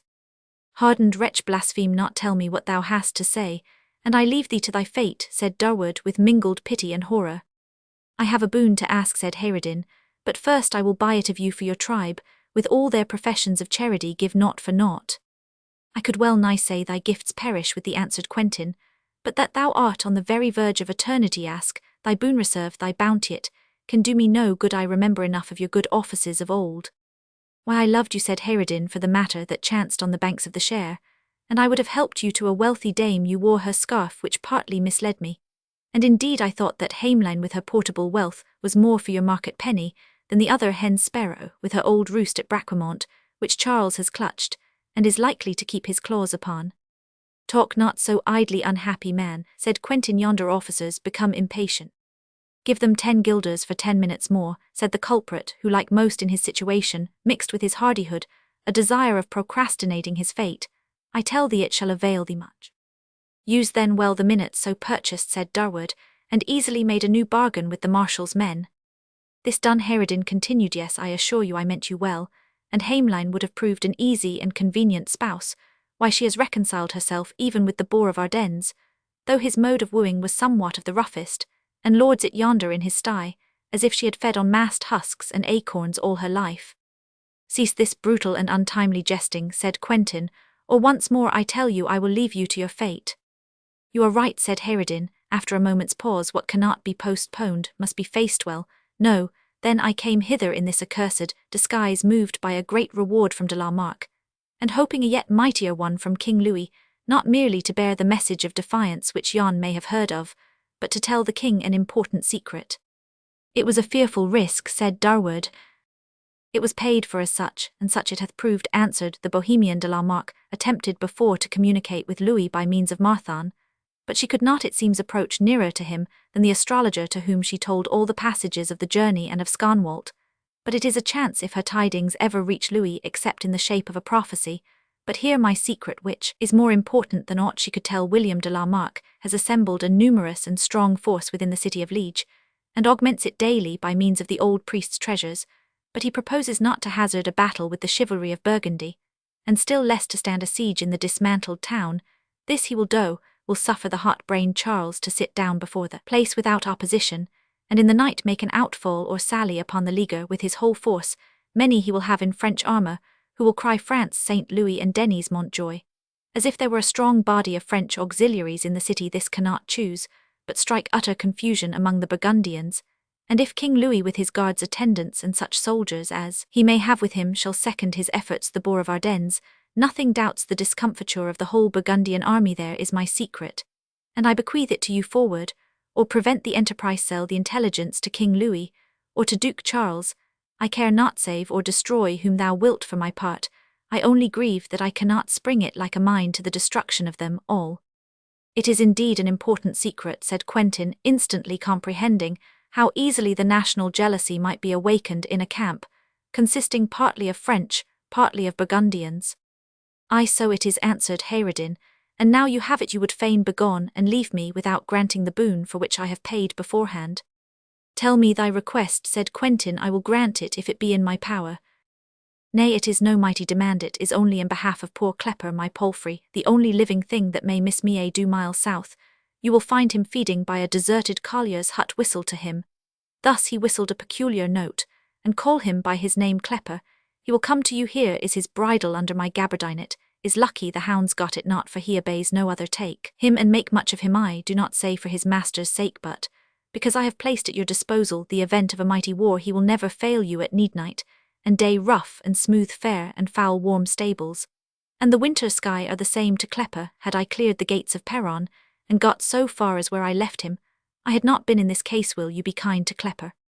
"I swear to you that I will," answered Quentin, affected by what seemed a trait of tenderness in a character so hardened. "Then fare thee well," said the criminal, "yet stay, I would not willingly die in discourtesy, forgetting a lady's commission. This billet is from the very gracious and extremely silly lady of the wild boar of Ardennes, to her black-eyed niece. I see, by your look, I have chosen a willing messenger. And one word more, I forgot to say that in the stuffing of my saddle you will find a rich purse of gold pieces, for the sake of which I put my life on the venture, which has cost me so dear. Take them, and replace 100-fold the guilders you have bestowed on these bloody slaves. I make you mine. I will bestow them in good works and masses for the benefit of thy soul," said Quentin. "Name not that word again," said Hayreddin, his countenance assuming a dreadful expression. "There is, there can be, there shall be no such thing. It is a dream of priestcraft. Unhappy, most unhappy being, think better let me speed for a priest. These men will delay, yet a little longer I will bribe them to it," said Quentin. "What canst thou expect, dying in such opinions and impenitent?"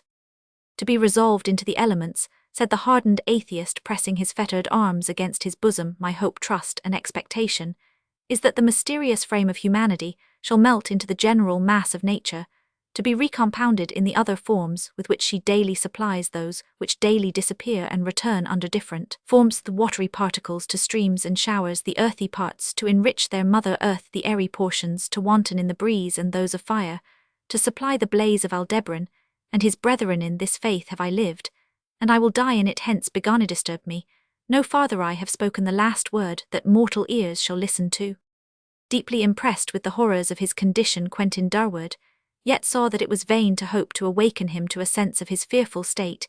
He bade him therefore farewell, to which the criminal only replied by a short and sullen nod, as one who plunged in reverie bids adieu to company which distracts his thoughts.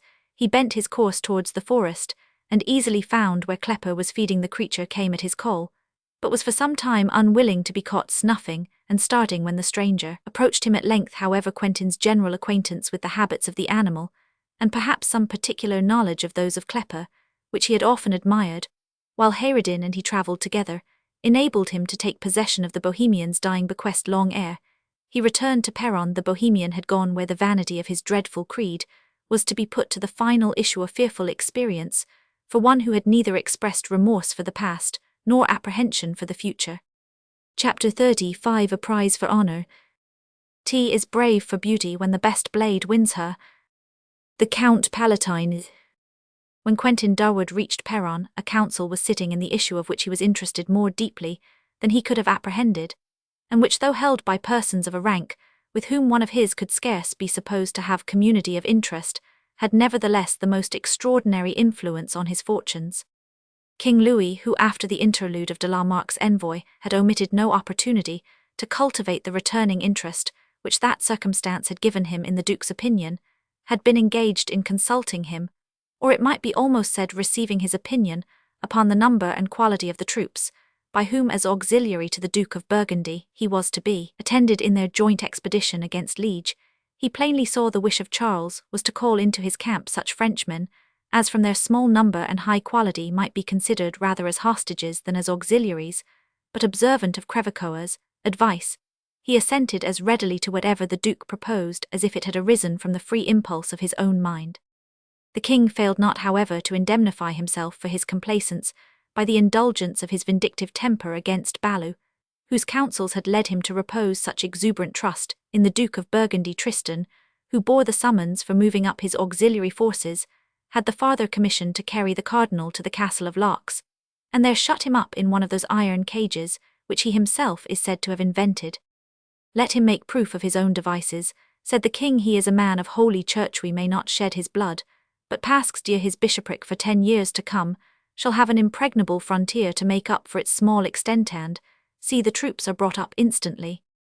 Perhaps by this prompt acquiescence, Louis hoped to evade the more unpleasing condition with which the Duke had clogged their reconciliation, but if he so hoped, he greatly mistook the temper of his cousin, for never man lived more tenacious of his purpose than Charles of Burgundy, and least of all was he willing to relax any stipulation which he made in resentment or revenge of a supposed injury. No sooner were the necessary expresses dispatched to summon up the forces who were selected to act as auxiliaries than Louis was called upon by his host to give public consent to the espousals of the Duke of Orleans, and Isabel of Croy. The king complied with a heavy sigh, and presently after urged a slight expostulation, founded upon the necessity of observing the wishes of the Duke himself. These have not been neglected, said the Duke of Burgundy. Crevecoeur hath communicated with Monsieur d'Orleans, and finds him strange to say so dead to the honour of wedding a royal bride, that he acceded to the proposal of marrying the Countess of Croy as the kindest proposal which father could have made to him. He is the more ungracious and thankless, said Louis, but the whole shall be as you my cousin will, if you can bring it about with consent of the parties themselves.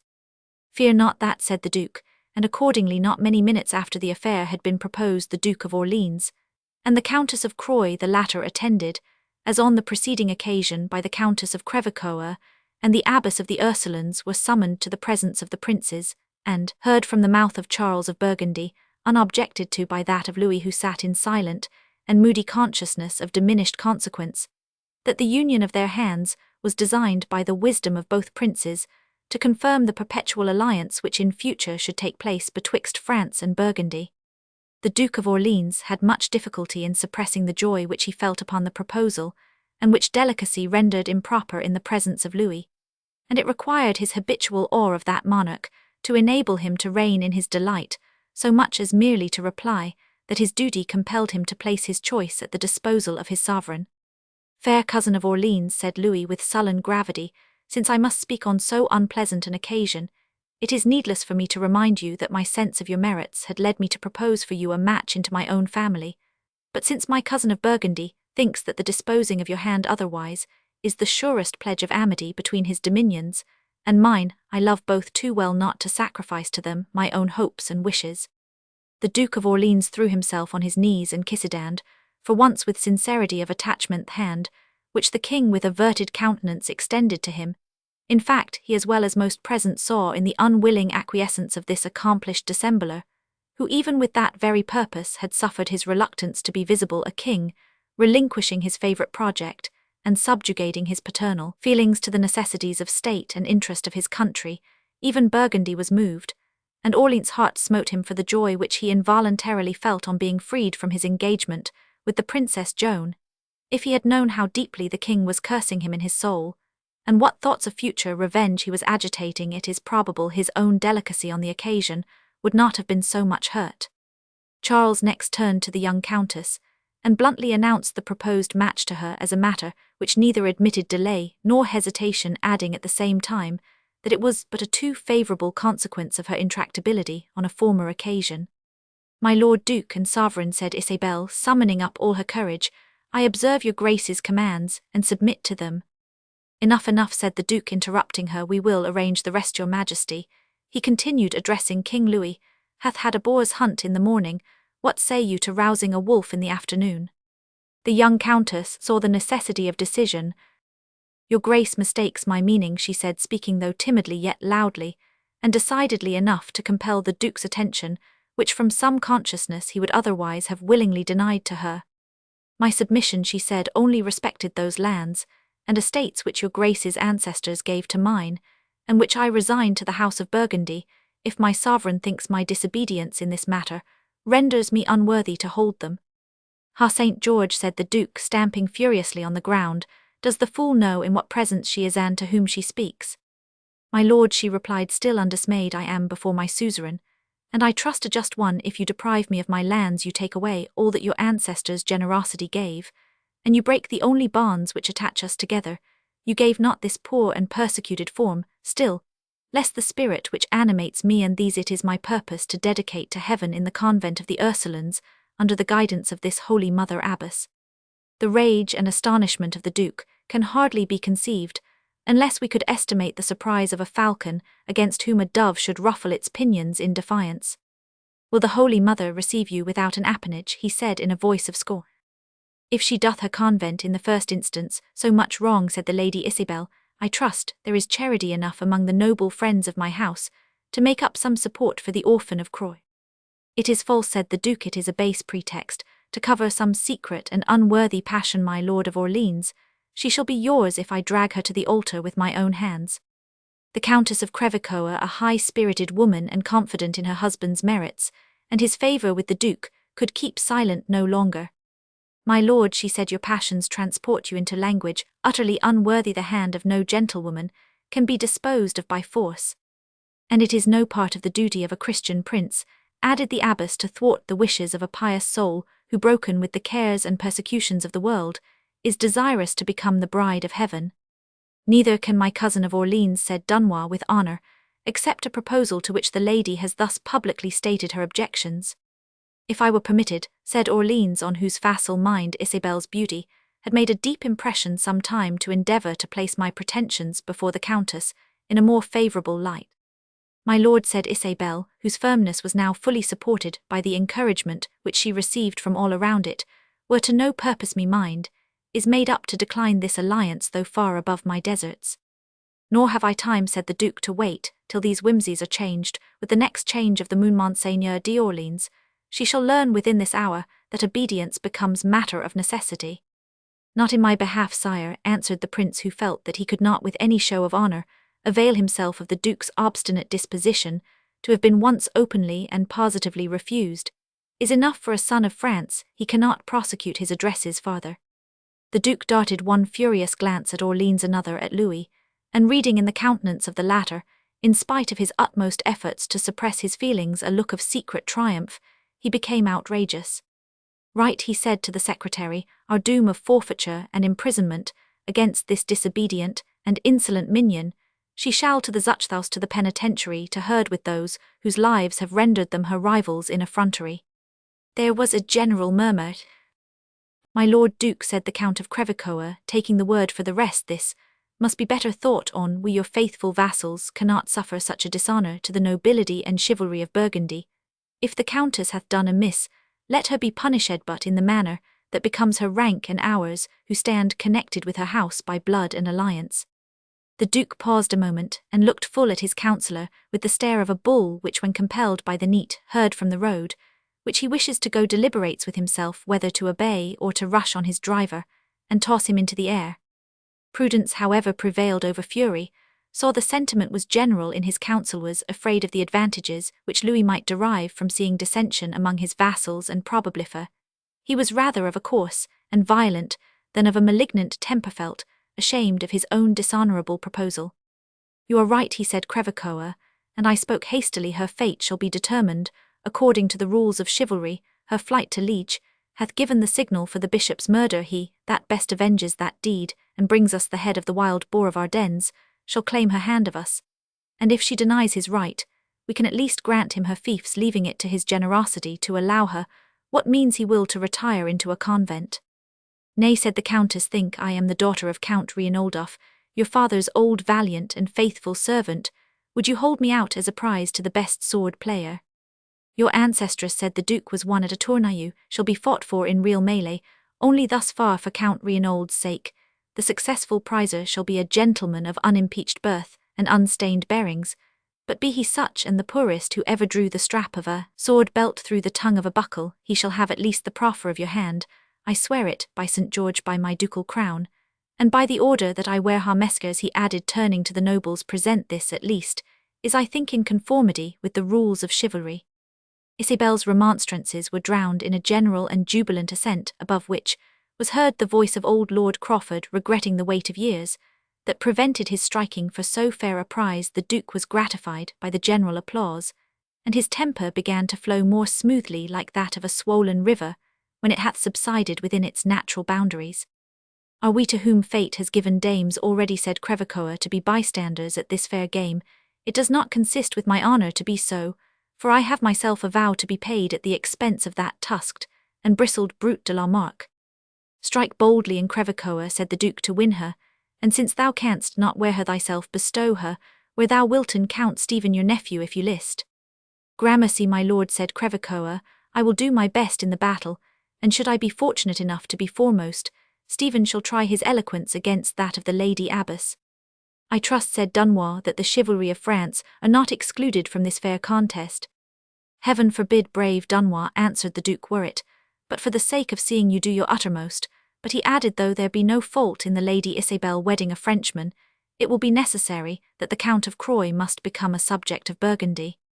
Enough, said Dunois, my bar sinister may never be surmounted by the coronet of Croy. I will live and die French, but yet though I should lose the lands, I will strike a blow for the lady. Le Balafre dared not speak aloud in such a presence, but he muttered to himself, Now Saunders Suppligeor hold then Onthu always saidst the fortune of our house was to be won by marriage, and never had you such a chance to keep your word with us. No one thinks of me, said La Gloria, who am sure to carry off the prize from all of you. Right, my sapient friend, said Louis, laughing, when a woman is in the case, the greatest fool is ever the first in favour. While the princes and their nobles thus jested over her fate, the abbess and the Countess of Crevecoeur endeavoured in vain to console Isabel, who had withdrawn with them from the council presence.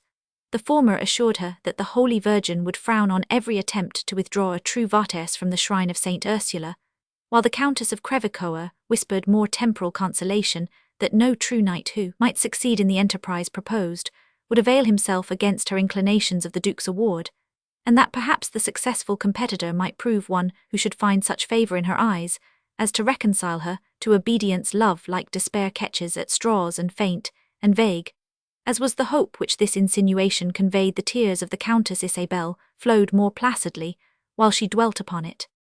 Saint Ursula, the patron saint of young girls' tradition, says she was martyred by the Huns together with her 11,000 companions. Her history has been painted by Carpacillo and by Hans Memling.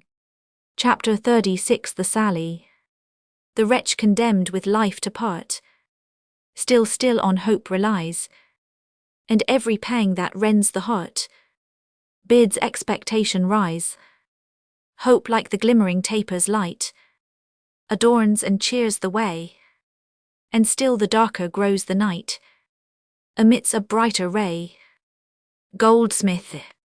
Few days had passed ere Louis had received with a smile of gratified vengeance the intelligence that his favourite and his counsellor, the Cardinal Balou, was groaning within a cage of iron, so disposed as scarce to permit him to enjoy repose in any posture except when recumbent, and of which, be it said in passing, he remained the unpitied tenant for nearly 12 years. The auxiliary forces which the Duke had required Louis to bring up had also appeared, and he comforted himself that their numbers were sufficient to protect his person against violence, although too limited to cope.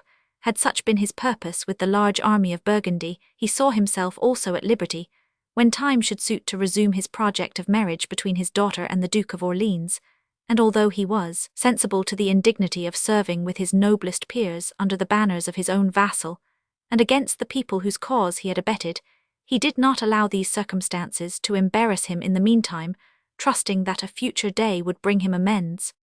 For chance, said he to his trusty Oliver, may indeed gain one hit, but it is patience and wisdom which win the game at last. With such sentiments, upon a beautiful day in the latter end of harvest, the king mounted his horse, and indifferent that he was looked upon rather as a part of the pageant of a victor than in the light of an independent sovereign, surrounded by his guards, and his chivalry, King Louis sallied from under the Gothic gateway of Peronne to join the Burgundian army, which commenced at the same time its march against Liege.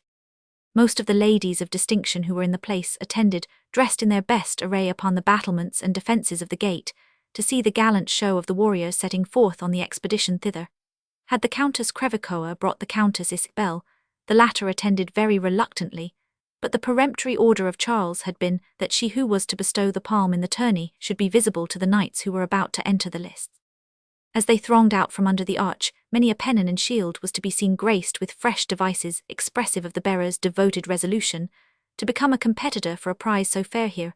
A charger was painted starting for the golther, an arrow, aimed at a Marco knight, bore a bleeding heart, indicative of his passion another a skull, and a coronet of laurels showing his determination to win or die. Many others there were, and some so cunningly intricate and obscure that they might have defied the most ingenious interpreter. Each knight, too, it may be presumed, put his courser to his mettle, and assumed his most gallant seat in the saddle, as he passed for a moment under the view of the fair bevy of dames and damsels, who encouraged their valour by their smiles and the waving of kerchiefs, and of veils. The archer guard, selected almost at will from the flower of the Scottish nation, drew general applause from the gallantry and splendour of their appearance. And there was one among these strangers who ventured on a demonstration of acquaintance with the Lady Isabel, which had not been attempted even by the most noble of the French nobility. It was Quentin Durward, who, as he passed the ladies in his rank, presented to the Countess of Croy on the point of his lance the letter of her aunt. "Now, by my honour," said the Count of Crevecoeur, "that is over insolent in an unworthy adventurer." "Do not call him so, Crevecoeur," said Dunois. "I have good reason to bear testimony to his gallantry and, in behalf of that lady too." "You make words of nothing," said Isabel, blushing with shame, and partly with resentment. "It is a letter from my unfortunate aunt. She writes cheerfully, though her situation must be dreadful." Let us hear. What says the boor's bride?" said Crevecoeur. The Countess Isabel read the letter, in which her aunt seemed determined to make the best of a bad bargain, and to console herself for the haste and indecorum of her nuptials by the happiness of being wedded to one of the bravest men of the age, who had just acquired a princedom by his valour. She implored her niece not to judge of her William, as she called him by the report of others, but to wait till she knew him personally. He had his faults perhaps, but they were such as belonged to characters whom she had ever venerated. William was rather addicted to wine, but so was the gallant Sir Godfrey, her grandsire, was something hasty and sanguinary in his temper. Such had been her brother, Reinold of blessed memory. He was blunt in speech, few Germans were otherwise, and a little wilful and peremptory. But she believed all men loved to rule more. There was to the same purpose, and the whole concluded with the hope and request that Isabel would by means of the bearer endeavour her escape from the tyrant of Burgundy, and come to her loving kinswoman's court of Leech, where any little differences concerning their mutual rights of succession to the earldom might be adjusted by Isabel's marrying Earl Ebersona, bridegroom younger indeed than his bride, but that, as she the Lady Hameline might perhaps say from experience, was an inequality more easy to be endured than Isabel could be aware of. The marriage of William de la Marck with the Lady Hameline is as apocryphal as the lady herself is. Here the Countess Isabel stopped the abbess, observing with a prim aspect that she had read quite enough concerning such worldly vanities, and the Count of Crevecoeur, breaking out, "Arrant the deceitful witch, why, this device smells rank as the toasted cheese in a rat trap. Now fie, and double fie upon the old decoy duck." The Countess of Crevecoeur gravely rebuked her husband for his violence. The lady, she said, must have been deceived by de la Marck with a show of courtesy. "He show courtesy," said the Count, "I acquit him of all such dissimulation.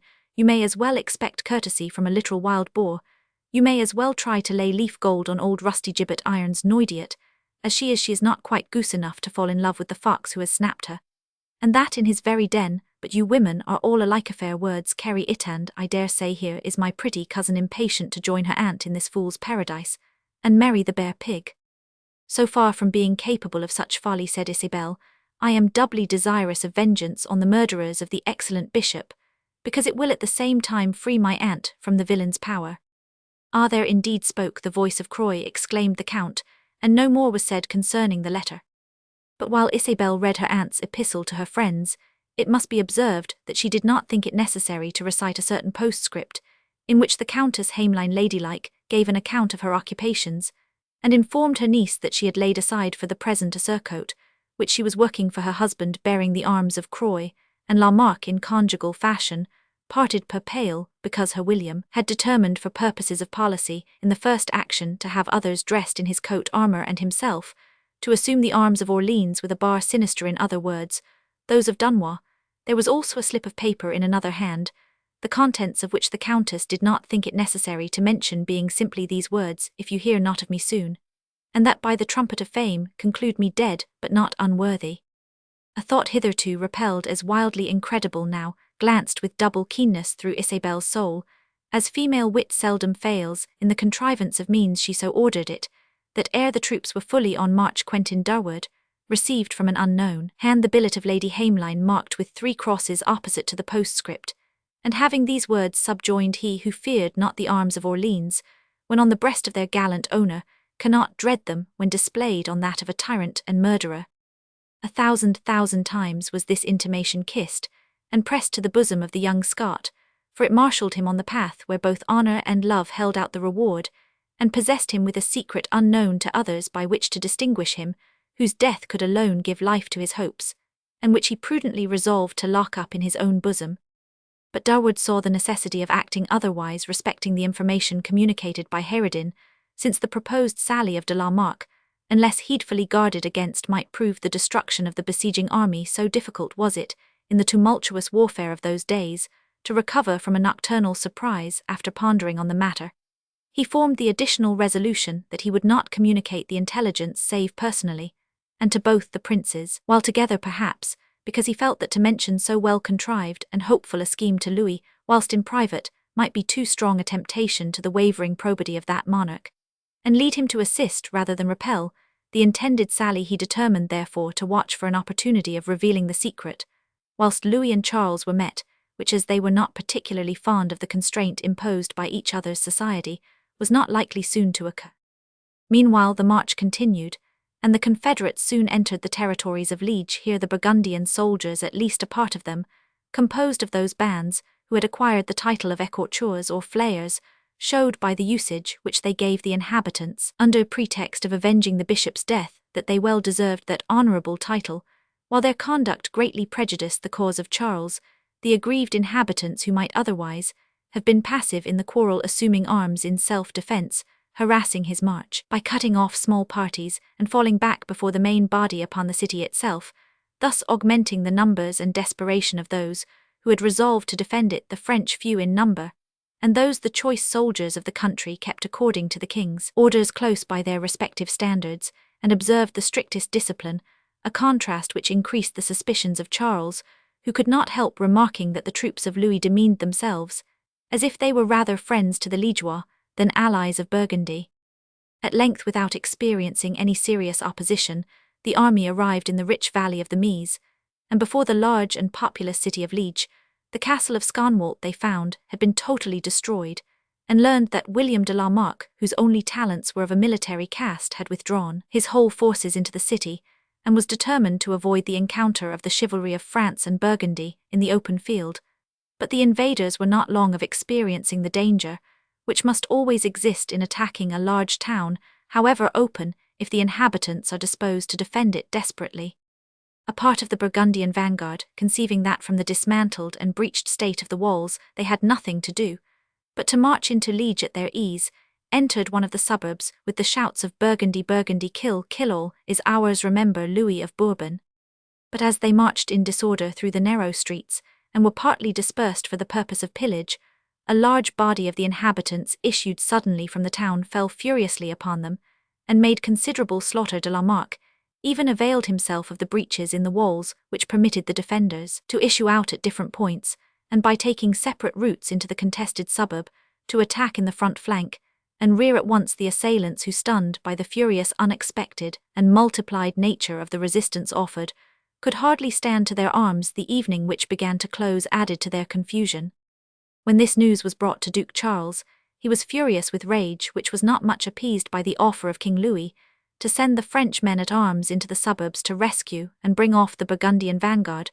Rejecting this offer briefly, he would have put himself at the head of his own guards to extricate those engaged in the incautious advance, but de Himbercourt and Crevecoeur entreated him to leave the service to them, and marching into the scene of action at 2 points, with more order and proper arrangement for mutual support, these 2 celebrated captains succeeded in repulsing the Liégeois, and in extricating the vanguard, who lost, besides prisoners, no fewer than 800 men, of whom about 100 were men-at-arms. The prisoners, however, were not numerous, most of them having been rescued by de Himbercourt, who now proceeded to occupy the contested suburb, and to place guards opposite to the town, from which it was divided by an open space or esplanade of 500 or 600 yards, left free of buildings for the purposes of defence. There was no moat betwixt the suburb and town the ground being rocky in that place, a gate fronted the suburb from which sallies might be easily made, and the wall was pierced by 2 or 3 of those breaches, which Duke Charles had caused to be made after the Battle of St. Tron, and which had been hastily repaired with mere barricades of timber. De Himbercourt turned 2 culverins on the gate, and placed 2 others opposite to the principal breach to repel any sally from the city, and then returned to the Burgundian army, which he found in great disorder. In fact, the main body and rear of the numerous army of the Duke had continued to advance, while the broken and repulsed vanguard was in the act of retreating, and they had come into collision with each other, to the great confusion of both the necessary absence of de Himbercourt, who discharged all the duties of Maréchal du Camp, or as we should now say of Quartermaster General, augmented the disorder. And to complete the whole, the night sank down dark, as a wolf's mouth. There fell a thick and heavy rain, and the ground on which the beleaguering army must needs take up their position was muddy and intersected with many canals.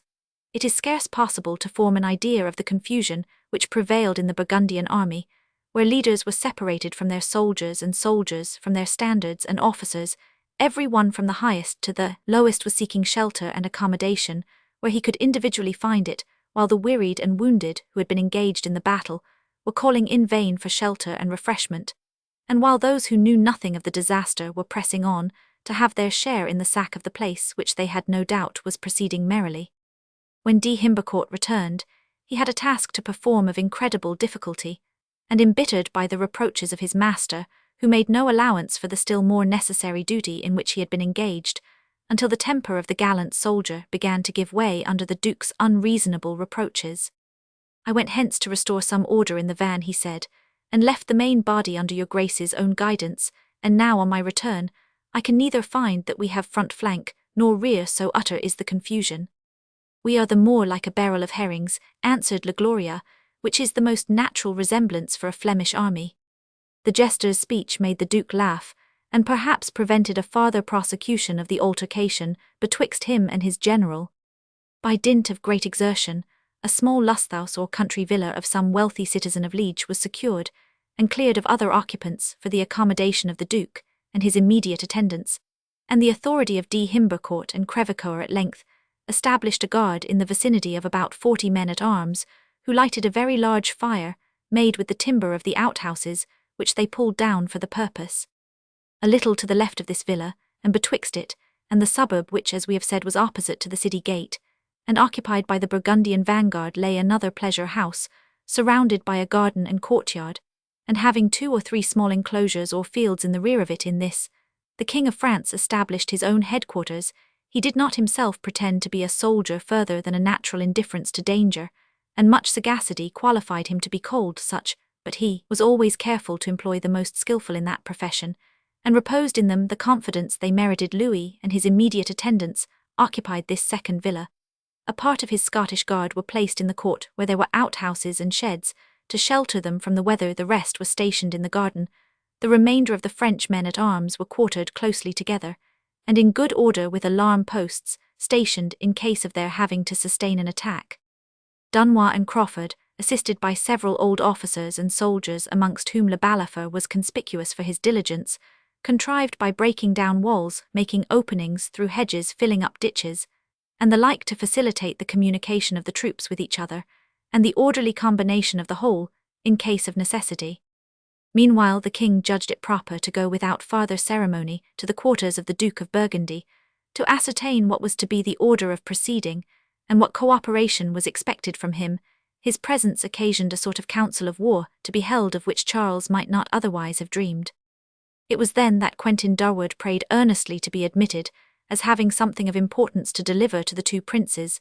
This was obtained without much difficulty, and great was the astonishment of Louis when he heard him calmly and distinctly relate the purpose of William de la Marck to make a sally upon the camp of the besiegers under the dress and banners of the French. Louis would probably have been much better pleased to have had such important news communicated in private, but as the whole story had been publicly told in presence of the Duke of Burgundy, he only observed that whether true or false such a report concerned them most materially.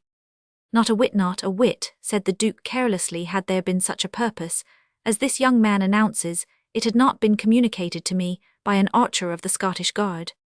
However that may be, answered Louis, I pray you, fair cousin, you and your captains to attend that, to prevent the unpleasing consequences of such an attack, should it be made unexpectedly, I will cause my soldiers to wear white scarfs over their armor. Dunois, see it given out on the instant that, is he added, if our brother and general approves of it.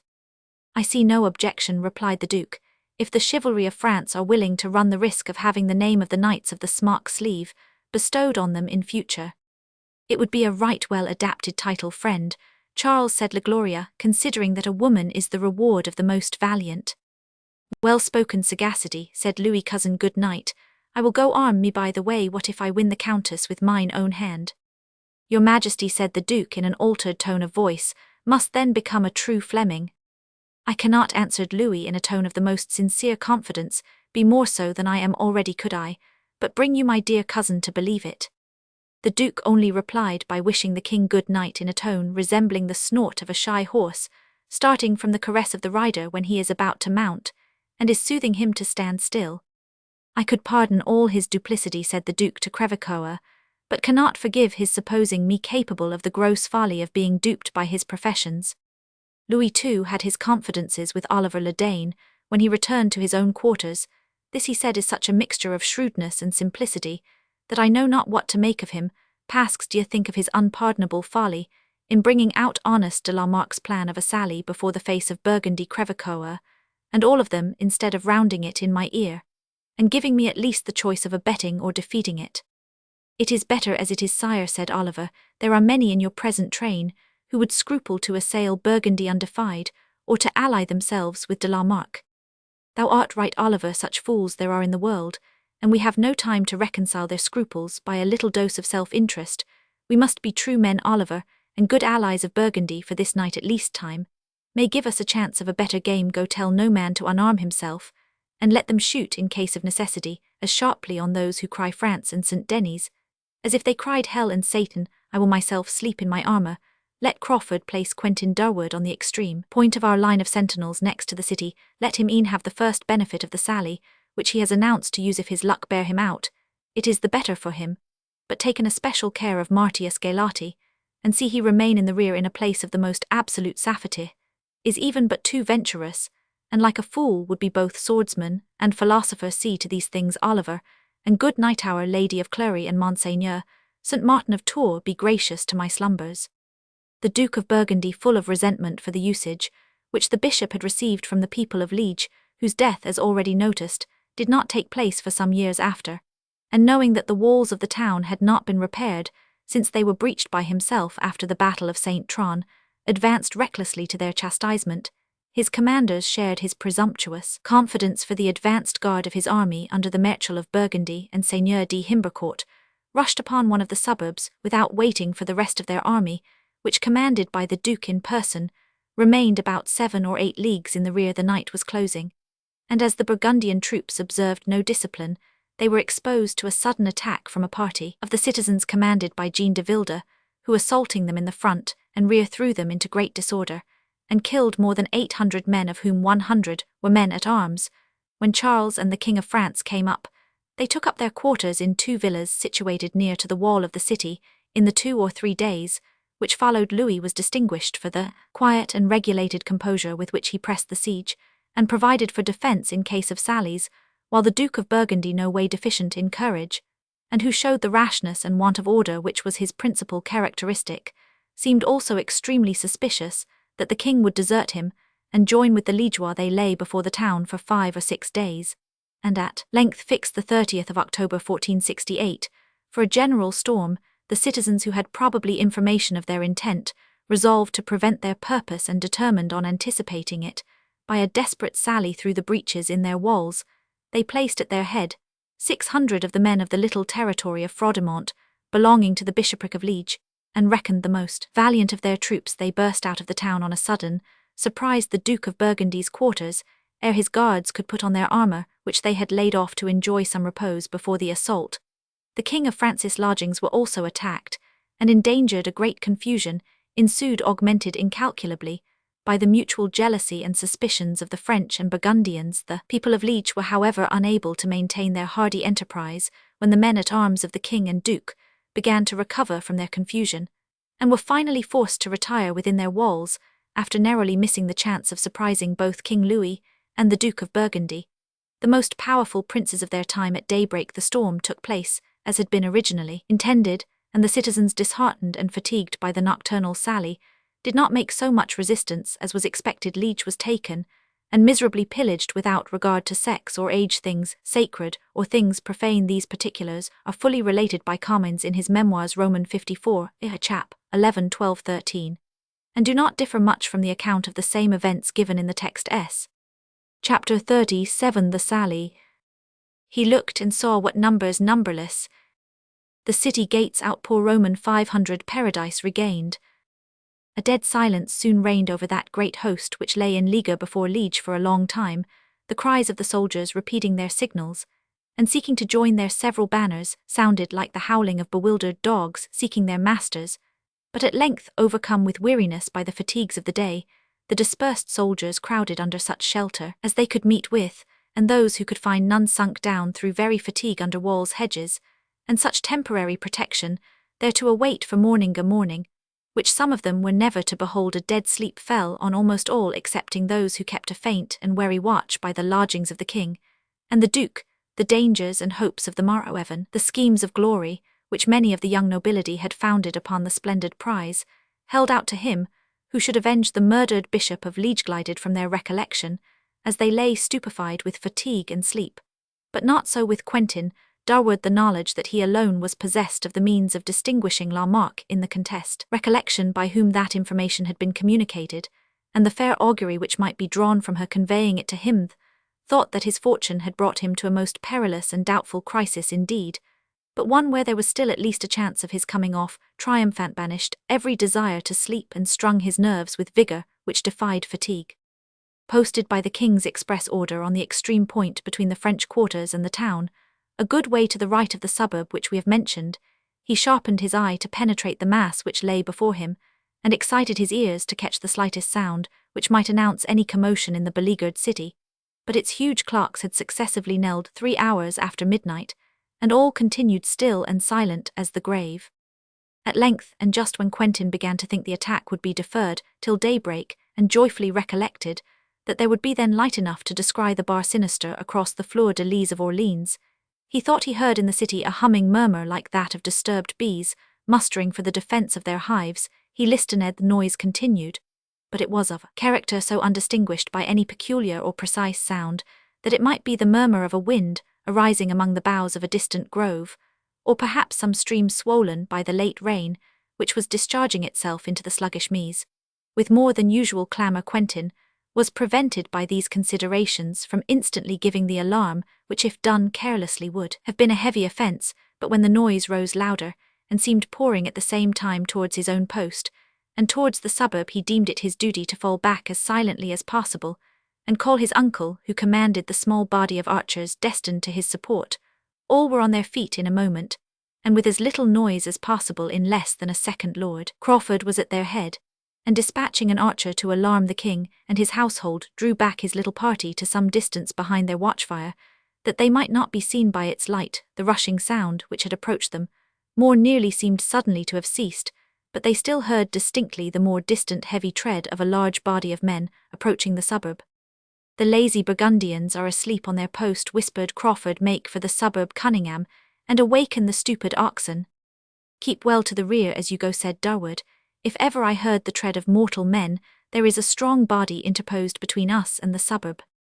"Well said, Quentin, my dainty callant," said Crawford. "Thou art a soldier beyond thy years. They only made halt till the others come forward. I would I had some knowledge where they are." "I will creep forward, my lord," said Quentin, "and endeavour to bring you information."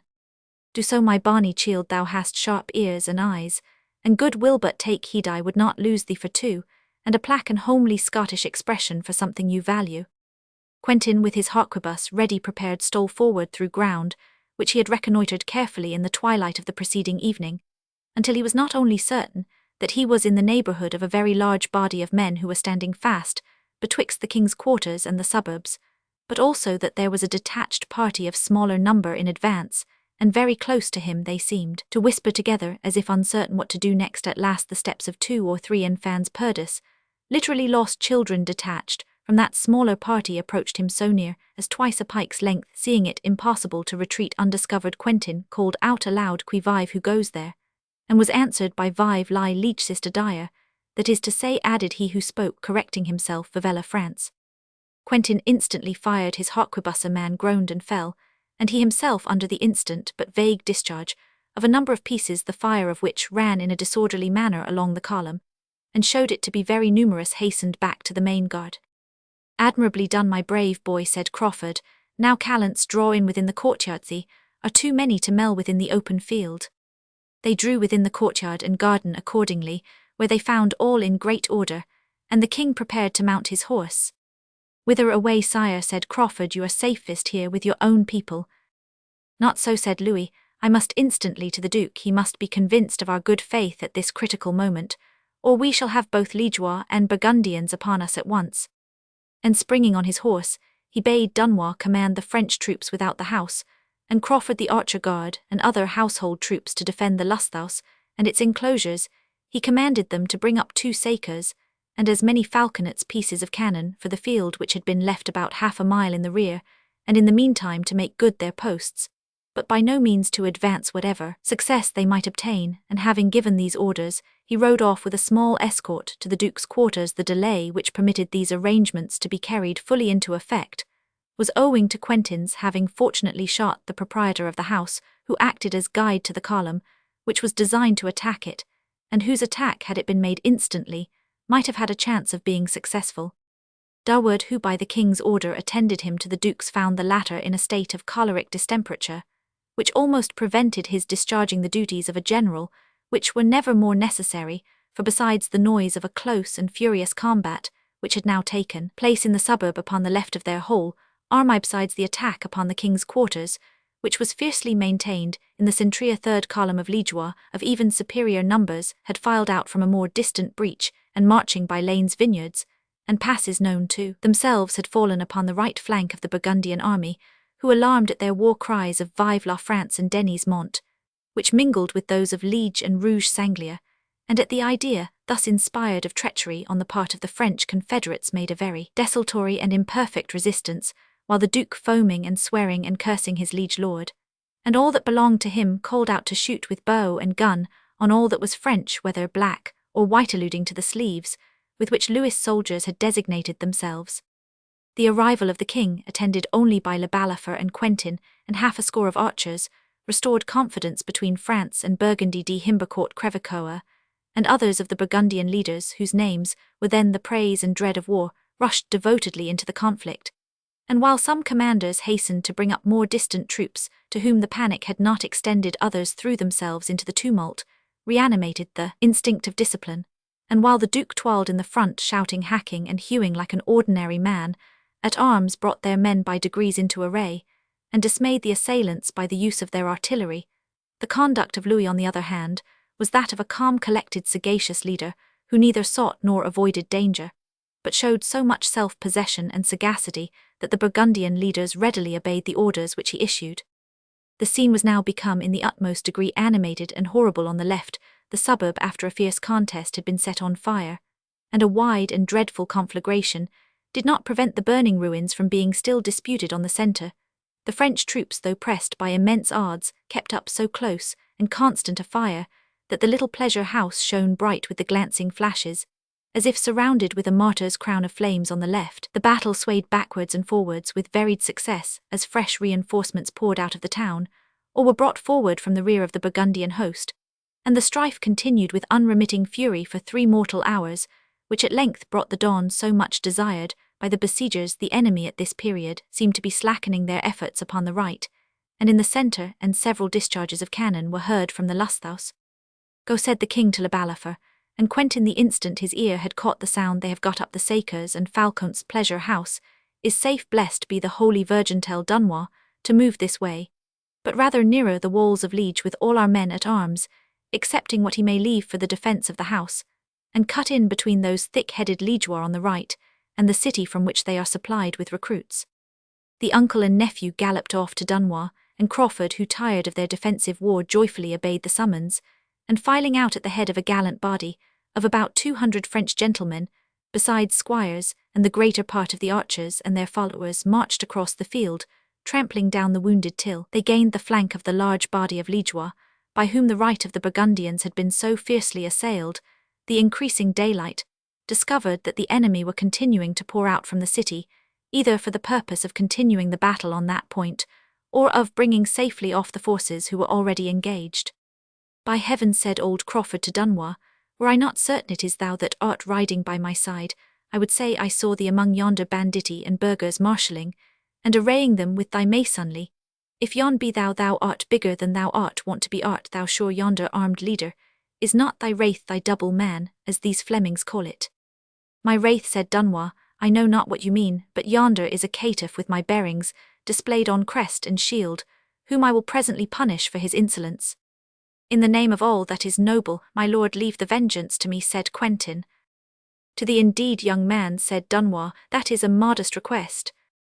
Not these things brook no substitution. Then turning on his saddle, he called out to those around him, Gentlemen of France, form your line, level your lances, let the rising sunbeams shine through the battalions of yonder swine of Liege and hogs of Ardennes that masquerade in our ancient coats.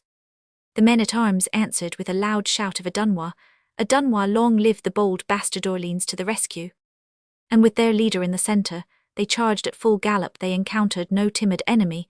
The large body which they charged consisted, excepting some mounted officers, entirely of infantry, who, setting the butt of their lances against their feet, the front rank kneeling, the second stooping, and those behind presenting their spears over their heads, offered such resistance to the rapid charge of the men-at-arms as the hedgehog presents to his enemy. Few were able to make way through that iron wall, but of those few was Dunois, who, giving spur to his horse, and making the noble animal leap more than 12 feet at a bound, fairly broke his way into the middle of the phalanx, and made toward the object of his animosity.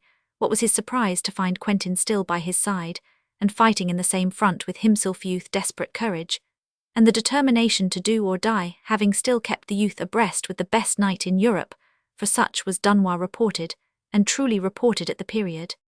Their spears were soon broken, but the lanzknechts were unable to withstand the blows of their long heavy swords, while the horses and riders, armed in complete steel, sustained little injury from their lances. Still Dunois and Durward were contending with rival efforts to burst forward to the spot where he who had usurped the armorial bearings of Dunois was doing the duty of a good and valiant leader, when Dunois, observing the boar's head and tusks, the usual bearing of William de la Markin, another part of the conflict, called out to Quentin, thou art worthy to avenge the arms of Orleans.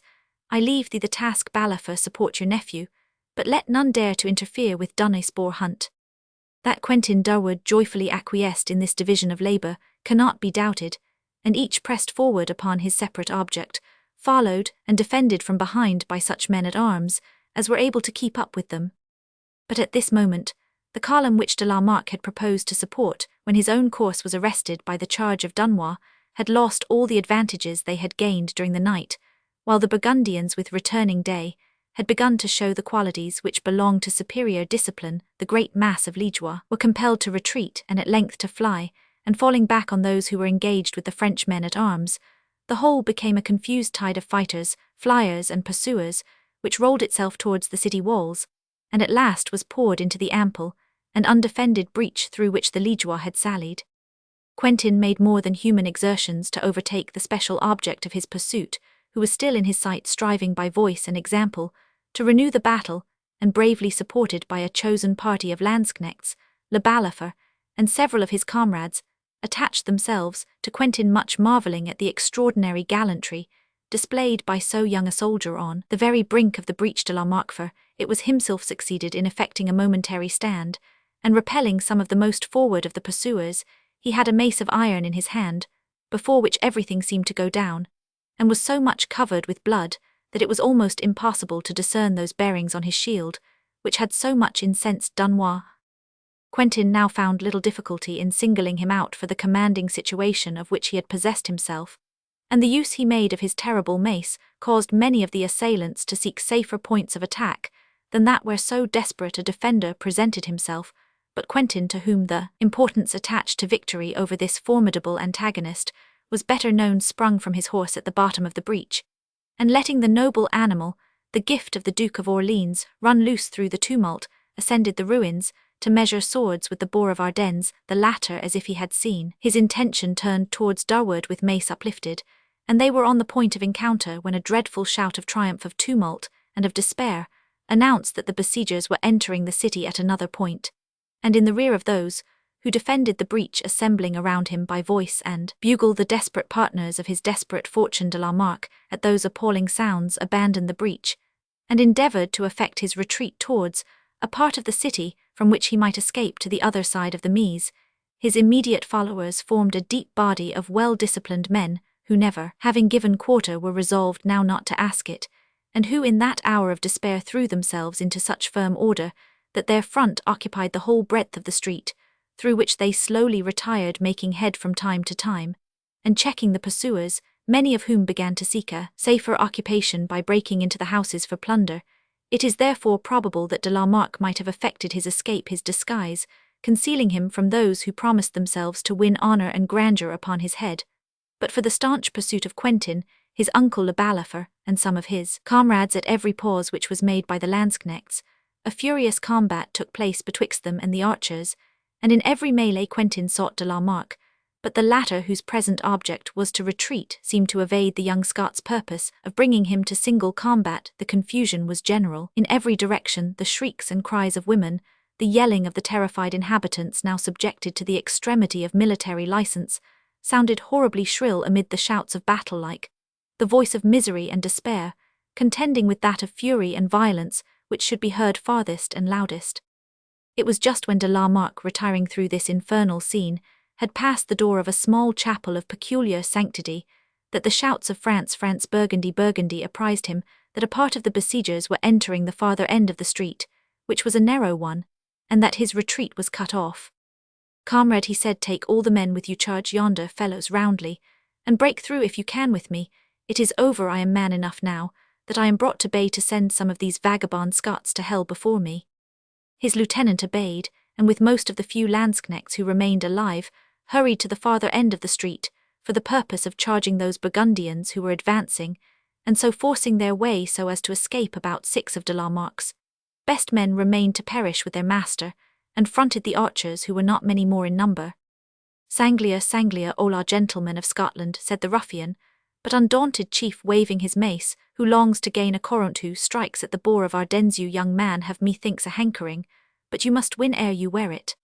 Quentin heard but imperfectly the words, which were partly lost in the hollow helmet, but the action could not be mistaken, and he had but time to bid his uncle and comrades, as they were gentlemen, to stand back, when de la Marck sprang upon him with a bound like a tiger, aiming at the same time a blow with his mace, so as to make his hand and foot keep time together, and giving his stroke full advantage of the descent of his leap. But light of foot and quick of eye, Quentin leaped aside and disappointed an aim which would have been fatal had it taken effect. They then closed like the wolf and the wolf dog their comrades on either side, remaining inactive spectators, for Le Balafre roared out for fair play, adding that he would venture his nephew on him, were he as white as Wallace. Neither was the experienced soldier's confidence unjustified, for although the blows of the despairing robber fell like those of the hammer on the anvil, yet the quick motions and dexterous swordsmanship of the young archer enabled him to escape, and to requite them with the point of his less noisy though more fatal weapon, and that so often and so effectually that the huge strength of his antagonist began to give way to fatigue, while the ground on which he stood became a puddle of blood. Yet still unabated in courage and ire, the wild boar of Ardennes fought on with as much mental energy as at first, and Quentin's victory seemed dubious and distant, when a female voice behind him called him by his name, ejaculating, "Help, help, for the sake of the blessed Virgin." He turned his head, and with a single glance beheld Gertrude Pavelin, her mantle stripped from her shoulders, dragged forcibly along by a French soldier, one of several, who breaking into the chapel close by had seized as their prey on the terrified females who had taken refuge there. "Wait for me but one moment," exclaimed Quentin to de la Marck, and sprang to extricate his benefactress from a situation of which he conjectured all the dangers. "I wait no man's pleasure," said de la Marck, flourishing his mace, and beginning to retreat, glad, no doubt, at being free of so formidable an assailant. "You shall wait mine, though, by your leave," said Balafre. "I will not have my nephew balked." So saying, he instantly assaulted de la Marck with his two-handed sword. Quentin found in the meanwhile that the rescue of Gertrude was a task more difficult than could be finished in one moment. Her captor, supported by his comrades, refused to relinquish his prize, and whilst Durward, aided by one or two of his countrymen, endeavoured to compel him to do so, the former beheld the chance which fortune had so kindly afforded him for fortune and happiness glide out of his reach, so that when he stood at length in the street with the liberated Gertrude, there was no one near them. Totally forgetting the defenceless situation of his companion, he was about to spring away in pursuit of the boar of Ardennes, as the greyhound tracks the deer, when, clinging to him in her despair, she exclaimed, "For the sake of your mother's honour, leave me not here. As you are a gentleman, protect me to my father's house, which once sheltered you, and the Lady Isabel, for her sake, leave me not." Her call was agonizing, but it was irresistible, and bidding a mental adieu with unutterable bitterness of feeling to all the gay hopes which had stimulated his exertion, carried him through that bloody day, and which at one moment seemed to approach consummation. Quentin, like an unwilling spirit, who obeys a talisman which he cannot resist, protected Gertrude to Pavilin's house, and arrived in time to defend that, and the syndic himself, against the fury of the licentious soldiery. Meantime the king and the Duke of Burgundy entered the city on horseback, and through one of the breaches they were both in complete armour, but the latter, covered with blood from the plume to the spur, drove his steed furiously up the breach, which Louis surmounted with the stately pace of one who leads a procession. They dispatched orders to stop the sack of the city, which had already commenced, and to assemble their scattered troops. The princes themselves proceeded towards the great church, both for the protection of many of the distinguished inhabitants who had taken refuge there, and in order to hold a sort of military council after they had heard high mass. Busied like other officers of his rank in collecting those under his command, Lord Crawford, at the turning of one of the streets, which leads to the Mise, met Le Balafre, sauntering composedly towards the river, holding in his hand by the gory locks a human head, with as much indifference as a fowler carries a game pouch. "How now, Ludovic," said his commander, "what are ye doing with that carrion?" "It is all that is left of a bit of work, which my nephew shaped out and nearly finished, and I put the last hand to," said Le Balafre, "a good fellow that I dispatched yonder, and who prayed me to throw his head into the Mise. Men have queer fancies when old small back, a cant expression in Scotland for death usually delineated, as a skeleton is gripping them, but small back must lead down the dance with us all in our time." "And you are going to throw that head into the Mise," said Crawford, looking more attentively on the ghastly memorial of mortality. "I truly am," I said Ludovic testily. "If you refuse a dying man his boon, you are likely to be haunted by his ghost, and I love to sleep sound at nights." "You must take your chance of the gayest man," said Crawford, "for by my soul, there is more lies on that dead pow than you think for. Come along with Menot, a word more, come along with me." "Nay, for that matter," said Le Balafre, "I made him no promise, for in truth I had off his head before the tongue had well done wagging, and as I feared him not living by St. Martin of Tours, I fear him as little when he is dead. Besides, my little gossip, the merry friar of St. Martin's, will lend me a pot of holy water." When high mass had been said in the cathedral church of Liege, and the terrified town was restored to some moderate degree of order, Louis and Charles, with their peers around, proceeded to hear the claims of those who had any to make for services performed during the battle.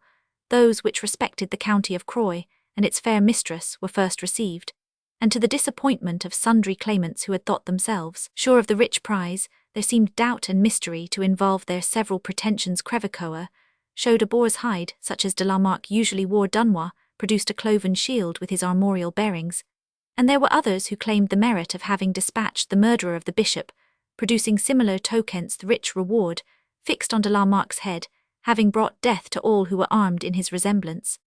There was much noise and contest among the competitors, and Charles, internally regretting the rash promise which had placed the hand and wealth of his fair vassal on such a hazard, was in hopes he might find means of evading all these conflicting claims, when Crawford pressed forward into the circle, dragging Le Balafre after him, who, awkward and bashful, followed like an unwilling mastiff, towed on in a leash, as his leader exclaimed, "Away with your hoofs and hides, and painted iron, no one save he who slew the boar can show the tusks." So saying, he flung on the floor the bloody head, easily known as that of de la Marck, by the singular conformation of the jaws, which in reality had a certain resemblance to those of the animal whose name he bore, and which was instantly recognized by all who had seen him. We have already noticed the anachronism respecting the crimes of this atrocious baron, and it is scarce necessary to repeat that if he in reality murdered the Bishop of Liege in 1482, The Count of La Marque could not be slain in the defence of Liege 4 years earlier. In fact, the wild boar of Ardennes, as he was usually termed, was of high birth, being the third son of John I Count of La Marque and Aremberg, an ancestor of the branch called Barons of Lumaine. He did not escape the punishment due to his atrocity, though it did not take place at the time, or in the manner narrated in the text. Maximilian, Emperor of Austria, caused him to be arrested at Utrecht, where he was beheaded in the year 1485, 3 years after the Bishop of Liege's death. Crawford, said Louis, while Charles sat silent in gloomy and displeased surprise, I trust it is one of my faithful Scots who has won this prize. It is Ludovic Leslie, sire, whom we call Le Balafre, replied the old soldier. But is he noble, said the Duke, is he of gentle blood, otherwise our promise is void. He is a cross, ungainly piece of wood enough, said Crawford, looking at the tall, awkward, embarrassed figure of the archer. But I will warrant him a branch of the tree of wraths for all that end. They have been as noble as any house in France or Burgundy, ever since it is told of their founder that, between the Lesel and the Mer, he slew the knight and left him there. An old rhyme by which the Leslies vindicate their descent from an ancient knight, who is said to have slain a gigantic Hungarian champion, and to have formed a proper name for himself by a play of words upon the place where he fought his adversary. There is then no help for it, said the Duke, and the fairest and richest heiress in Burgundy must be the wife of a rude mercenary soldier like this, or die secluded in a convent, and she the only child of our faithful Reginald de Croix. I have been too rash. And a cloud settled on his brow, to the surprise of his peers, who seldom saw him evince the slightest token of regret for the necessary consequences of an adopted resolution. Hold but an instant, said the Lord Crawford, it may be better than your Grace conjectures here, but what this cavalier has to say speak out, man, and a murrain to thee, he added apart to Le Balafre. But that blunt soldier, though he could make a shift to express himself intelligibly enough to King Louis, to whose familiarity he was habituated, yet found himself incapable of enunciating his resolution before so splendid an assembly as that before which he then stood, and after having turned his shoulder to the princes, and preluded with a hoarse chuckling laugh, and 2 or 3 tremendous contortions of countenance, he was only able to pronounce the words Saunders supplejow, and then stuck fast. May it please your Majesty and your Grace, said Crawford, I must speak for my countryman, and old comrade, you shall understand that he has had it prophesied to him by a seer in his own land, that the fortune of his house is to be made by marriage. But as he is like myself, something the worse for the Wereloves, the wine house, better than a lady's summer parlour, and in short having some barrack tastes and likings, which would make greatness in his own person rather an encumbrance to him, he hath acted by my advice, and resigns the pretensions acquired by the fate of slaying William de la Marque to him, by whom the wild boar was actually brought to bay, who is his maternal nephew. I will vouch for that youth's services and prudence, said King Louis, overjoyed, to see that fate had thrown so gallant a prize to one over whom he had some influence. Without his prudence and vigilance, we had been ruined. It was he who made us aware of the knight's sally. I then said Charles owe him some reparation for doubting his veracity, and I can attest his gallantry as a man-at-arms, said Dunois. But interrupted Crevecoeur, though the uncle be a Scottish gentilator, that makes not the nephew necessarily so. He is of the house of Durward, said Crawford, descended from that Alan Durward, who was High Steward of Scotland. Nay, if it be young Durward, said Crevecoeur, I say no more. Fortune has declared herself on his side, too plainly for me to struggle farther with her humoursome ladyship, but it is strange from lord to horseboy how wonderfully these Scots stick by each other. Highlander shoulder to shoulder, answered Lord Crawford, laughing at the mortification of the proud Burgundian. We have yet to inquire, said Charles thoughtfully, what the fair lady's sentiments may be towards this fortunate adventurer. By the mass, said Crevecoeur, I have but too much reason to believe your Grace will find her more amenable to authority than on former occasions, but why should I grudge this youth his preferment, since after all it is sense, firmness, and gallantry which have put him in possession of wealth, rank, and beauty.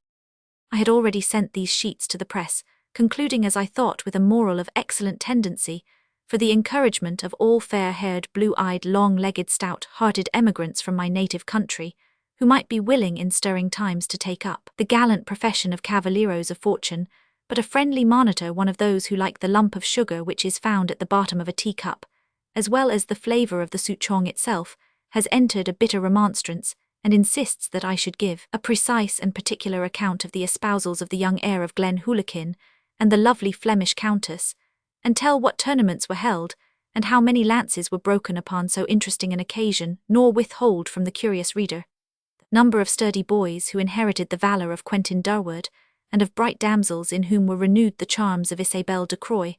I replied in course of post that times were changed, and public weddings were entirely out of fashion, in days traces of which I myself can remember. Not only were the 15 friends of the happy pair invited to witness their union, but the bridal minstrelsy still continued, as in the ancient mariner, to nod their heads, till morning shone on them. The sack posset was eaten in the nuptial chamber, the stocking was thrown, and the bride's garter was struggled for in presence of the happy couple whom Hymen had made one flesh. The authors of the period were laudably accurate in following its fashions. They spared you not a blush of the bride, not a rapturous glance of the bridegroom, not a diamond in her hair, not a button on his embroidered waistcoat, until at length with Astrea they fairly put their characters to bed. The reference is to the plays of Mrs. Afrabain. The stage, how loosely doth Astrea tread, who fairly puts each character to bed, but how little does this agree with the modest privacy which induces our modern bride-sweet bashful darlings to steal from pomp and plate, and admiration and flattery, and like honest Shenstone 17,141,763, an English poet best known by the schoolmistress, seek for freedom at an inn. To these unquestionably an exposure of the circumstances of publicity with which a bridal in the 15th century was always celebrated must appear in the highest degree disgusting. Isabelle de Croix would be ranked in their estimation far below the maid who milks and does the meanest chores, for even she were it in the church porch, would reject the hand of her journeyman shoemaker, should he propose fair des noces to celebrate a wedding festivity, as it is called on Parisian signs, instead of going down on the top of the long coach, to spend the honeymoon incognito at Diptford or Greenwich. I will not therefore tell more of this matter, but will steal away from the wedding as Ariosto from that of Angelica, leaving it to whom it may please to add farther particulars after the fashion of their own imagination. Some better bard shall sing in feudal state how Braquimont's castle opt its Gothic gate, when on the wandering Scot its lovely heir bestowed her beauty and an earldom fair.